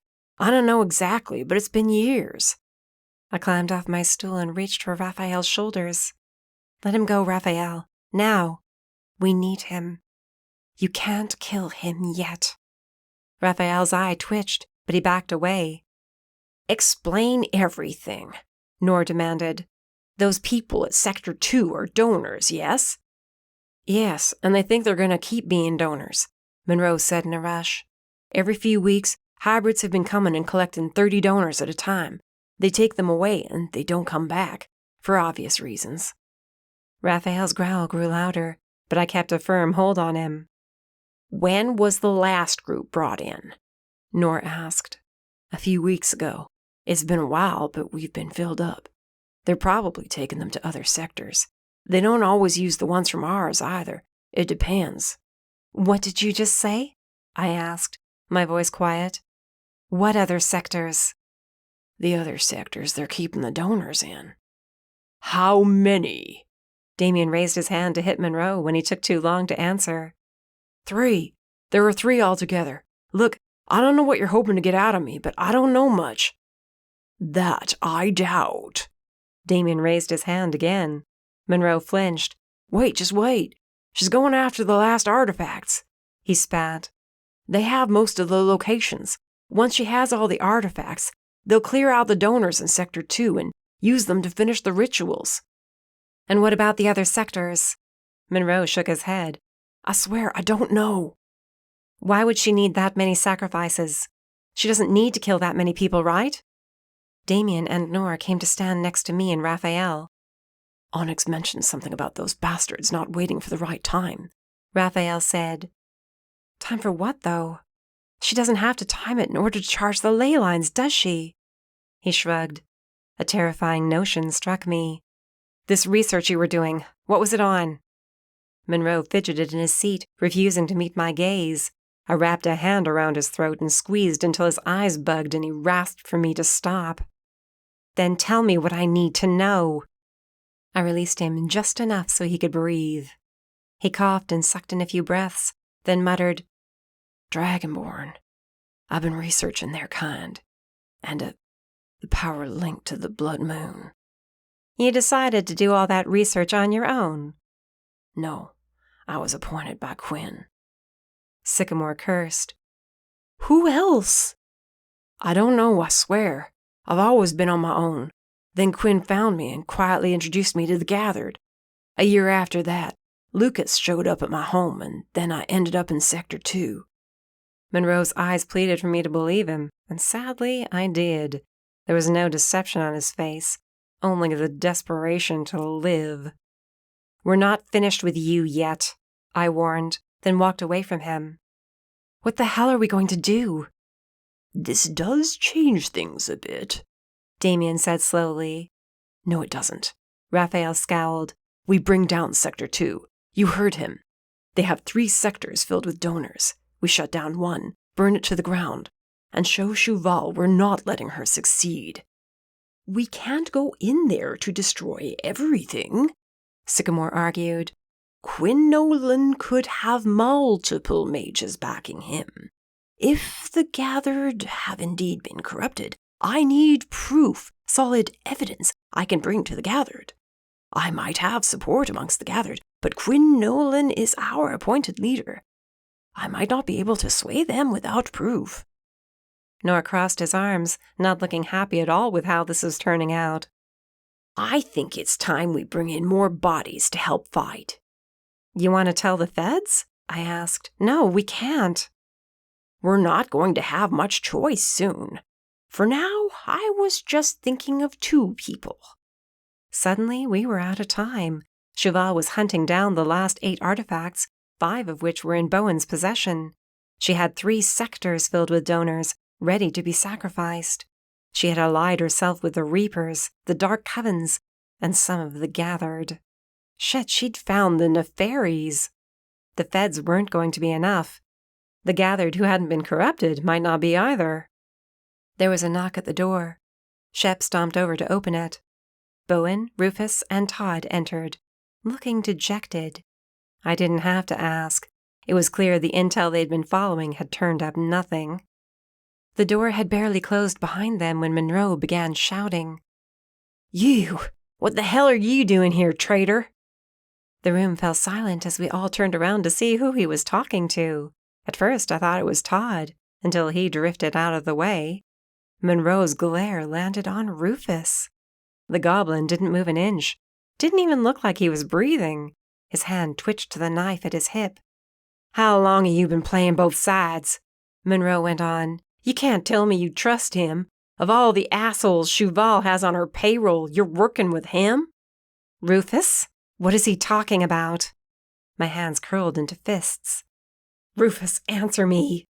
Nothing you need to worry about, Ugly. His dark glare hadn't moved from Monroe. They should, if they knew what you did. Rufus lunged across the room. Monroe's scream turned into a gurgle as Rufus slit his throat. Blood covered the goblin, his knife dripping with it as he stepped back. Chest heaving, he watched Monroe die. The mage twitched a couple of times, then was still. What have you done? I shouted, rushing to Monroe. It was too late. Are you insane? We needed him. Trust me, he's better off dead. Why? What was he talking about? Don't you stand there and lie to me. Let it go, Ugly, Rufus warned. Just let it go. Why, because he was telling the truth? Are you working for Shuval? Rufus bared his sharp teeth. I reached behind me for a weapon. I wasn't armed. From the way his eyes narrowed slightly, he knew it, too. He made a step toward the door. Do yourself a favor and drop it. Not happening. I'm the reason you're even free. You owe me the truth. You want the truth? Fine, I'll tell you. He snapped, readjusting his grip on the blade. Shuval had the last members of my clan held captive. She used them against me. I had no choice but to do it, until she killed them all, and you threw me in a jail cell. I clutched to the closest table, crestfallen. You. No, I uttered. Rufus hung his head. I swallowed the lump in my throat. Tell me you didn't. What is it? Rafael asked roughly. You want to say it out loud, Ugly? Or should I? I gaped at him, unable to form the words. The curses he deserved. Bowen appeared in the corner of my eye as he moved to grab Rufus. The goblin ducked, aiming his knife at Bowen's neck. A flick of his wrist and the blade was flying through the air. It hit home. Bowen hissed viciously, falling backward as his hands reached for the blade. Rufus headed for the door, but he was not getting away with this.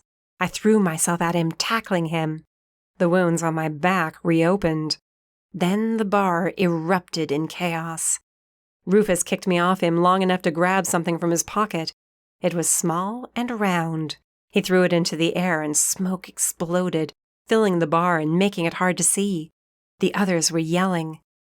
Rafael called my name.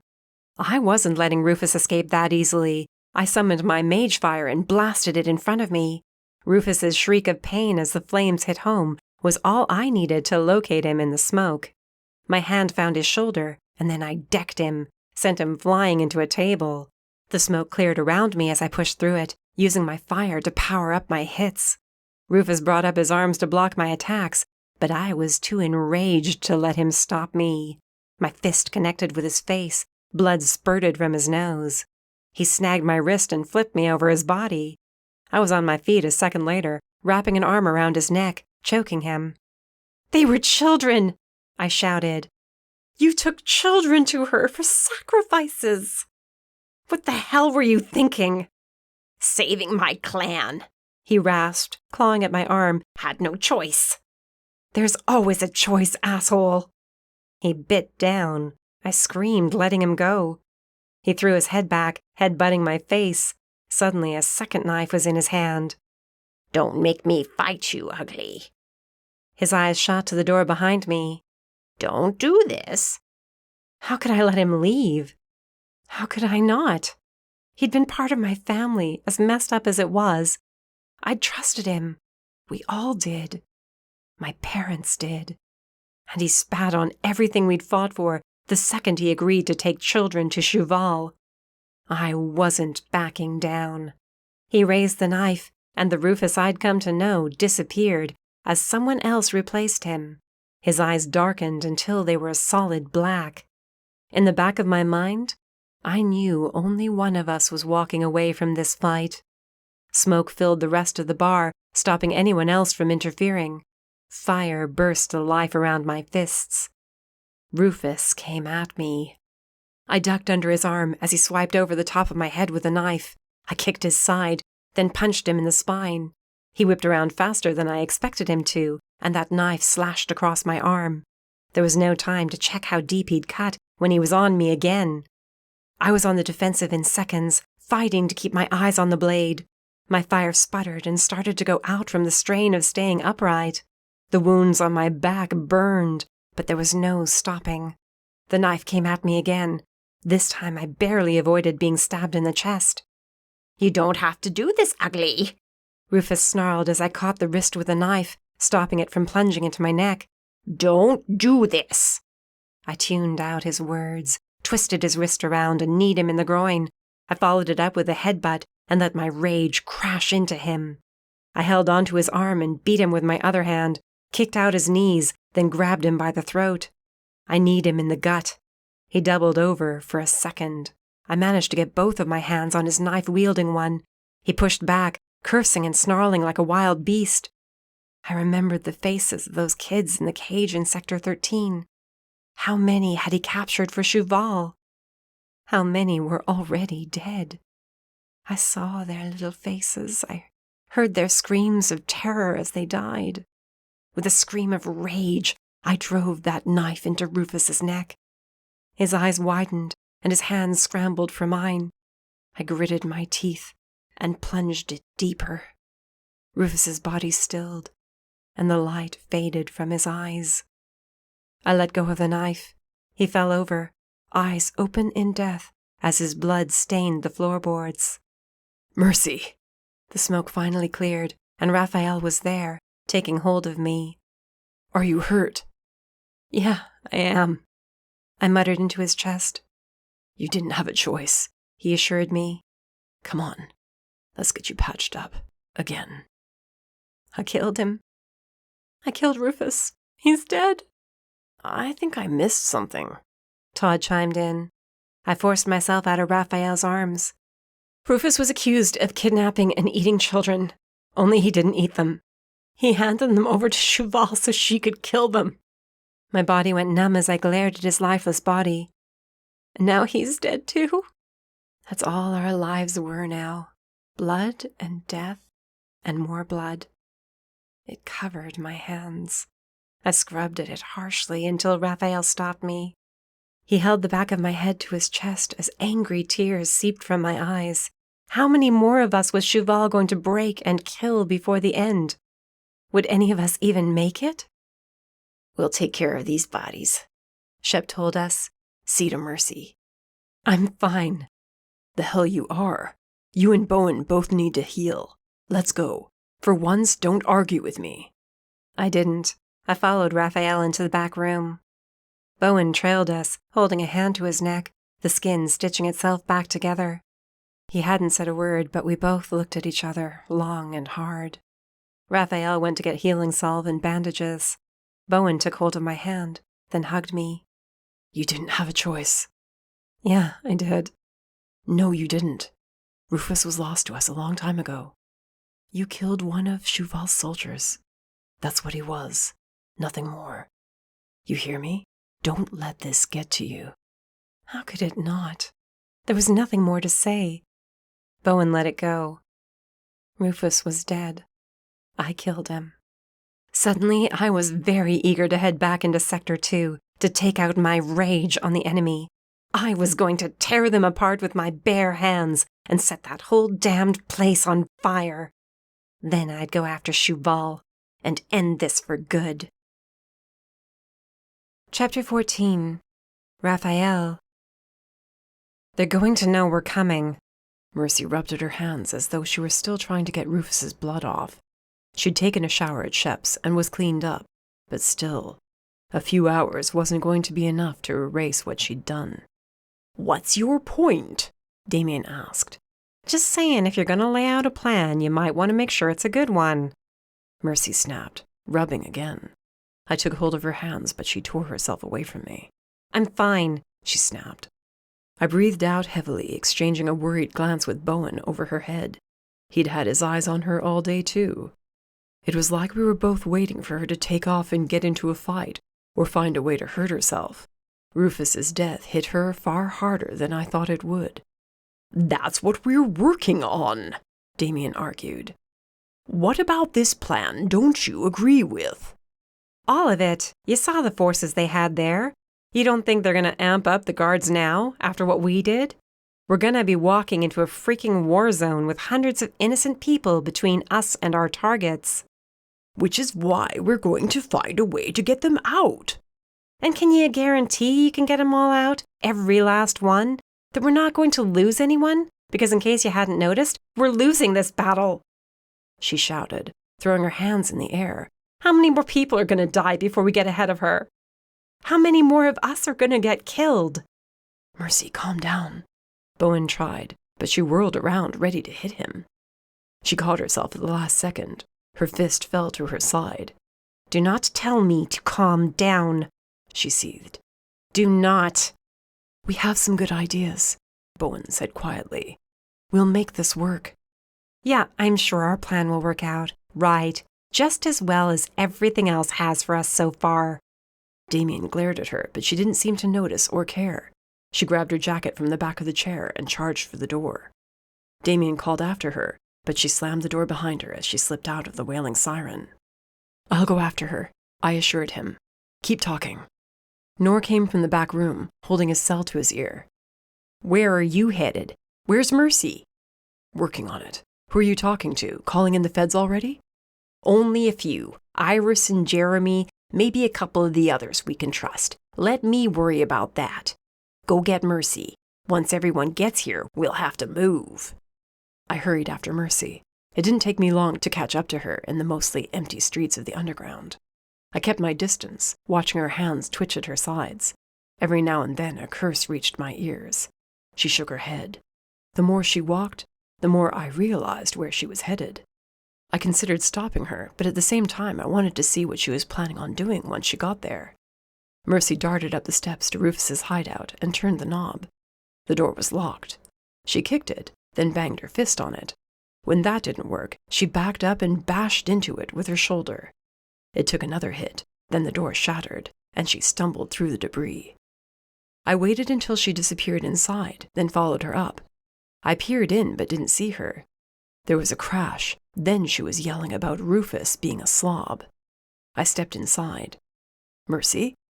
Back here. That was followed by another crash.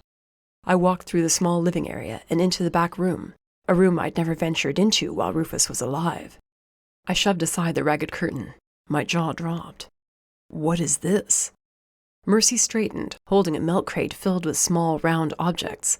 She set the crate down and began to pull the silver orbs out, lining them up on the sleek metal table. This is Rufus's weapons lab. I walked farther into the room. The walls were metal and lined with swords, daggers, guns, and other weapons. It wasn't a large space. Most of it was taken up by several black cabinets. Mercy had been digging through them when I arrived. There was a work table taking up the right side, and another one covered in tools on the left. Where did you think all those bombs and gadgets came from?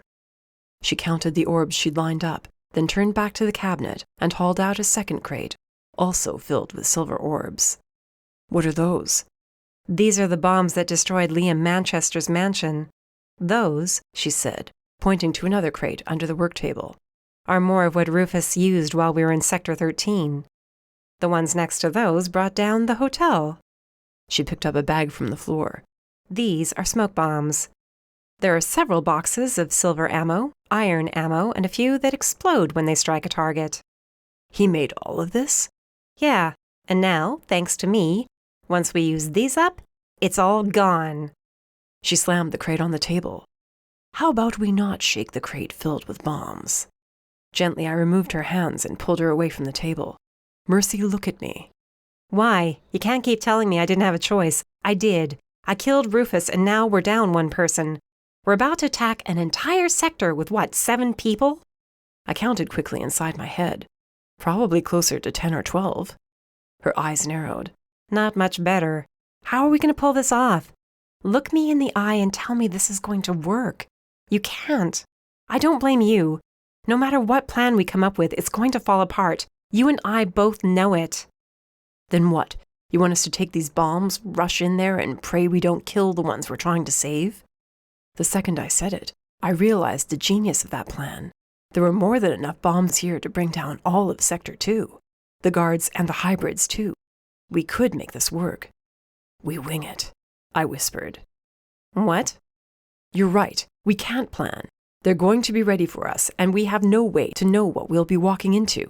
But, I said, picking up one of the bombs, if we go in full tilt and attack, we could throw them off, get the donors out, and kill everyone who works for Shuval.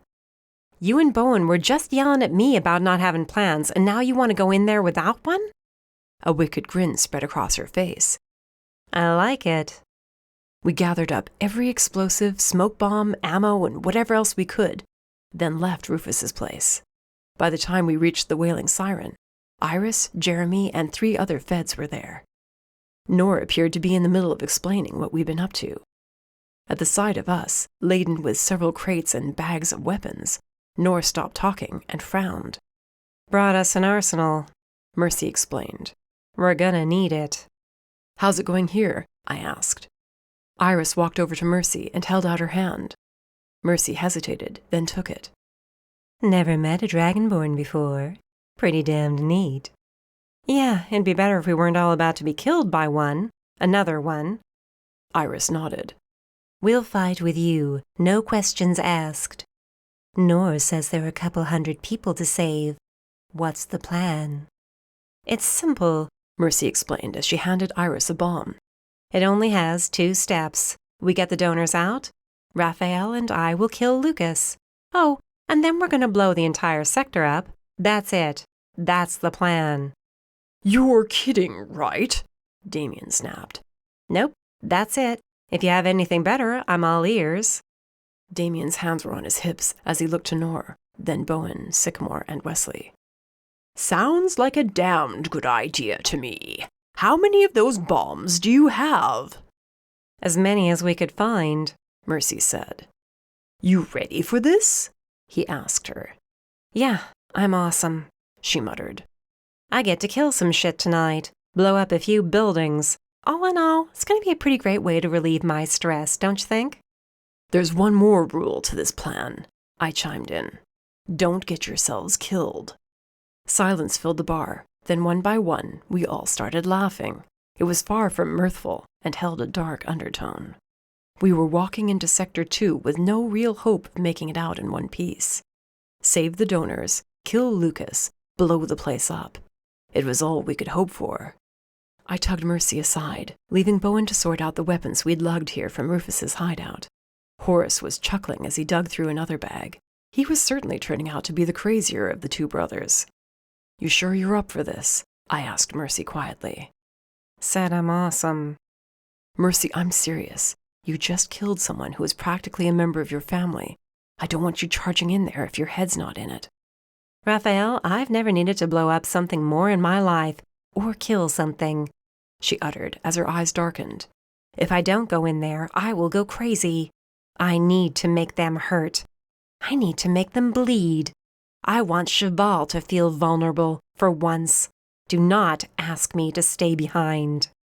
Wasn't going to, I promised her. Don't die. Ditto. She stood on her toes and kissed me. Let's get ready for a fight. It was going to be more than a fight. It was going to be a chaotic bloodbath. After all we'd been through up to this point, I'd been in full agreement with her. Time to show Mercy was over. If Shuval wanted a damned war, we'd give her a damned war. No more letting her have the upper hand. We'd make them all pay. We'd kill them all. Chapter 15. Mercy.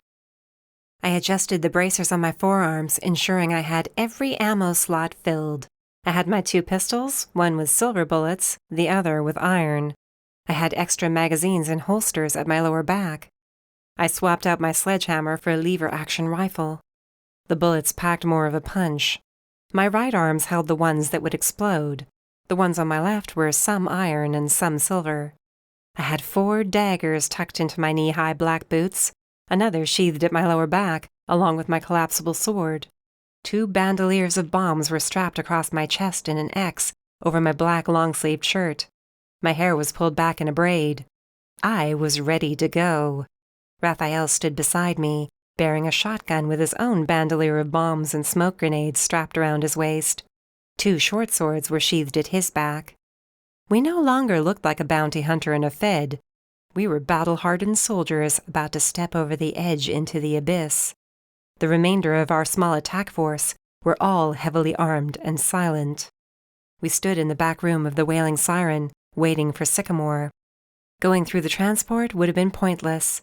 They'd have a trap set and ready in case whoever took Monroe came back. We were taking an alternate route, one we controlled. Sycamore had one job, to get the donors out of Sector 2 and back here. Iris and Jeremy would be busy planting bombs set on a 30-minute timer throughout Sector 2.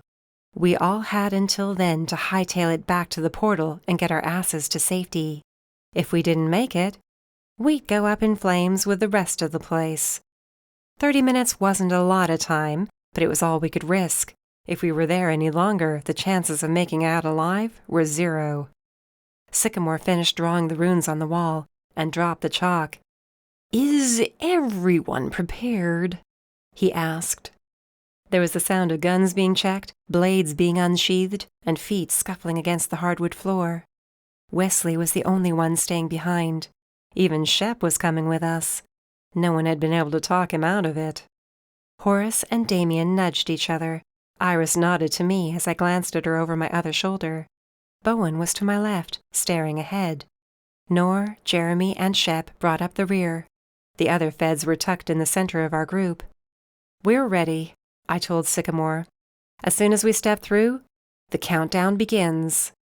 Sycamore placed his hands in the center of the circle. As he spoke, the runes came to life. They lit up with a brilliant white light. I squinted against the glare. The runes swirled into the center of the circle, and we were forced back a step from the burst of magic coming to life. The portal crackled as it channeled all our anger, as though it was ready to attack along with us. 30 minutes! Sycamore yelled over the rush of power. Go! Rafael and I ran in together and stepped out into the trees of Sector 2. We weren't far from town. It was quiet, eerily quiet. They were ready for us. The question was, where the hell were they? We stepped to the side as the others followed through, one after the other. Sycamore was last. He and Shep would guard the portal and guide the donors out. There was another hitch in our winging it plan, convincing these idiot donors they needed to leave what they deemed a perfect home. That would be nearly impossible. Our plan, what little of it there was, had been to knock on doors and tell them they needed to evacuate or be killed. As Rafael and I crept through the trees, inching toward one of the main streets, that no longer became an option. The donors had been rounded up and forced into metal holding pens. The iron bars were a good 12 feet tall. Some of the people were shouting, others screamed as guards, some of them hybrids, circled around them. I knew there were more hybrids than these. This meant the others were probably at the mansion or scattered around town. "Horace," I whispered, "you're in charge of getting them out." He eyed the pens with a wicked grin. "You got it." He hustled back and whispered to Nora and the 3 feds with him. I couldn't remember their names, so I kept referring to them as the trio. If they lived through this, I'd figure out who they were and thank them. Rafael adjusted his position to my left, his eyes focused on the mansion. "There are no guards on the wall." I stood on my toes to see better. That was a bad sign. "Damien, Bowen, you're with us. Iris, you know what to do?" She reached into the leather satchel across her body and gave me a nod. "Then let's move. 30 minutes, not a second more. Move." We split. Damien and Bowen followed Rafael and me as we moved through the trees. There was open ground between us and the wall, but no guards. It was a trap. Any idiot could tell that much. I was debating which way to go when Damien pulled a bomb from the bandolier on his chest and chucked it toward the main gate. I ducked as the bomb exploded, and the guards who'd clearly been lying in wait behind the wall shrieked and rushed out, some of them burning. Others were immediately dead. Shouts rang out behind us. Gunfire erupted. Several explosions followed. Fire lit up the night, white-hot, eating everything in its path.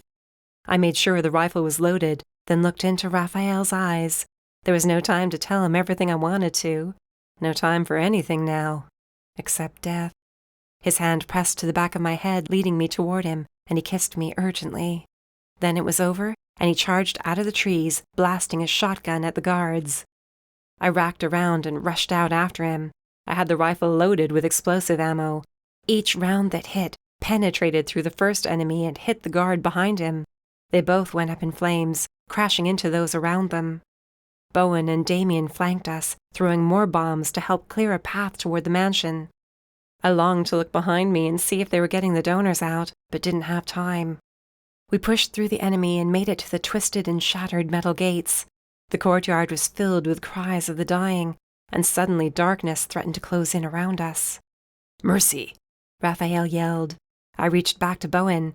He handed me a larger bomb, one filled with iron shrapnel. As the nefaries moved in, their solid wall of shadow threatening to cut us off, I threw it in the center. "Take cover!" I shouted. We rushed to get behind several parked trucks. Rafael tucked my head against his chest as the bomb burst. The ground quaked. The nefaries shrieked as iron tore them to shreds. Some shrapnel pelted the trucks. A piece found its way under the truck and struck my calf. I bit back my yelp of pain. The wall behind us cracked and crumbled. When it was over, we stepped out, around the trucks, to find the bastards crawling across the stones, trying to get to safety. I reached the first one, planted my boot in his back, and smashed him into the ground. He begged for mercy, ironically, but I was all out of it tonight. I grabbed my pistol, the one loaded with iron bullets, and fired one into the back of his head. Rafael and Damien finished off the others as Bowen blurred toward the front doors. They were locked, but the doors weren't going to stop us tonight. He set another bomb on them and blurred away around the front of the mansion. He stood next to me while Rafael and Damien took up their posts on the other side. We flattened ourselves to the wall and waited. And waited. The bomb didn't go off. Bowen cursed and took a step to see what was wrong. Suddenly the bomb was thrown back into the courtyard. Rafael and Damien dove out of the way. Bowen yelled and shoved me to the side, then covered me with his body as the bomb went off. Flames shot out. I threw my mage fire as fast as I could to cover us all, but the bomb was too strong.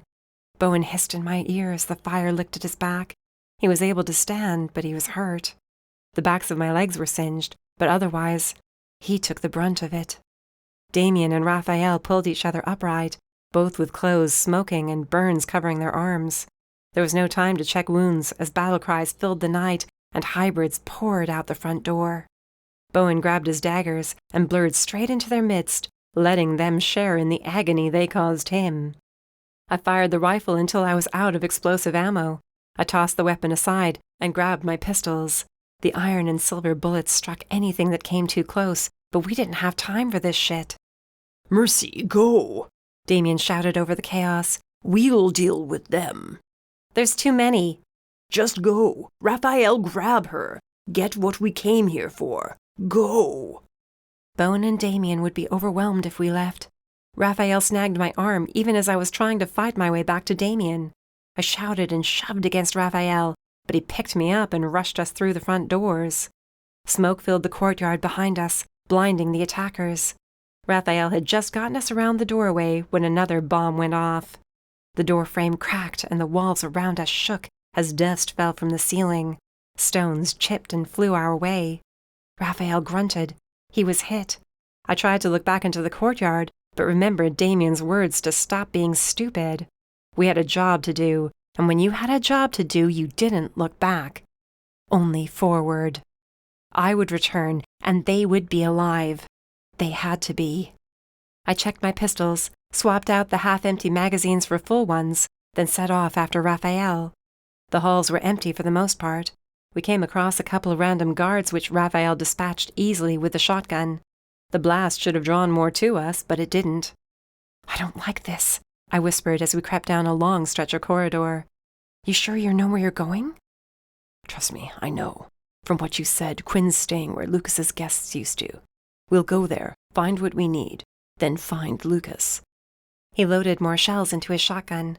Let's move. We're down to almost half our time already. I checked my watch. Shit, he was right. We ducked down another hallway. He stopped at a door. He used the shotgun butt to bash it in. The room was empty. We checked the next 3, and finally found a room with a familiar cloak draped over a chair, the bed unmade, and clothes strewn about as if whoever had been here left in a hurry. He's gone! I kicked a chair in rage, but there was nothing we could do about it now. Rafael and I shuffled through all the papers on the floor and desk, looking for anything we could use as proof against Quinn. Rafael shoved aside the desk, revealing several pages that must have fallen in Quinn's hurry to leave. This should be enough to hang him. He handed them over. I skimmed them. He was right. They were signed orders from Quinn to establish a holding farm for donors. That was the wording. Holding farm. Not only that, but on the next page were instructions for how many donors were needed for the Reapers, and how many were to be taken away for the rituals. Rafael shoved the papers in his pocket. Lucas. How are we going to find him in this place? What if he left with Quinn? I asked. Trust me, he's here. He wants to see us dead. He'd stay to watch the show. Rafael's jaw clenched as he nodded toward the door. I followed him once again, weaving our way through the maze that was this damned mansion. It was far larger on the inside than it originally appeared. When we reached a set of double doors, Rafael hesitated. What's in there? A way to get to the northern watchtower. Has a view of the entire sector. Rafael lifted his hand to open the doors, then stopped. This is where Antonio died. I covered his hand with mine.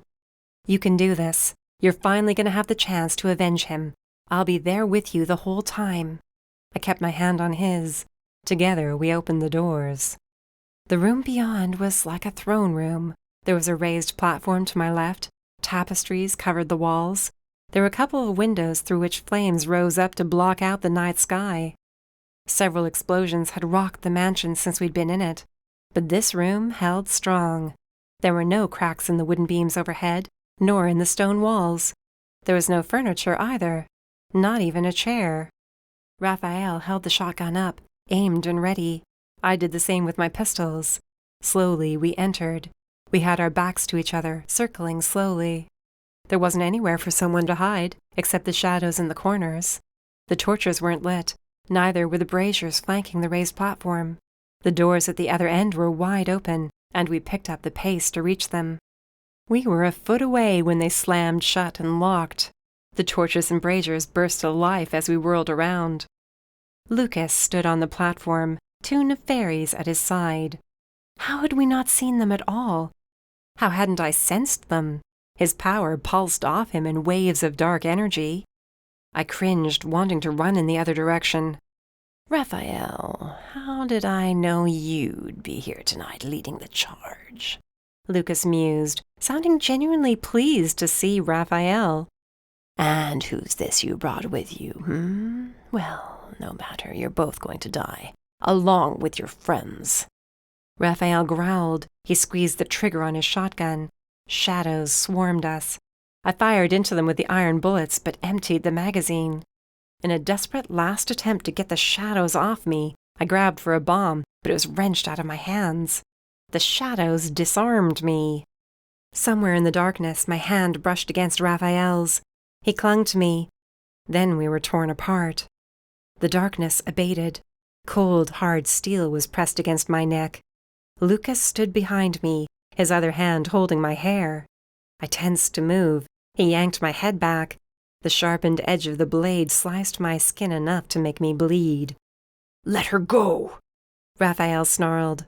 My eyes searched for him. There he was, kneeling on the floor with a nefari on each side. You know, I don't think I will. Not yet. This could be a bit of fun, wouldn't you agree? I swallowed hard, hands twitching at my sides, wanting to do something. Time was running out. Lucas didn't know about the bombs. If we didn't find a way out of here, we were all going to die. Chapter 16. Rafael. Lucas had Mercy in his grasp, his sword at her throat. He stood on that damned raised platform just as he had that night he'd killed Antonio. Coming after Lucas had been a stupid idea. I should have let him go up in flames with the rest of this place, but the raw fury inside me wouldn't let me. I had to see him dead, know it for certain this time. I had to be the one who killed him. Now he had Mercy. "It's me you want," I snapped. "Take me and let her go." "Why would I do that? You seem to be fond of this woman." Lucas breathed in Mercy's scent as she snapped curses at him. He tugged on her hair. She gritted her teeth but didn't cry out. "I can see why, too. She is a gorgeous specimen." You kill me, Shuval will be pissed, Mercy warned. "I know who you are, girl, and who said I would kill you? Making you bleed while Rafael watches, that's where the fun is. You know where we are?" Yeah, I do, and no, I don't care. Neither does Rafael, Mercy said, forcing a harsh laugh. You're not going to make him lose his mind. Not anymore. Is that so? You don't think he'll fall apart when I remind him of what happened to his brother? How it's his fault Antonio, dear, sweet, young Antonio, was killed here? I waited for the pain to hit me, but instead, my rage continued to build. I wanted him dead for what he did to my brother and my people, it was true. That, however, was not guiding my anger now. His holding Mercy was going to make my demon rage explode. Mercy was right. His words did nothing to me, not anymore. He had no power over me. I thought he might, but now, in the same room with him, I was able to study his face, his eyes. There was a fear in those depths, a fear I hadn't noticed the last time I faced him down. He was still talking, but I wasn't listening. The two nefaries beside me had taken my weapons. Not my claws, though. As my rage continued to grow, pulsing just beneath the surface, my claws elongated, as did my fangs. I focused on Mercy, telling her without words what to do. I worried for a split second she wasn't going to fully trust me. She blinked slowly, letting me know she understood. I let my shoulders relax and hung my head, then shook it while falling to the ground, hoping Lucas would think his torment was working. The nefaries wore daggers at their hips. I had to time it right. Mercy's weapons had been tossed to the side of the room. If she could get to them, she could take out the dark fae and leave Lucas for me. Just had to time it right. Mercy gasped. I growled at the sight of more blood spilling down her neck. Lucas maneuvered the sword. The blade was pressed against Mercy's shoulder now. She laughed at him, and he slashed, cutting through her shirt clear to her skin. My hands clenched into fists against the stones. My, you are a stoic one. That will soon change, Lucas mused. His grip in her hair loosened so he could hold her by her nape instead. Mercy's eyes met mine. I blinked. Fire burst to life in her hands, and she brought them up to grab the blade of the sword. Lucas yelled as he attempted to cut her hands, but the fire protected her. The nefaries each took a half step forward to help him. I slashed at them with my claws. They stumbled as I rose and kicked the knees out from under the one on my right, then grabbed the dagger of the one on my left. I threw it across the room. Mercy ducked and rolled out of the way. The dagger slammed into Lucas's shoulder. He flew back into the wall. Mercy bolted for her weapons as the nefaries called on their shadows. I had no sword, but I didn't need one. I bull-rushed Lucas and grabbed his wrist with his weapon. He raised it to attack, but I slammed it into the wall. After 2 hits, his grip loosened. The sword clattered to the floor. I headbutted him, then tossed him aside, relishing his grunt of pain. Mercy reached her weapons. Her sword unfolded as she summoned fire to her other hand. We'd switched out her usual sword for one of iron. Darkness closed in around her, but she sliced through it easily. She could handle herself. I shifted my attention to Lucas. He threw his cloak aside and found his footing. "You will not defeat me," he uttered, yanking the dagger from his shoulder. I checked my watch as I stalked closer. 10 minutes. I had less than 10 minutes to kill Lucas, grab Mercy, and get the hell out of this place. I raised my hands, readying for his attack.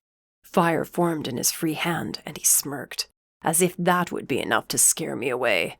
I'd faced down far worse than him in the last few months. A little fire wasn't going to do anything except piss me off. A pained shout came from behind me. It wasn't Mercy. That was all that mattered to me. I didn't look, but Lucas did. That's when I made my move. I rushed him, slashing at his face with my claws. I cut through skin. He sputtered curses, releasing his fire to strike me. I dodged out of the way, only letting it brush by my arm. I slashed at him again, cutting through his shirt into flesh. Blood spilled from his wounds. He was older, weaker. I was far stronger than I had been all those years ago. The fear in his eyes grew as he realized it. He came at me with his dagger in one hand and a sword of pure fire in his other. I ducked and dove out of the way of his strikes. I needed a weapon. Rafael. Mercy tossed me 2 daggers. I caught them and turned back around in time to cross them in front of my face, catching Lucas's dagger and sword. He shoved against me, driving me back until my weight became too much for him. He pushed harder. I headbutted him. He staggered back. I spun around, kicking him in the chest. Mercy cursed. A body was thrown through the air. Not hers. A nefari crashed into the far doors and didn't get up again. The fighting quieted. The nefaries were dead. Lucas abandoned his dagger, and a second flame sword appeared in his right hand. "You will not kill me. Not here. I won't have it."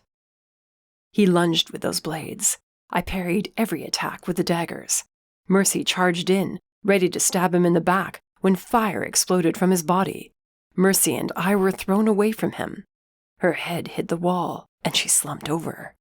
I rolled a couple of times, fell off the stone platform, and landed hard on the stones. I had gasped, the air knocked from my lungs. "Mercy!" I tried to call out. She hadn't moved.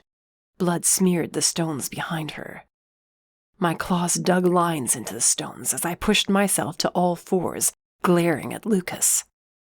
All my rage rushed forward at the sight of the woman I loved, now possibly dead. I couldn't tell if she was breathing or not. She was unmoving. Fire swarmed around Lucas, but that was not going to stop me. I'd broken through envy's power. I could break through his. I walked toward that fire. Lucas held his hands out and the flames grew, lashing out at me. The fire struck, but I hardly felt it through my demon rage. My clothes were singed, but I still kept moving. I bared my fangs, snarling like a wild beast. Shielding my vision, I forced my way through the wall of fire. The heat surrounded me. Lucas's insane laughter echoed around the room. "You will burn to death before you ever reach me," he shouted. "Is this how you wish to die?" He was only a yard ahead of me. The fire intensified. I roared as the flames tried to eat away at my skin. Only they didn't. I frowned, holding out my arms. A faint shimmer covered my skin, and the fire no longer reached me. Lucas's laughter died. "You have no magic," he snapped. "What are you doing? That's impossible." Mercy. This was her magic. I couldn't see her through the wall of fire, but this had to be her. She was alive and awake. I stormed through the fire until Lucas was in my grasp. I closed my hand around his throat, digging my claws into his skin. He gasped, pleading for his life as his blood covered my hand. I lifted him off his feet, bellowing in his face. The shimmer covering my skin fell away. Then Mercy was there, pressing a dagger into my hand. Flames burned in her eyes as she took a step back. "Finish this, Rafael." Lucas shook his head, as though I would ever show him mercy. I lifted him higher, then rammed the dagger up, under his ribs, straight into his heart. His body stiffened, then went limp. I tossed him aside. He lay there, dead, at the same spot where Antonio had bled out and died. My rage was dampened as Mercy grunted and sagged forward. She'd used too much magic. Her grip on my arm was weak. "Have to hurry," she mumbled. "Less than 5 minutes." Running back through the entire mansion would take too long. I sat her down, rushed to the bombs we had left, and set one at the base of the outside wall. I took her to the far corner and covered her with my body, then braced for the explosion. It took the entire wall with it. Stones smashed into my back. Mercy was unharmed, thankfully. I scooped her up and ran to the opening. "Ready?" She buried her face against my chest with a curse. "You're freaking crazy."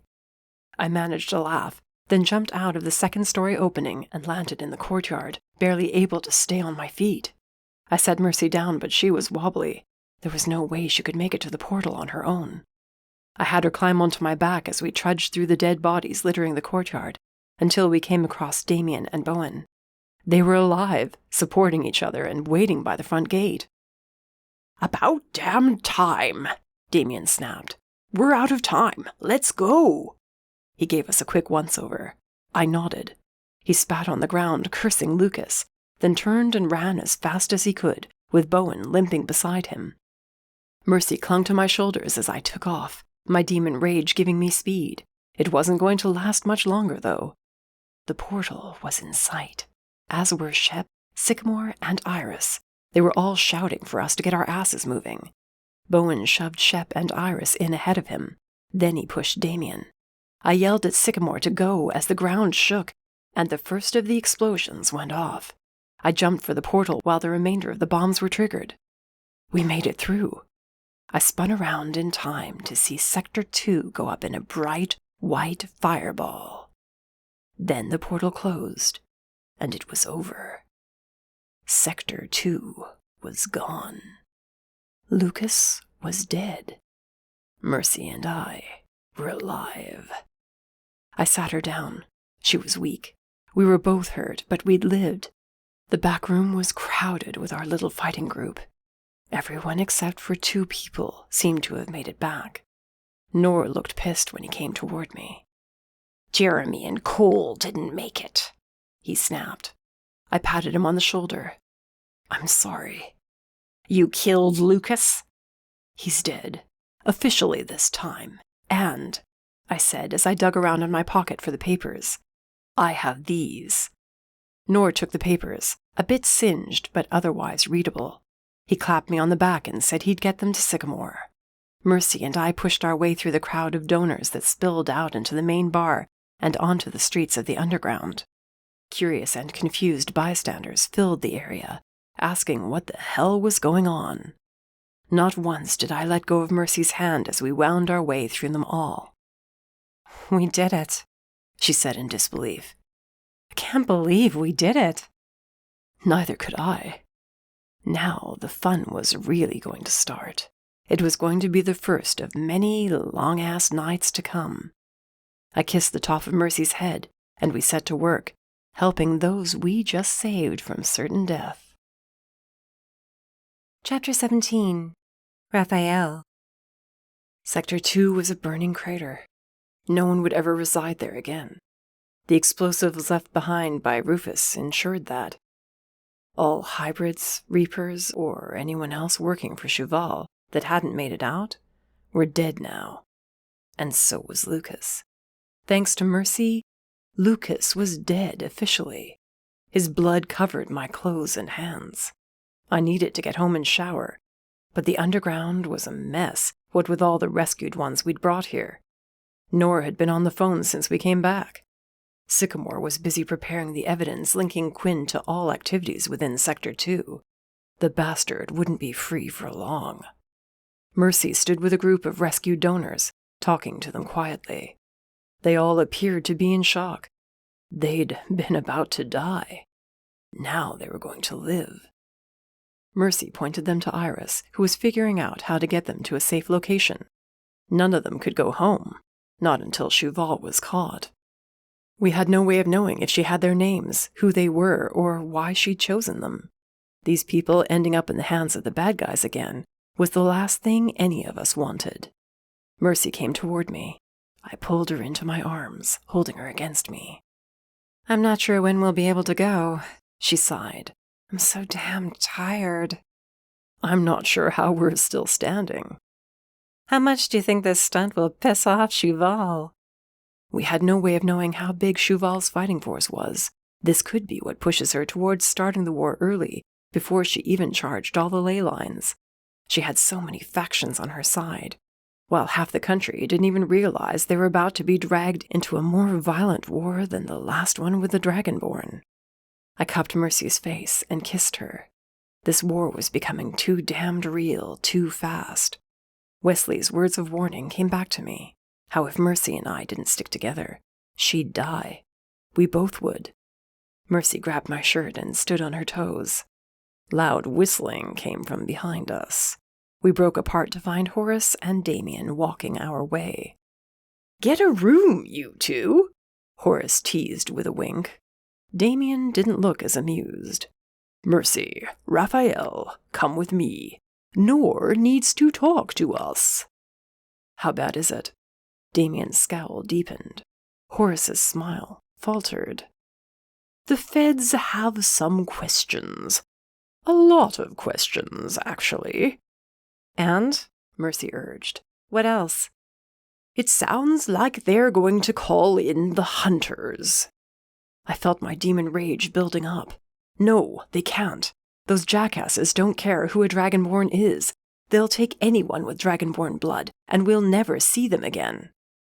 "I know, but we need their help. As of now, they don't know the full situation. They know nothing about Mercy or the other Dragonborn that are trying to stop Shuval," Damien explained. "And they won't. At least, not until we're able to strike a deal with them. For now, though, Mercy, I want you to keep your head down. Stay out of sight." Mercy nodded, to my surprise. She turned to me. Get that shocked look off your face. I'm not an idiot. Standing against the hunters won't do anyone any good. She turned to Damien. And Sycamore? What's his plan with the gathered? He's going to speak with the feds, show them what we found in Sector 2. If Franklin Monroe was alive, we'd bring him in as a witness. But since Rufus offed him, that's no longer an option. You two should get out of here. Go home and get some rest while you can. What? No, we can stick around and help, Mercy insisted. But Damien was already turning her around and shoving us both toward the entrance to the underground. Go, we've got it. You'll thank me tomorrow. Mercy gave in. Together we left the madness that had become the underground behind. She rested her head against my arm as we walked into the night, passing people who had no idea we'd just destroyed an entire sector. There were still 2 more out there, filled with people about to be sacrificed. 3 more artifacts needed to be located, and there was still the mystery of trying to figure out what Shuval was plotting as far as the timetable was concerned. When we reached the apartment, Mercy ended up in the shower, letting the hot water wash the blood from her body. She exited the bathroom a long while later, wrapped in a towel, her hair up with black chopsticks. I took a while longer, scrubbing hard at the specks of blood I kept thinking I could see on my hands. If my brother's soul hadn't been at rest yet, it would be now. Lucas was dead. Sector 2 was gone. As soon as we figured out where Shuval was, we'd do the exact same to her. We'd make her bleed. We weren't going down without one hell of a fight.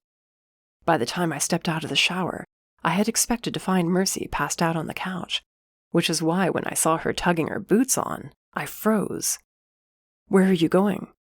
Hey, Gigi just called, she said as she grabbed her jacket. Onyx is on her way to the shop with some news. Now? Yeah, look, sit here, relax. I'll text you if it's anything crazy. Mercy, I argued. I should come with you. It might not be anything. No point in both of us being utterly exhausted tomorrow. She patted my cheek and made for the door. I caught her hand. Rafael, seriously, I'll be fine. Just going to Gigi's. Are you sure you should be going out now? I'll be back before you know it. She kissed me again. I fisted my hands in her jacket and guided her into the nearest wall, taking my time as I nuzzled her neck and she wrapped her arms around me. Stay. See what she wants tomorrow. I think we've earned a night off. She nipped at my bottom lip. We'll get a night off, I promise. But I have to see what she found out. It could be important. This is important. Oh, I know it is. Don't you worry about that. She grabbed my horns and kissed me. Then she was pulling away and was at the front door, laughing as I stalked toward her, growling. I'll be back as soon as I can. Don't wait up. Then she was out the door and gone. I considered throwing clothes on and going after her, but she'd just get pissed. I put on jeans and a t-shirt, grabbed a beer and plopped down on the couch, but couldn't shake the feeling that I shouldn't have let Mercy go alone. She'd be fine. She was just going to Gigi's. She'd be just fine. Chapter 18. Mercy. I ran up the steps to Gigi's shop and knocked. The door swung inward. It hadn't even been latched, much less locked. I frowned, reaching for my sword. The lights were on. There didn't appear to be anything out of place. Gigi, I'm here, I called as I stepped inside. You in the back? I waited, but there was no answer. I checked my cell, wondering if Gigi said to meet her somewhere else, but she said here. I shoved my cell in my pocket and drew my sword. After the night's events, every little shadow had me waiting for a nefary to attack. That, and I was exhausted. I should have listened to Rafael and stayed behind, but with the hunters getting involved, I wouldn't be able to do much pretty soon. Gigi! I entered the back room, but it was empty too. Huh, that's weird. I called her cell, but it went straight to voicemail. I was going to text Rafael next when the bell over the front door jingled. Holding my sword behind my back, I crept toward the main shop and stepped out, ready to attack. But all I managed to do was scare Val. She jumped and shrieked, clutching her hand to her chest. Shit, sorry. I muttered as her eyes grew wide at the sight of my sword. No, it's okay. I ran downstairs to the deli. Guess I forgot to lock the door. Right. Did Gigi say anything about my swinging by? She texted me something about Onyx being here, I said, tucking my sword away. Yeah, I think they had to get something from the magic shop. That didn't sound right. Gigi bought her supplies from an online vendor, and what she didn't buy, she made herself. She never went to magic shops here. She said they were run by idiots. The longer I stared at Val, the more a strange sense of familiarity came over me, and not in a good way. Which one, the one on 7th or 10th? Val tilted her head to the side. 10th. My hand crept back to my sword as the other dug in my pocket for my cell. Yeah?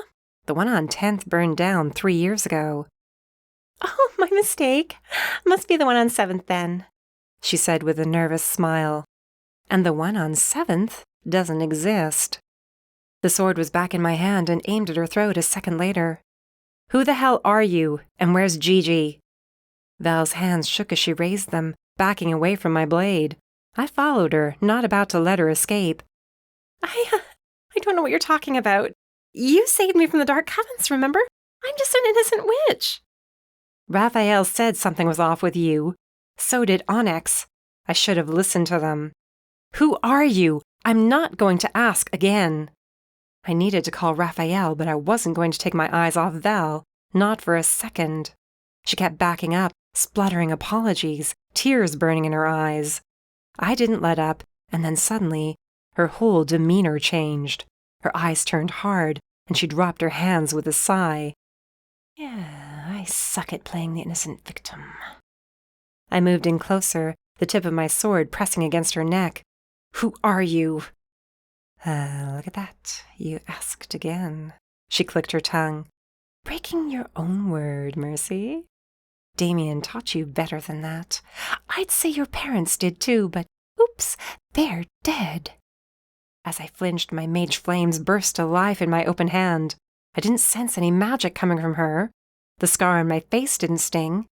Envy wasn't here. Who the hell was she? I raised the fire, ready to strike her down and ask questions later, if she survived. I never got the chance. Cold steel pressed against my neck as an arm wrapped around my middle, trapping me against a solid body. Drop the sword. A rough voice snarled in my ear. Hybrid! Why hadn't I sensed him here? I glared at Val. He dug the blade into my neck. I dropped the sword to the floor. Val kicked it aside and glanced out the window. I'm afraid we can't stick around. We have a schedule to keep. I planted my feet, and when the hybrid made to move me, he stumbled over my foot and tripped. I grabbed his wrist, ready to flip him over my body, but a second dagger suddenly appeared against my side. The point dug in. I gasped, biting my tongue against the pain. Val held this blade, and when I moved back on instinct, she moved with me, digging it in deeper. She grabbed my chin between her fingers.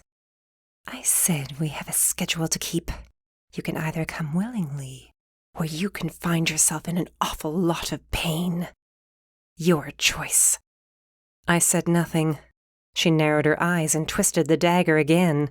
I screamed this time, falling to my knees. You bitch! Such harsh language. She yanked the dagger free and snapped her fingers. Behind her, the door opened. I lunged forward. The hybrid smashed the hilt of his dagger into the back of my head. Everything went dark. Mercy, said an annoying voice.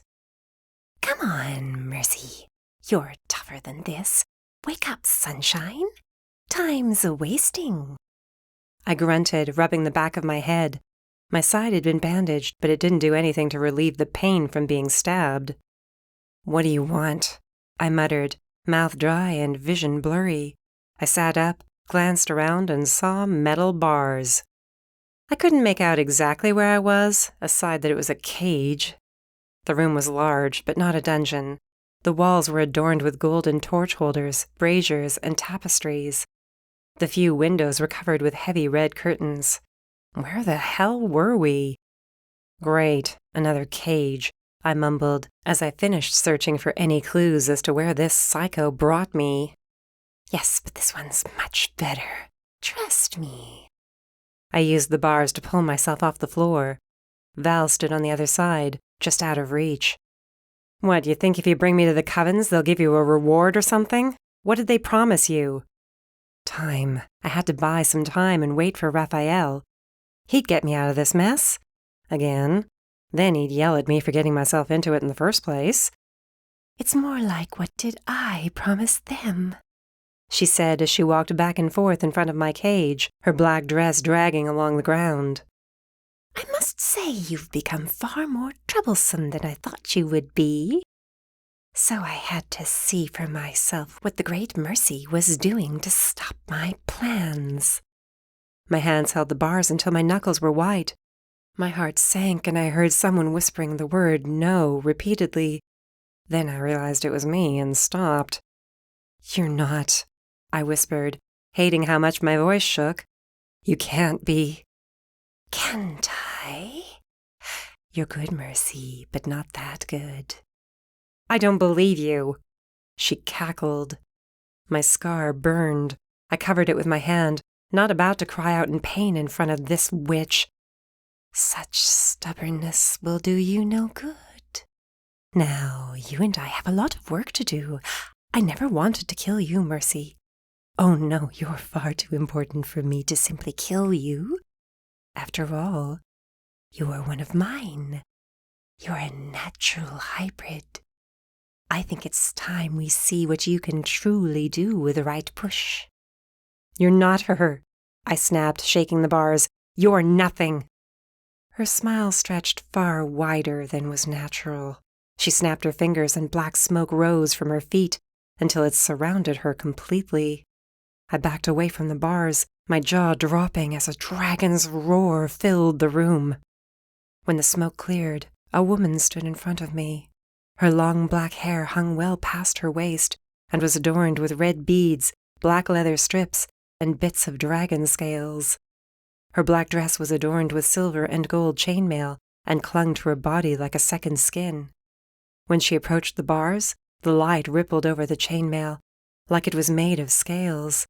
Her nails were painted black. She reached through the bars and snagged my wrist, not letting me get away. She dragged me over and held me there. The yellow eyes that had haunted my nightmares for months stared back at me, glowing and filled with dark intentions. I hated to admit there was a beauty to her, but it was a lethal beauty. Her lips spread in a soft smile as she trailed her nails down my scarred cheek. Shuval. I'd been taken by Shuval. Rafael was gonna kill me if she didn't. Now then, Mercy, shall we begin? After all, the blood moon rises soon. I gulped and shook my head. It's not even close. But you see, when you have as much power as I do, time means nothing.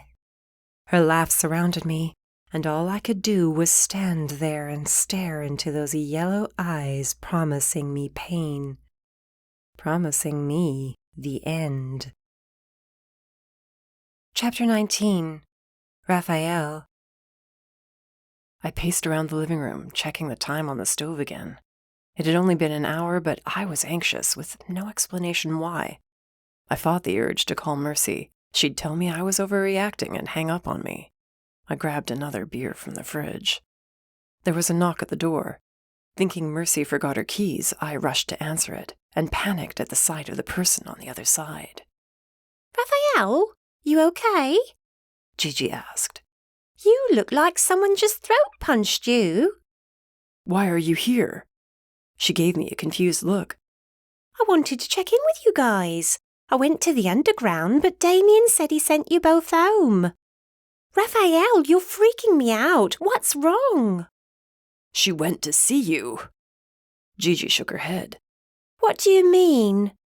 She said you texted her and told her to go to the shop because Onyx was back. You didn't text her? No, I didn't know when you guys would be back. Rafael, what's going on?